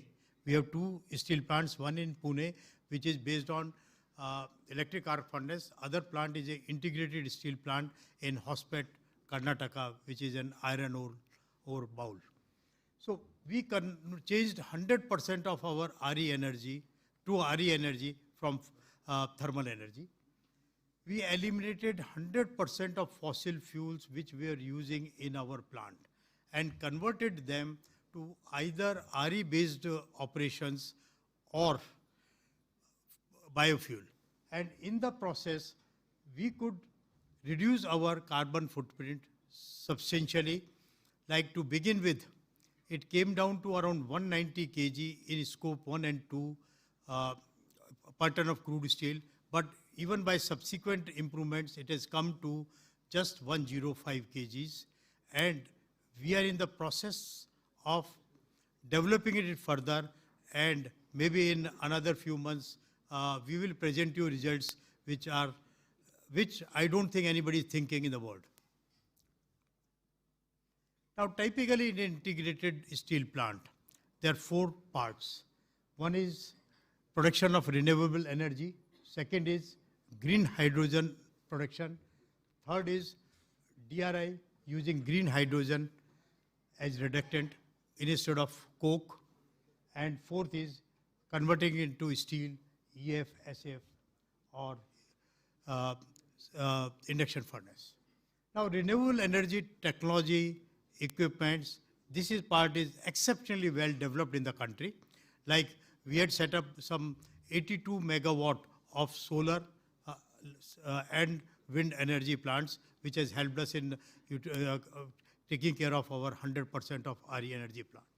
The second part is green hydrogen production. Now, lot of work is going on in this. At certain level, this is already getting produced. Mr. Tripathi has mentioned in the morning, lot of production of hydrogen will start happening in the country and has already started. But a million ton of steel plant typically requires almost 65,000 tons of hydrogen. And hydrogen is very difficult to transport. So one possibility is you have hydrogen production manufacturing along with the steel manufacturing facility, and RE power plant, you have to bring RE power to produce RE power based hydrogen, or you produce hydrogen somewhere else, convert it into ammonia, bring ammonia to your plant, and again dissociate ammonia into hydrogen and nitrogen, which makes it further expensive.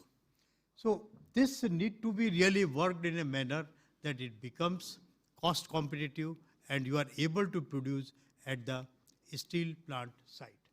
Third part is DRI making.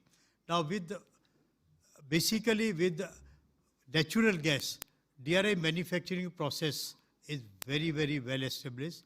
It is there in India since more than 27, 28 years. But in India, we have an issue related to first, availability of the gas. Number two, availability of gas at competitive price. But this may not be the situation in many other countries, so this can be done.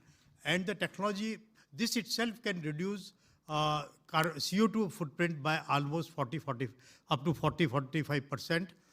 And this process itself need to be tried to use 100% of hydrogen.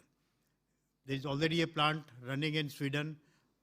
It's a pilot plant operating at 1 ton per hour production, and it is doing well. But then at a large commercial scale, a lot of work is going on, but one need to really produce. And once this DRI is produced, then this DRI can definitely be melted in EF or SF and green steel is produced. Eventually, some such process need to be really developed where from iron ore you can produce green steel. Now, let me talk about green steel at Sarloa. Now, a brief overview of Kalyani Group. We have a group sales turnover of around $4 billion.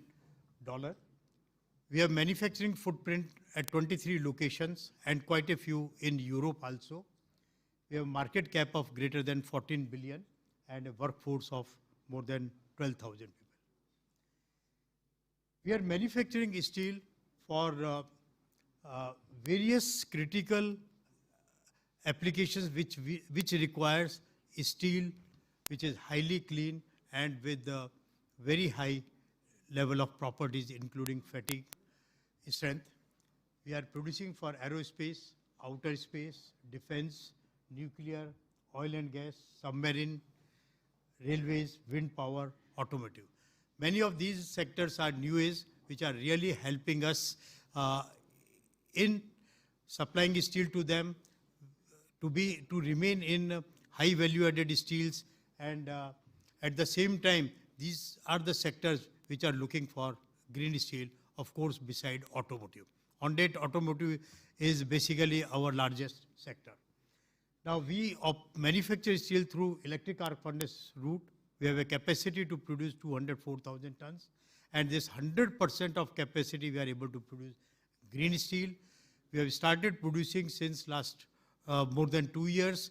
And yesterday, Mr. Scindia was there. Subsequently, I will show you a photograph. He was the person, when he was steel minister, who graced our occasion while launching the green steel. Now, as far as our manufacturing facilities are concerned, we are melting in electric arc furnace, which is 100% powered by RE. Then we have secondary refining in ladle furnace. We have vacuum decasing, VOD, casting. We have the best and the largest caster in the country. We do ingot casting up to 70 ton, and we have secondary refining processes like slag refining and vacuum arc remelting. We have several rolling mills, heat treatment, finishing, and almost all the testing facilities which are required. Now, these are some of the grades which we produce for various sectors, and a good portion of our steel is coming to Europe in the form of components, and as well as to US. Now, when we talk of green steel, we talk about scope 1, scope 2, and scope 3. As I mentioned before, scope 2 we made zero basically by uses of green energy or renewable power. Scope 1, we changed our raw material mix and we are largely using scrap. We are taking back scrap from all our customers. We are also, like you may be surprised, we sell components, steel to countries like US, and at the end of life of the component, that component comes back to us in India for remelting. Now this circular economy, which we have adopted very heavily in our plant, is really helping us. So in a way, we are basically conversion agents. And it is highly sustainable because the same material keeps moving rather than bringing biofuel. Now, this is the photograph of our launching ceremony. Mr. Scindia, you can see, yesterday he had made a speech, and the complete steel ministry people are there. We have created two brands. One is Kalyani Ferresta, where it's a low CO2 steel, where we were committing 190 kg when we started 2 years back of CO2 per ton of crude steel, and 0.35 tons of CO2 per ton in the rolled product. And by utilization of 100% of renewable energy. And we also have a grade, Kalyani Ferresta Plus, where whatever is the residual CO2 that is offset by purchase of equivalent carbon credits to achieve carbon neutral products. But this is all scope 1 and scope 2. We did not stop here. Now, many of our customers in Europe has started asking for scope 1, scope 2, and scope 3 in totality. And we are already started supplying crude steel with less than 400 kg of CO2 and various grades of steel which has alloying elements also, like for example bearing, with only 510 kg of CO2. These are among the best figures in the world.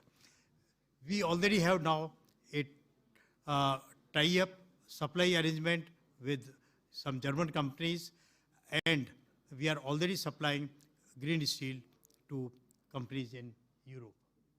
Now, when we thought of producing green steel, we thought maybe people will not believe us or trust us that we can produce this, we can produce with such low CO2 footprint.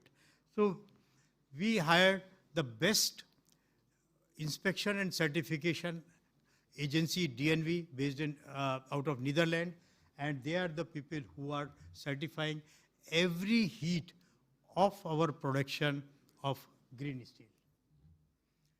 Now, you may be a little surprised. The German government delegation led by Mr. Stefan Wengel, Parliamentary State Secretary, Ministry of Economic Affairs and Climate Action, Germany, on 26 July 2023. He visited us with his complete team, and I don't have words to explain the way he appreciated our this initiative, and he really said that this is the thing we would like to do in Germany as soon as possible, and how we can cooperate. And TV9, without knowing this, has already started some level of cooperation, some level of integration between the two countries. This is our supply agreement, photograph of supply agreement with ZF. We are the only supplier to them, and they want to be assured of a large supply of green steel from our plant. They did very extensive verification and compared us with the rest of the world for production of green steel before signing this MOU. Thank you very much, and it will be a pleasure for us to work with German companies for development of green steel, for supply of green steel as well as components made of green steel.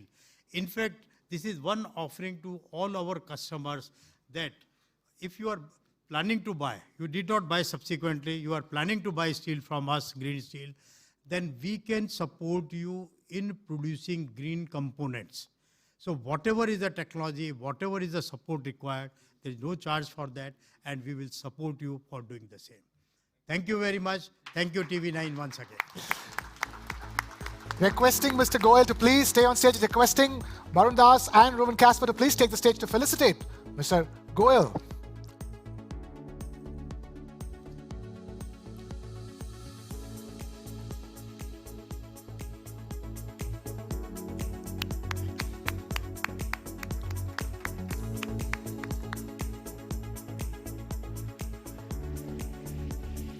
Thank you very much, Mr. Goyal, for being our goalkeeper today and helping us understand how to defend against the challenges in sustainable steel production. That's right. And with that, ladies and gentlemen, it's time now for the State Showcase here at the News9 Global Summit, beginning with a state that's very close to my heart, the state of Karnataka. Padmaja, ninge Kannada gotta? Selpa. Oh, lovely, lovely. So I basically asked her in the language of Kannada from the state of Karnataka, do you speak Kannada? And she said, little. That's the beauty of India, isn't it? There's so many wonderful languages, ancient languages all coming together. And Karnataka is a very important state in this country, in India. 100%, and it's known across the world for its technological prowess, thanks to Bengaluru, known as India's Silicon Valley. Ladies and gentlemen, please welcome Mr. Siddaramaiah, Chief Minister of the Indian state of Karnataka.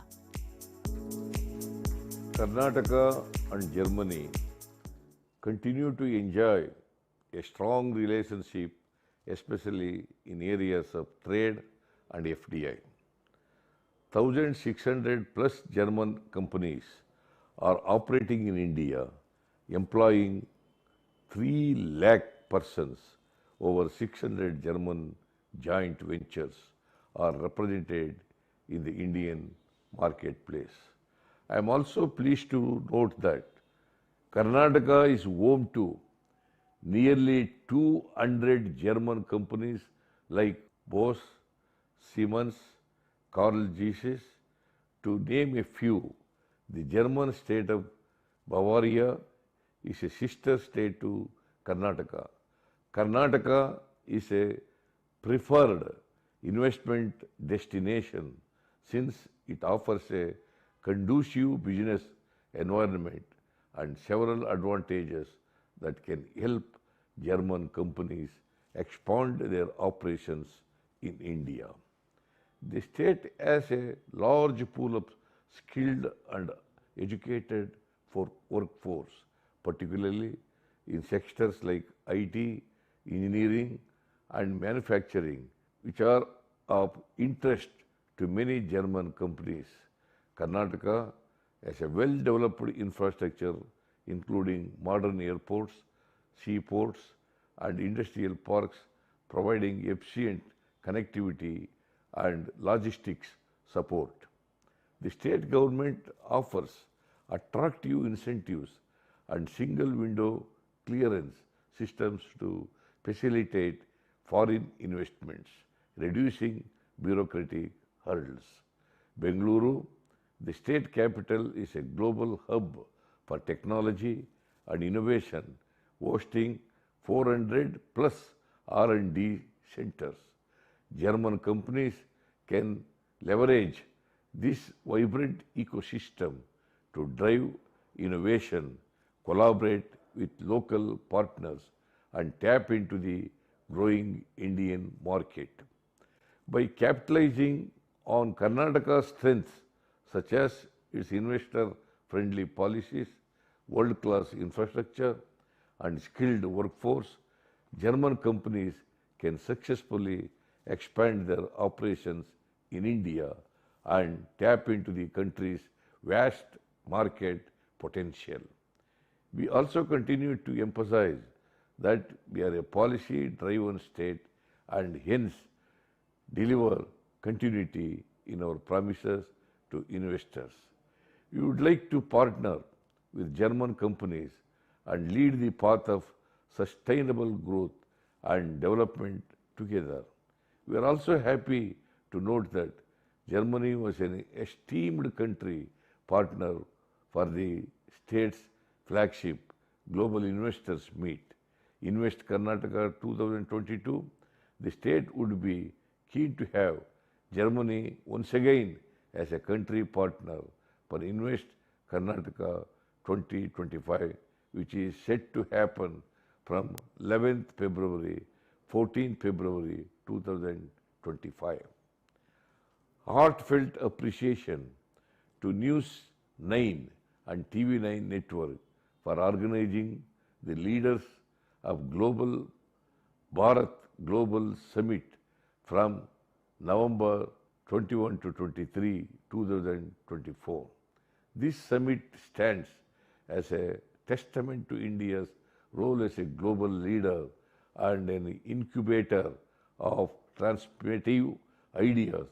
Such platforms are invaluable for fostering collaboration, driving innovation, and inspiring solutions that align with the aspirations of a progressive, inclusive India. I extend my best wishes to all participants and look forward to the enriching discussions that will emerge from this remarkable gathering. Ladies and gentlemen, that was the Chief Minister of the Southern Indian state of Karnataka, Siddaramaiah. We have another state showcase now. And you know, we're talking about information and technology in Karnataka, but the state we are going to talk about next is the one that epitomizes dhando, which is business in India. Everyone in Gujarat is always thinking and talking about what to do next, how to get more business, from Surat, which is home to the diamond industry, to, of course, some of the biggest entrepreneurs, the biggest business names in India come from this state as well. No guesses, we're talking about Gujarat. Suche, Saruche, Majama. Majama. That's again from the Gujarati language, another beautiful language. We have the Chief Minister of Gujarat delivering the next showcase, ladies and gentlemen. Let's listen to it. India-Germany, a roadmap to sustainable growth की theme के साथ आयोजित न्यूज़9 global summit में उपस्थित सभी महानुभावों का मेरा नमस्कार। वैश्विक नेता और भारत के यशस्वी प्रधानमंत्री श्री नरेंद्र भाई मोदी जी के नेतृत्व में विश्व में भारत सबका साथ, सबका विकास, सबका विश्वास और सबके प्रयास के मंत्र के साथ आगे बढ़ रहा है। जर्मनी में आयोजित यह समिट भी इसका एक उत्तम उदाहरण है। प्रधानमंत्री श्री नरेंद्र भाई मोदी ने गुजरात को ट्रेड, कॉमर्स एंड इंडस्ट्रीज के ग्लोबल मंच पर लीडर बनाने के ध्येय से 2003 से वाइब्रेंट गुजरात ग्लोबल समिट शुरू की। इस वाइब्रेंट समिट के फलस्वरूप गुजरात आज global destination for investment and FDI में अग्रिम राज्य है। फॉर्च्यून 500 में से 100 कंपनियां गुजरात में कार्यरत है। प्रधानमंत्री जी के मार्गदर्शन में आज विश्व के कई देशों की तरह जर्मन भी गुजरात के साथ अनेक क्षेत्रों में जुड़ा हुआ है। अहमदाबाद में Indo German tool room skill development और टेक्नोलॉजी ट्रांसफर के लिए दोनों देशों के संकलन का बेस्ट एग्जाम्पल है। जर्मनी की 10 प्रतिष्ठित कंपनीज गुजरात में कार्यरत हैं। इसके अलावा गिफ्ट सिटी में डॉइश बैंक भी कार्यरत है। भारत जर्मनी के संबंधों को और मजबूत करने में गुजरात एक सक्रिय भूमिका निभा रहा है। गुजरात आज भविष्य की टेक्नोलॉजी के लिए फ्यूचर रेडी हो रहा है। Semiconductor, green hydrogen, green ammonia जैसे सेक्टर्स के लिए गुजरात एक बड़े प्लेटफॉर्म के रूप में उभर रहा है। प्रधानमंत्री जी के मार्गदर्शन में संपन्न हुई 10वीं वाइब्रेंट ग्लोबल समिट में भी ग्रीन एनर्जी और सस्टेनेबल ग्रोथ पर विशेष फोकस किया गया था। जर्मनी भी इस वाइब्रेंट समिट में पार्टनर कंट्री के तौर पर जुड़ा था और sustainable global supply chain Indo German perspective विषय पर सेमिनार भी आयोजित किया गया था। जर्मनी और गुजरात के बीच इस मजबूत संबंध सेतु को न्यूज़ 9 ग्लोबल समिट का आयोजन और भी मजबूत बनाएगा। इस विश्वास के साथ आप सभी को एक बार फिर बहुत बहुत शुभकामनाएं। भारत माता की जय, वंदे मातरम, जय जय गली। Thank you very much, Mr. Chief Minister. And of course, long-standing connections between Germany and India, as we have seen over the last 24 hours. Absolutely, and state for state, you know, so many Gujaratis particular. Yeah, and so many Gujaratis here in Germany as well.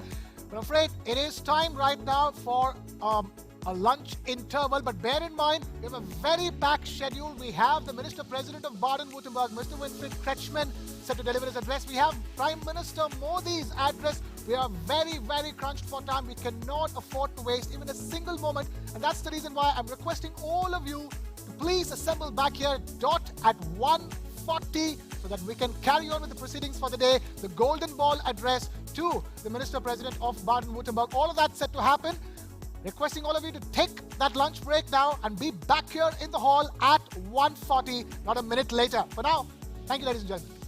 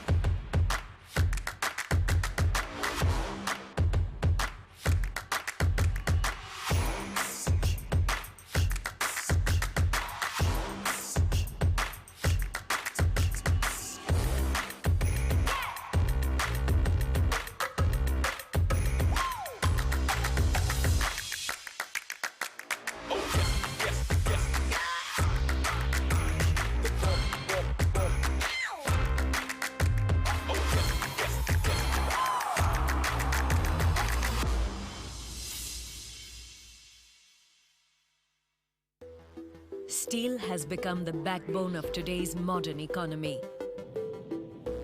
From automotive to defense, aerospace, oil and gas, nuclear, steel plays an important role in our lives.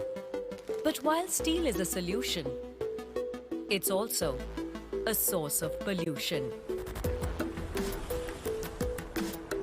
that is affecting our planet every day. Every year, around 2 billion tons of steel produced in the world is responsible for generation of nearly 7% of total global CO2 emissions, making it the 5th most polluting industry on our planet. Hence, decarbonizing the steel manufacturing process is the need of the hour. At Kalyani Group, we are committed towards achieving carbon neutrality with our Planet Positive initiative. And today, we take perhaps the most significant step in the journey towards carbon neutrality. Sarloha Advanced Materials Private Limited, a Kalyani Group company, presents Kalyani Firesta. Kalyani Firesta is India's first ever green steel with net zero carbon emission intensity. It is truly a step towards preserving our glaciers, reducing global warming, and letting our future generations breathe better.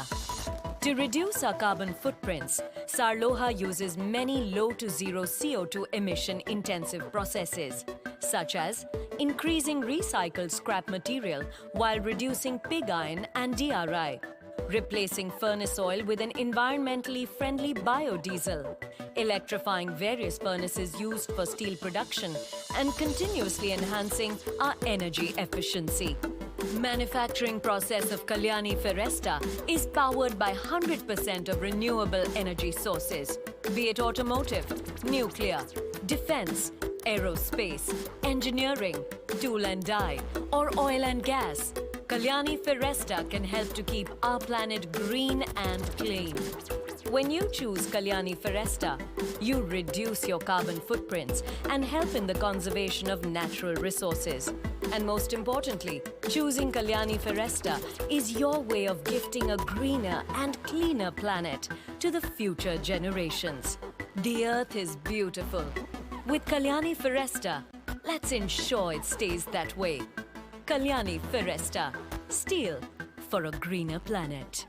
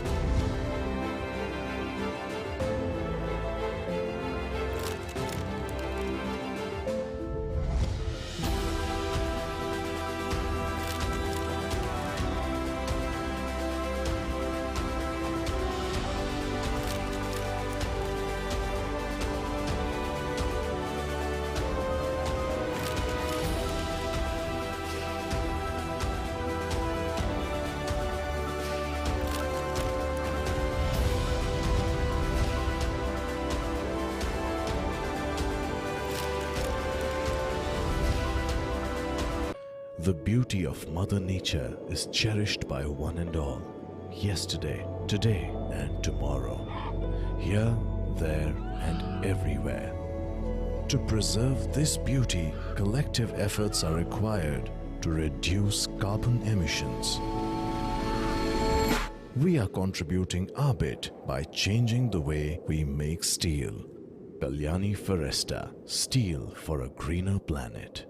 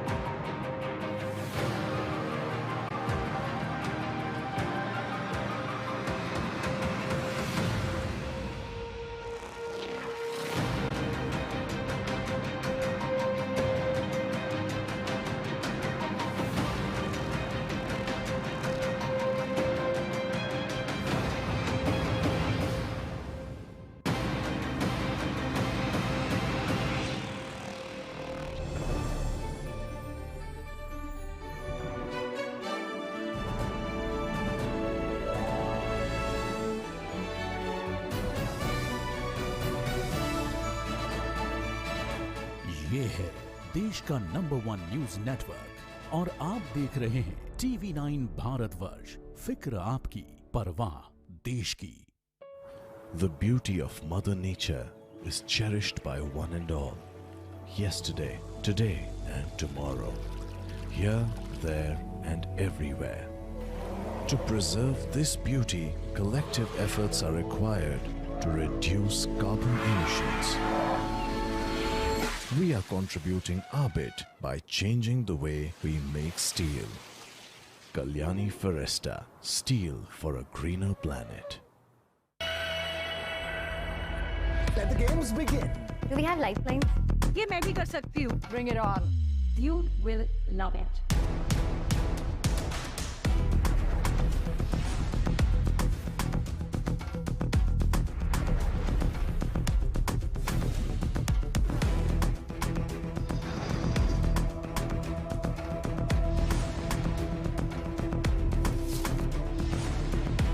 presentation, it's also important, you know. With lounge nights, I'm on a journey where time stands still and every corner whispers tales of grandeur. I have a certain style that I put forth in front of people. Content creation is not just a game. We believe in creating memories, and we are there to ensure that it's once in a lifetime and a real memorable experience for you.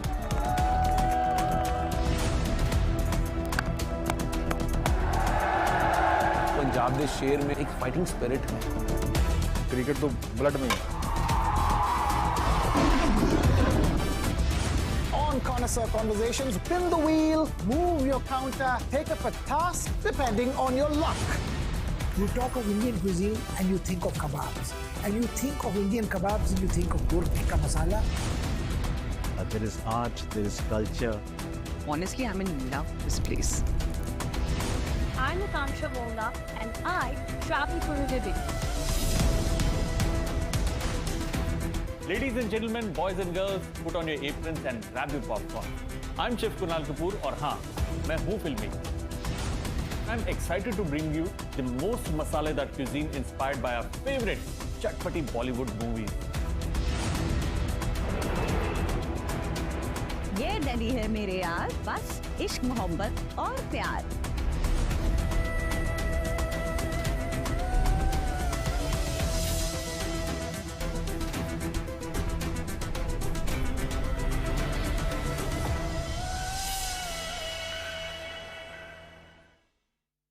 The beauty of Mother Nature is cherished by one and all, yesterday, today and tomorrow, here, there and everywhere. To preserve this beauty, collective efforts are required to reduce carbon emissions. We are contributing our bit by changing the way we make steel.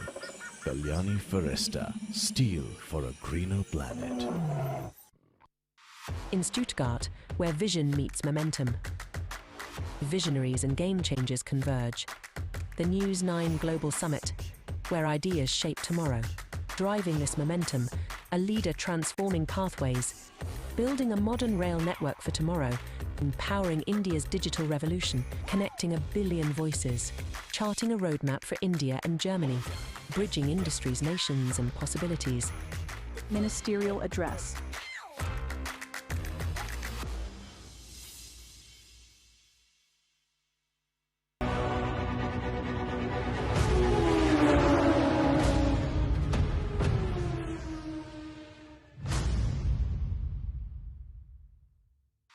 In Stuttgart, where innovation meets legacy, a global confluence unfolds. The News9 Global Summit, where ideas shape tomorrow. At its heart, a transformative leader, a voice for sustainable growth, bridging innovation with impact, progress with purpose, charting a roadmap for India and Germany. Join him as he maps the agenda for sustainable progress. News9 Global Summit.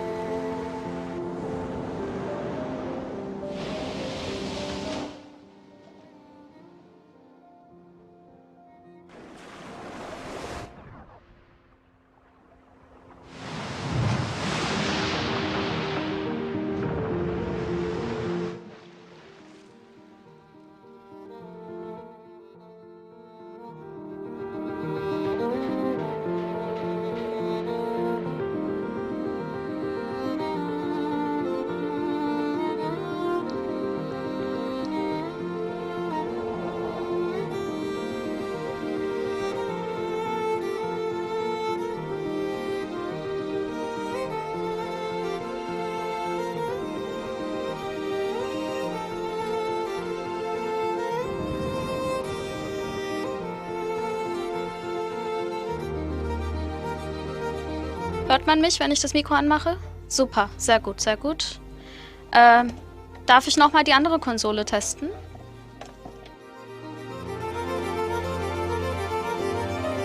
Wenn es funktioniert, würde ich lieber an dem Pult bleiben. Dann sehe ich das Video direkt. Wunderbar. Dankeschön. Keine Störungen, nichts. Sehr gut. Sehr gut.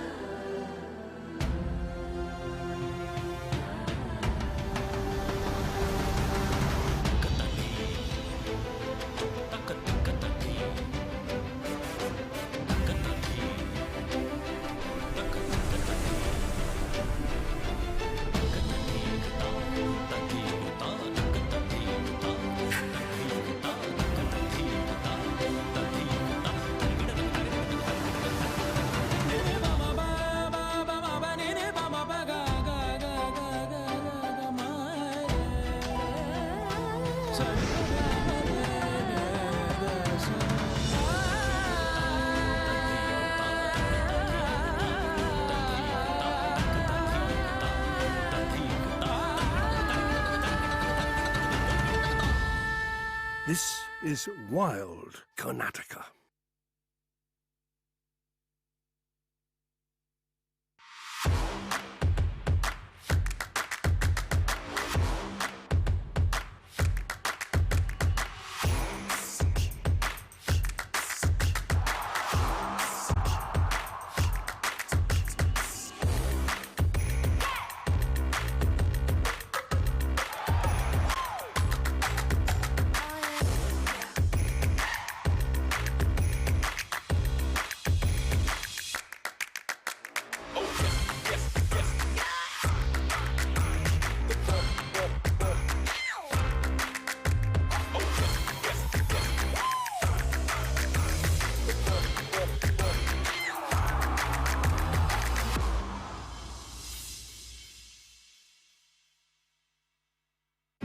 Gujarat, the land of future-ready mega projects. Since 2003, the vibrant Gujarat Global Summit has played a pivotal role in enabling several iconic infrastructure initiatives in the state. From Gift City and Dream City to ambitious projects like Dholera SIR, MBSIR, DMIC, High Speed Rail and PCPIR, Gujarat's mega projects showcase its unwavering commitment to pioneering purpose-built infrastructure to enable 24/7 growth. With future-ready infrastructure, Gujarat has positioned itself as a premier investment hub. Viksit Bharat, Viksit Gujarat. Kumaraswamy will be meeting President Ramnath Kovind at Rashtrapati Bhavan today. So that he gives 3, 2, 1, fire. Bharat भविष्य की योजनाओं में भी तेजी से आगे बढ़ रहा है. The chief architect of a new India. What does India want? Unbiased and straight to the point. Find out what went wrong. It's not the fiefdom of politicians. They owe it to the people. We made history for a reason tonight. Will it change the shape of American foreign policy? Security should put fear of God in those who have taken Manipur for granted. Fact without fiction. Our DNA has been reset to take the next big leap. It's being done by the people who are staying there. Exactly. Just because they are tribals, everyone does it. Wait. Why is India giving the Pinaka such stepmotherly treatment? Take a look at this, ladies and gentlemen. Russia has assembled a large force of 50,000 soldiers.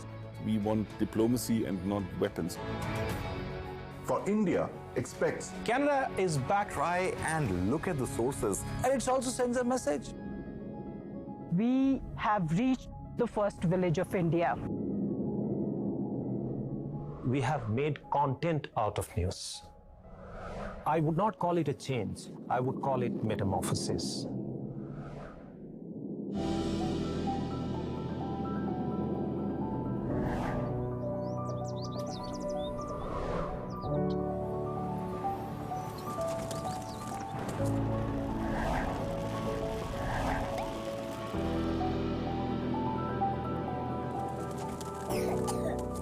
If your parents had heart disease, the children will have double the chance.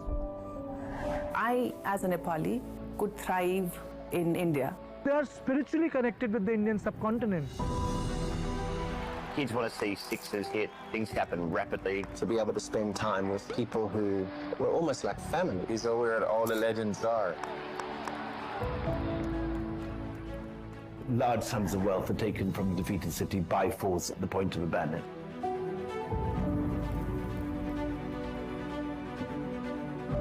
Just imagine a child who is bullied every day. You can understand the trauma of a person who's trapped in a wrong point.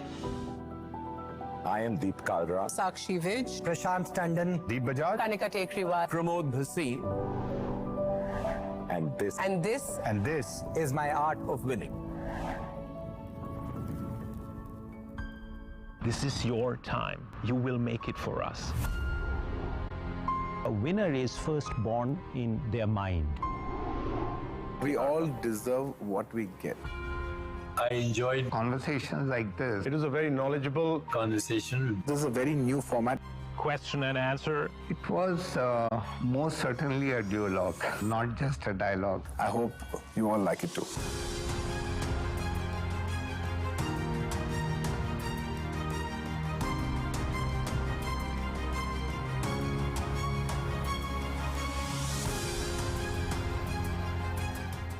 You will love.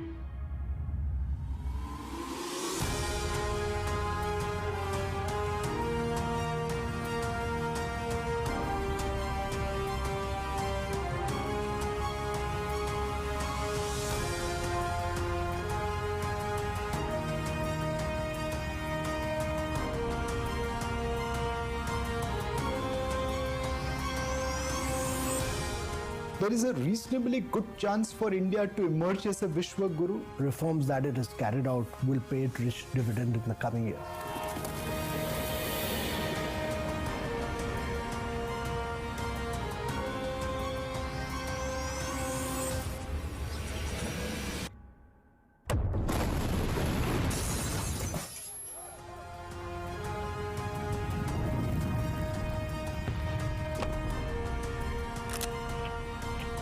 Like what you just saw?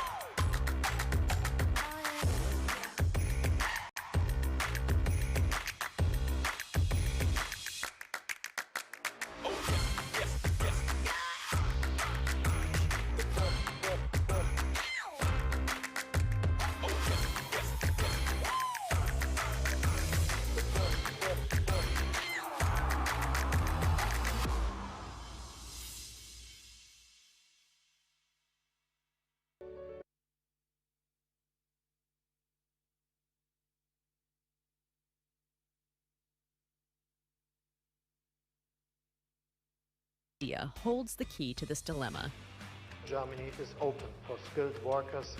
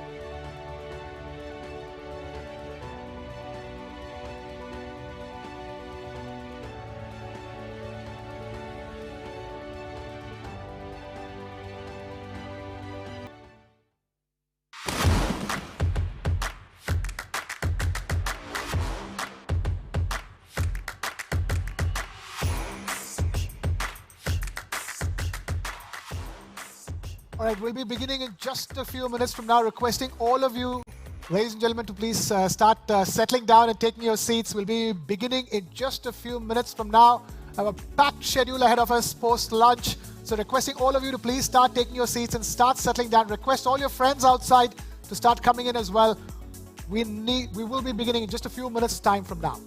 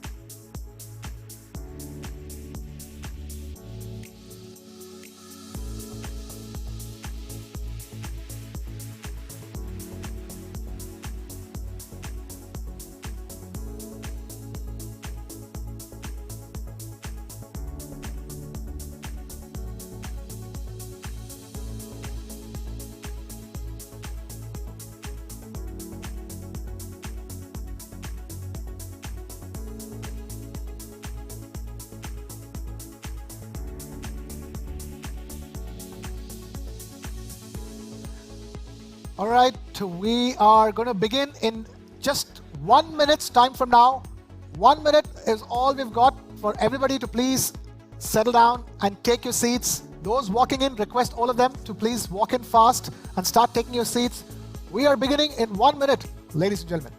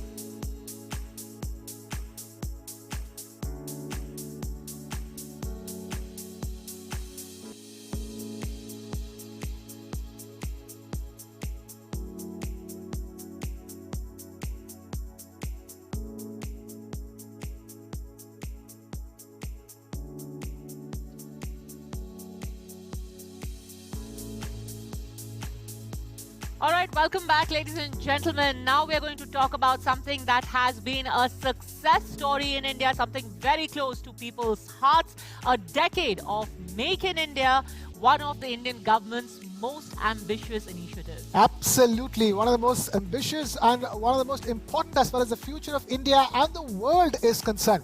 And to deliver the Make in India keynote coach speak, let's now invite upon stage Mr. Baba Kalyani, chairperson of Bharatvarsh. A vision built on resilience. An economy powered by innovation and industry. This is the story of Make in India. Baba Kalyani, a leader in Indian manufacturing, driving the future of Make in India. Join him as he redefines India's path to global industry. The coach speak. The floor is yours, sir. Thank you very much. Guten Abend, good evening, ladies and gentlemen. It's very nice to see some old friends here after many years. Mr. Boozer, especially. I met him after 20 years. Last time we met was in my house in Pune. Mr. Jupali, the young entrepreneur representing my home group in India, also the backbone of TV9. It was a great pleasure to hear you yesterday and meet with you. Mr. Kasper, the great, there he is. I think he's been the main guy why we are in this arena. Also, he's a good friend of one of my very good friends, Stephen Buchner, who is not here today. He had to go to Oman. Mr. Barun Das, Managing Director of TV9. My friends from the German industry. Mr. Stefan Haluza, Director General of Indo-German Chamber of Commerce. Friends from the Indian industry, ladies and gentlemen. I almost consider Germany my second home after India. And it is indeed a great pleasure to address such a distinguished gathering, an audience here in Stuttgart, Baden-Württemberg, the epicenter of European automotive industry and the famous German Mittelstand. First and foremost, I compliment Mr. Jupali, Mr. Barun Das, and Mr. Kasper, the chief organizers of News9 Global Summit. The grand event is a testimony to your excellent leadership, innovative thinking, and great teamwork. Please accept my heartiest congratulations and conceptualizing and organizing this grand platform that brings together the political leaderships, business leadership, cultural people, sports, and more importantly, the people of India and Germany, together under one single roof. Truly great work.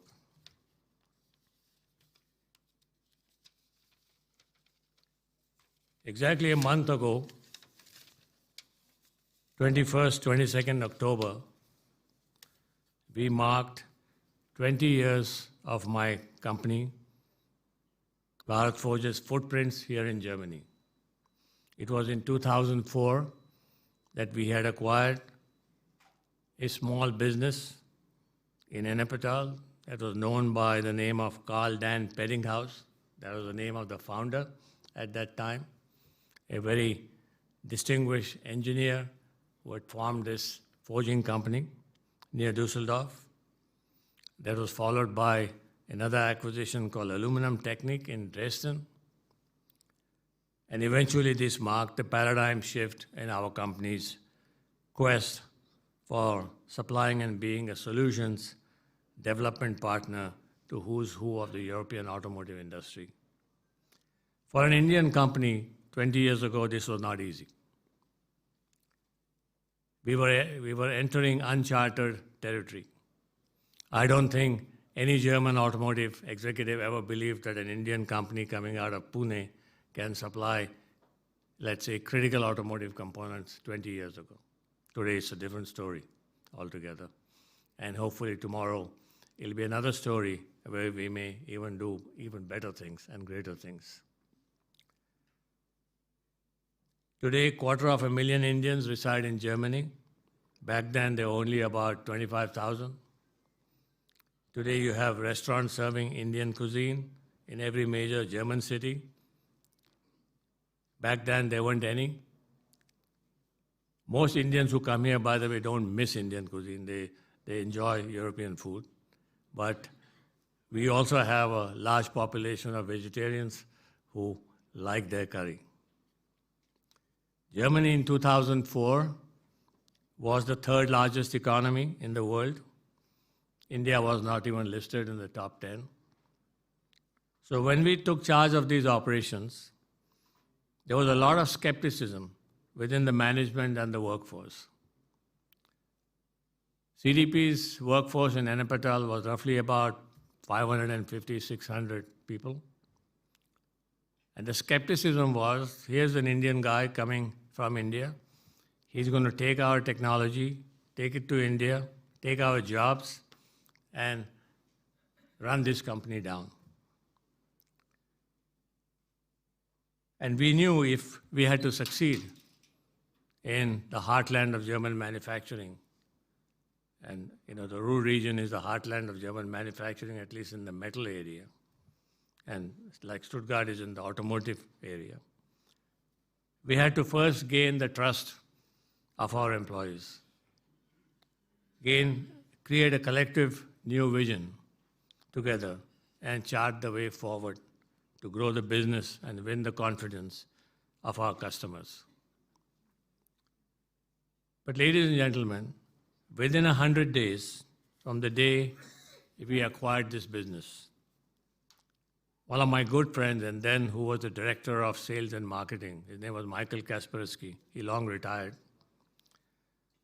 paid glowing tributes to the new organization and acknowledged the technology, discipline, and speed that we Indians brought back in the company that charted the course of profitable growth in the following years. We gradually became one of the largest forging companies, and today at Bharatvarsh, we take pride in being a preferred supplier and development partner to marquee customers like Mercedes-Benz of the Daimler Group, Porsche, Volkswagen Group, Volvo, Scania, DAF, MTU, almost every company who is making anything to do with engines and transmissions. We greatly value our relationships with each of our customers.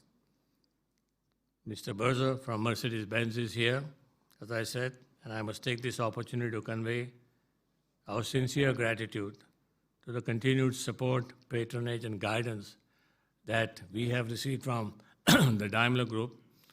And also I must say that Mercedes has played a very, very crucial role in developing the technology level of a lot of Indian companies. They have manufacturing plants in India, both for passenger cars and for trucks and also for buses. And they have many suppliers and supplier development systems. And it's just amazing what you can learn from a company like Mercedes-Benz. So thank you, Mr. Berzer.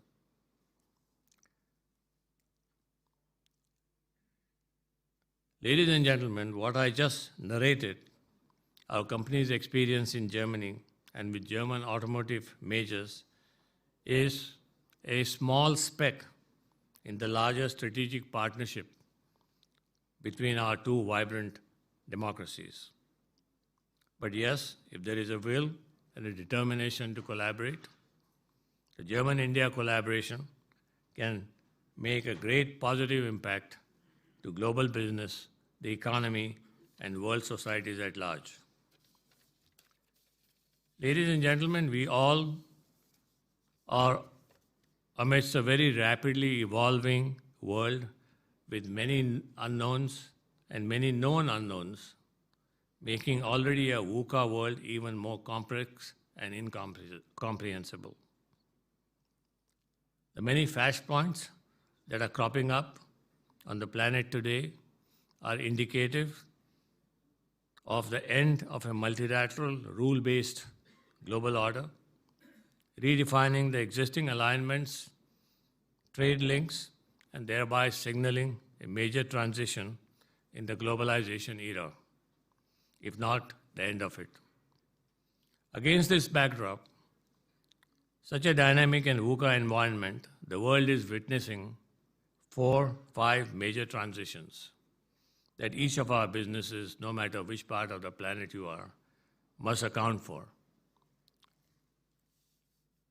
From a manufacturing perspective, since I come from a manufacturing industry, the digital and AI transition impacts productivity, quality, work life, is one of the most major transitions that all manufacturing companies will go through.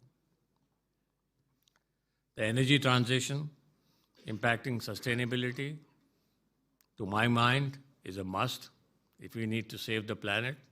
And one of our sister companies, Kalyani, who make engineering steel, in a very simple manner, has been able to demonstrate how to make green steel without having to invest billions of dollars and green hydrogen and all that thing. So there are solutions, simple solutions, that are also available.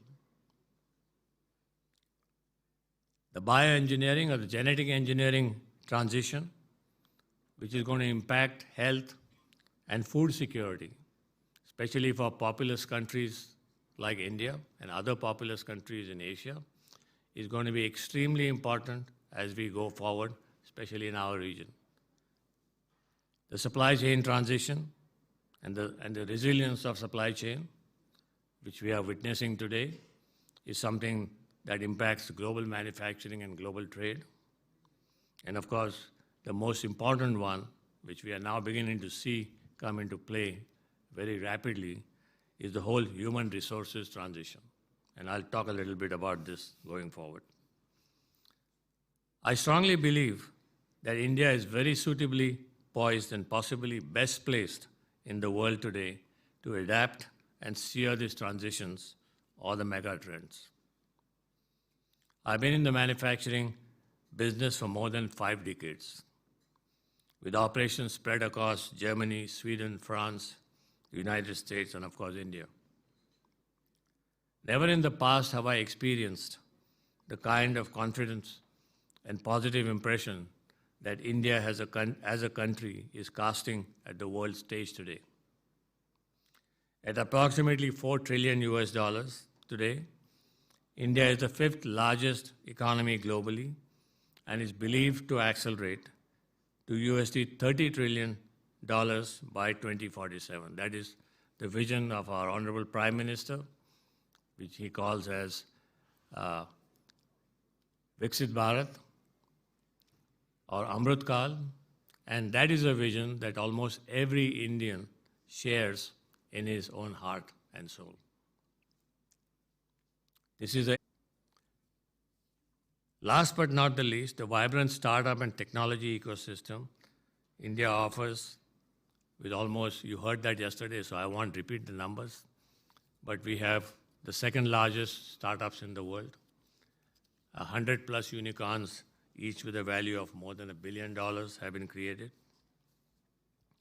I'll come to my last point, the last transition that each country has to make, and that is connected with human resources. In Europe, we are all staring at a sudden shortage in human resources. In our own factories in Ennepetal, in Saxony, we can't find people to work. It's a big challenge, and when I talk to my other industry friends, they all have the same problem. And then I saw this program that India is going to send some 50,000 trained personnel to Germany for working anyway. But this is a problem not related only to Germany. The problem is larger. The developed world is engulfed with the problem of low fertility trap. Germany, 1.4 fertility rate. South Korea, worst, 0.68, which means 40% of South Korea won't exist in the next 30 years. Japan 1.3, US, China, Russia, Australia 1.5. Decline of fertility rates across the developed world is the most phenomenal trend of our times. On the contrary, India's fertility rate is about 2, and we are expected to be the largest society of this century with a large working class population for the next 25 to 30 years. Our average age of our population will remain at around 29 to 31 years. And we are taking efforts to upskill, adopt, align our young workforce with skill sets of the future, such as AI, digital, and you heard all this yesterday, so I'm not going to repeat it. The world today urgently needs to build resilient value chains, global value chains, and rapidly resolve this wide-scale human resource challenge. A resurgent India, a rising India, is the answer to these issues. India can be a backbone to the future of global value chains that brings much-needed resilience. India has a large workforce, skilled and equipped for the AI and digital age. While the Western world, including Germany, is experiencing structural challenges like rising energy costs, rising inflation, shortage of manpower, India has all of this: large pool of skilled workforce, fast-growing market, high-cost, competitive business-friendly environment, and most importantly, an ecosystem that is aligned with the 5 transitions that we have to adopt to. In our collective endeavor towards a sustainable future, the German-India partnership can be a living bridge, a platform to collaborate, to co-create, to co-develop, and manufacture products and technologies to address the future requirements of the world. Thank you very much.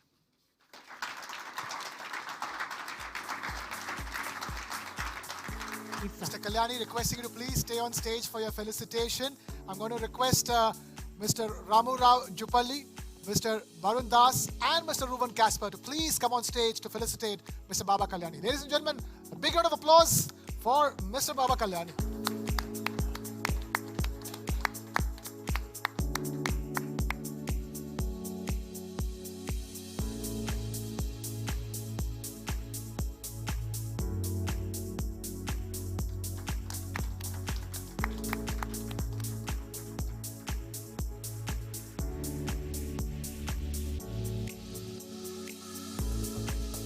Thanks very much, Mr. Kalyani, for being a true champion of Make in India, leading the charge with excellence in the manufacturing sector. Let's move on to playoff number 4. India, the next factory of the world. Oh, absolutely. As the world shifts its focus away from China, India is emerging as the next big manufacturing hub. And in this session, we explore how India can collaborate with Germany to drive new opportunities in manufacturing and, of course, technology. Let's call on stage Mr. Jörg Berzer, board member of Mercedes-Benz Group. But before we get our panelists for this playoff on stage, let's take a look at this. An increasing number of global companies are pulling their factories out of China. Apple is exploring ways to reduce its reliance on China.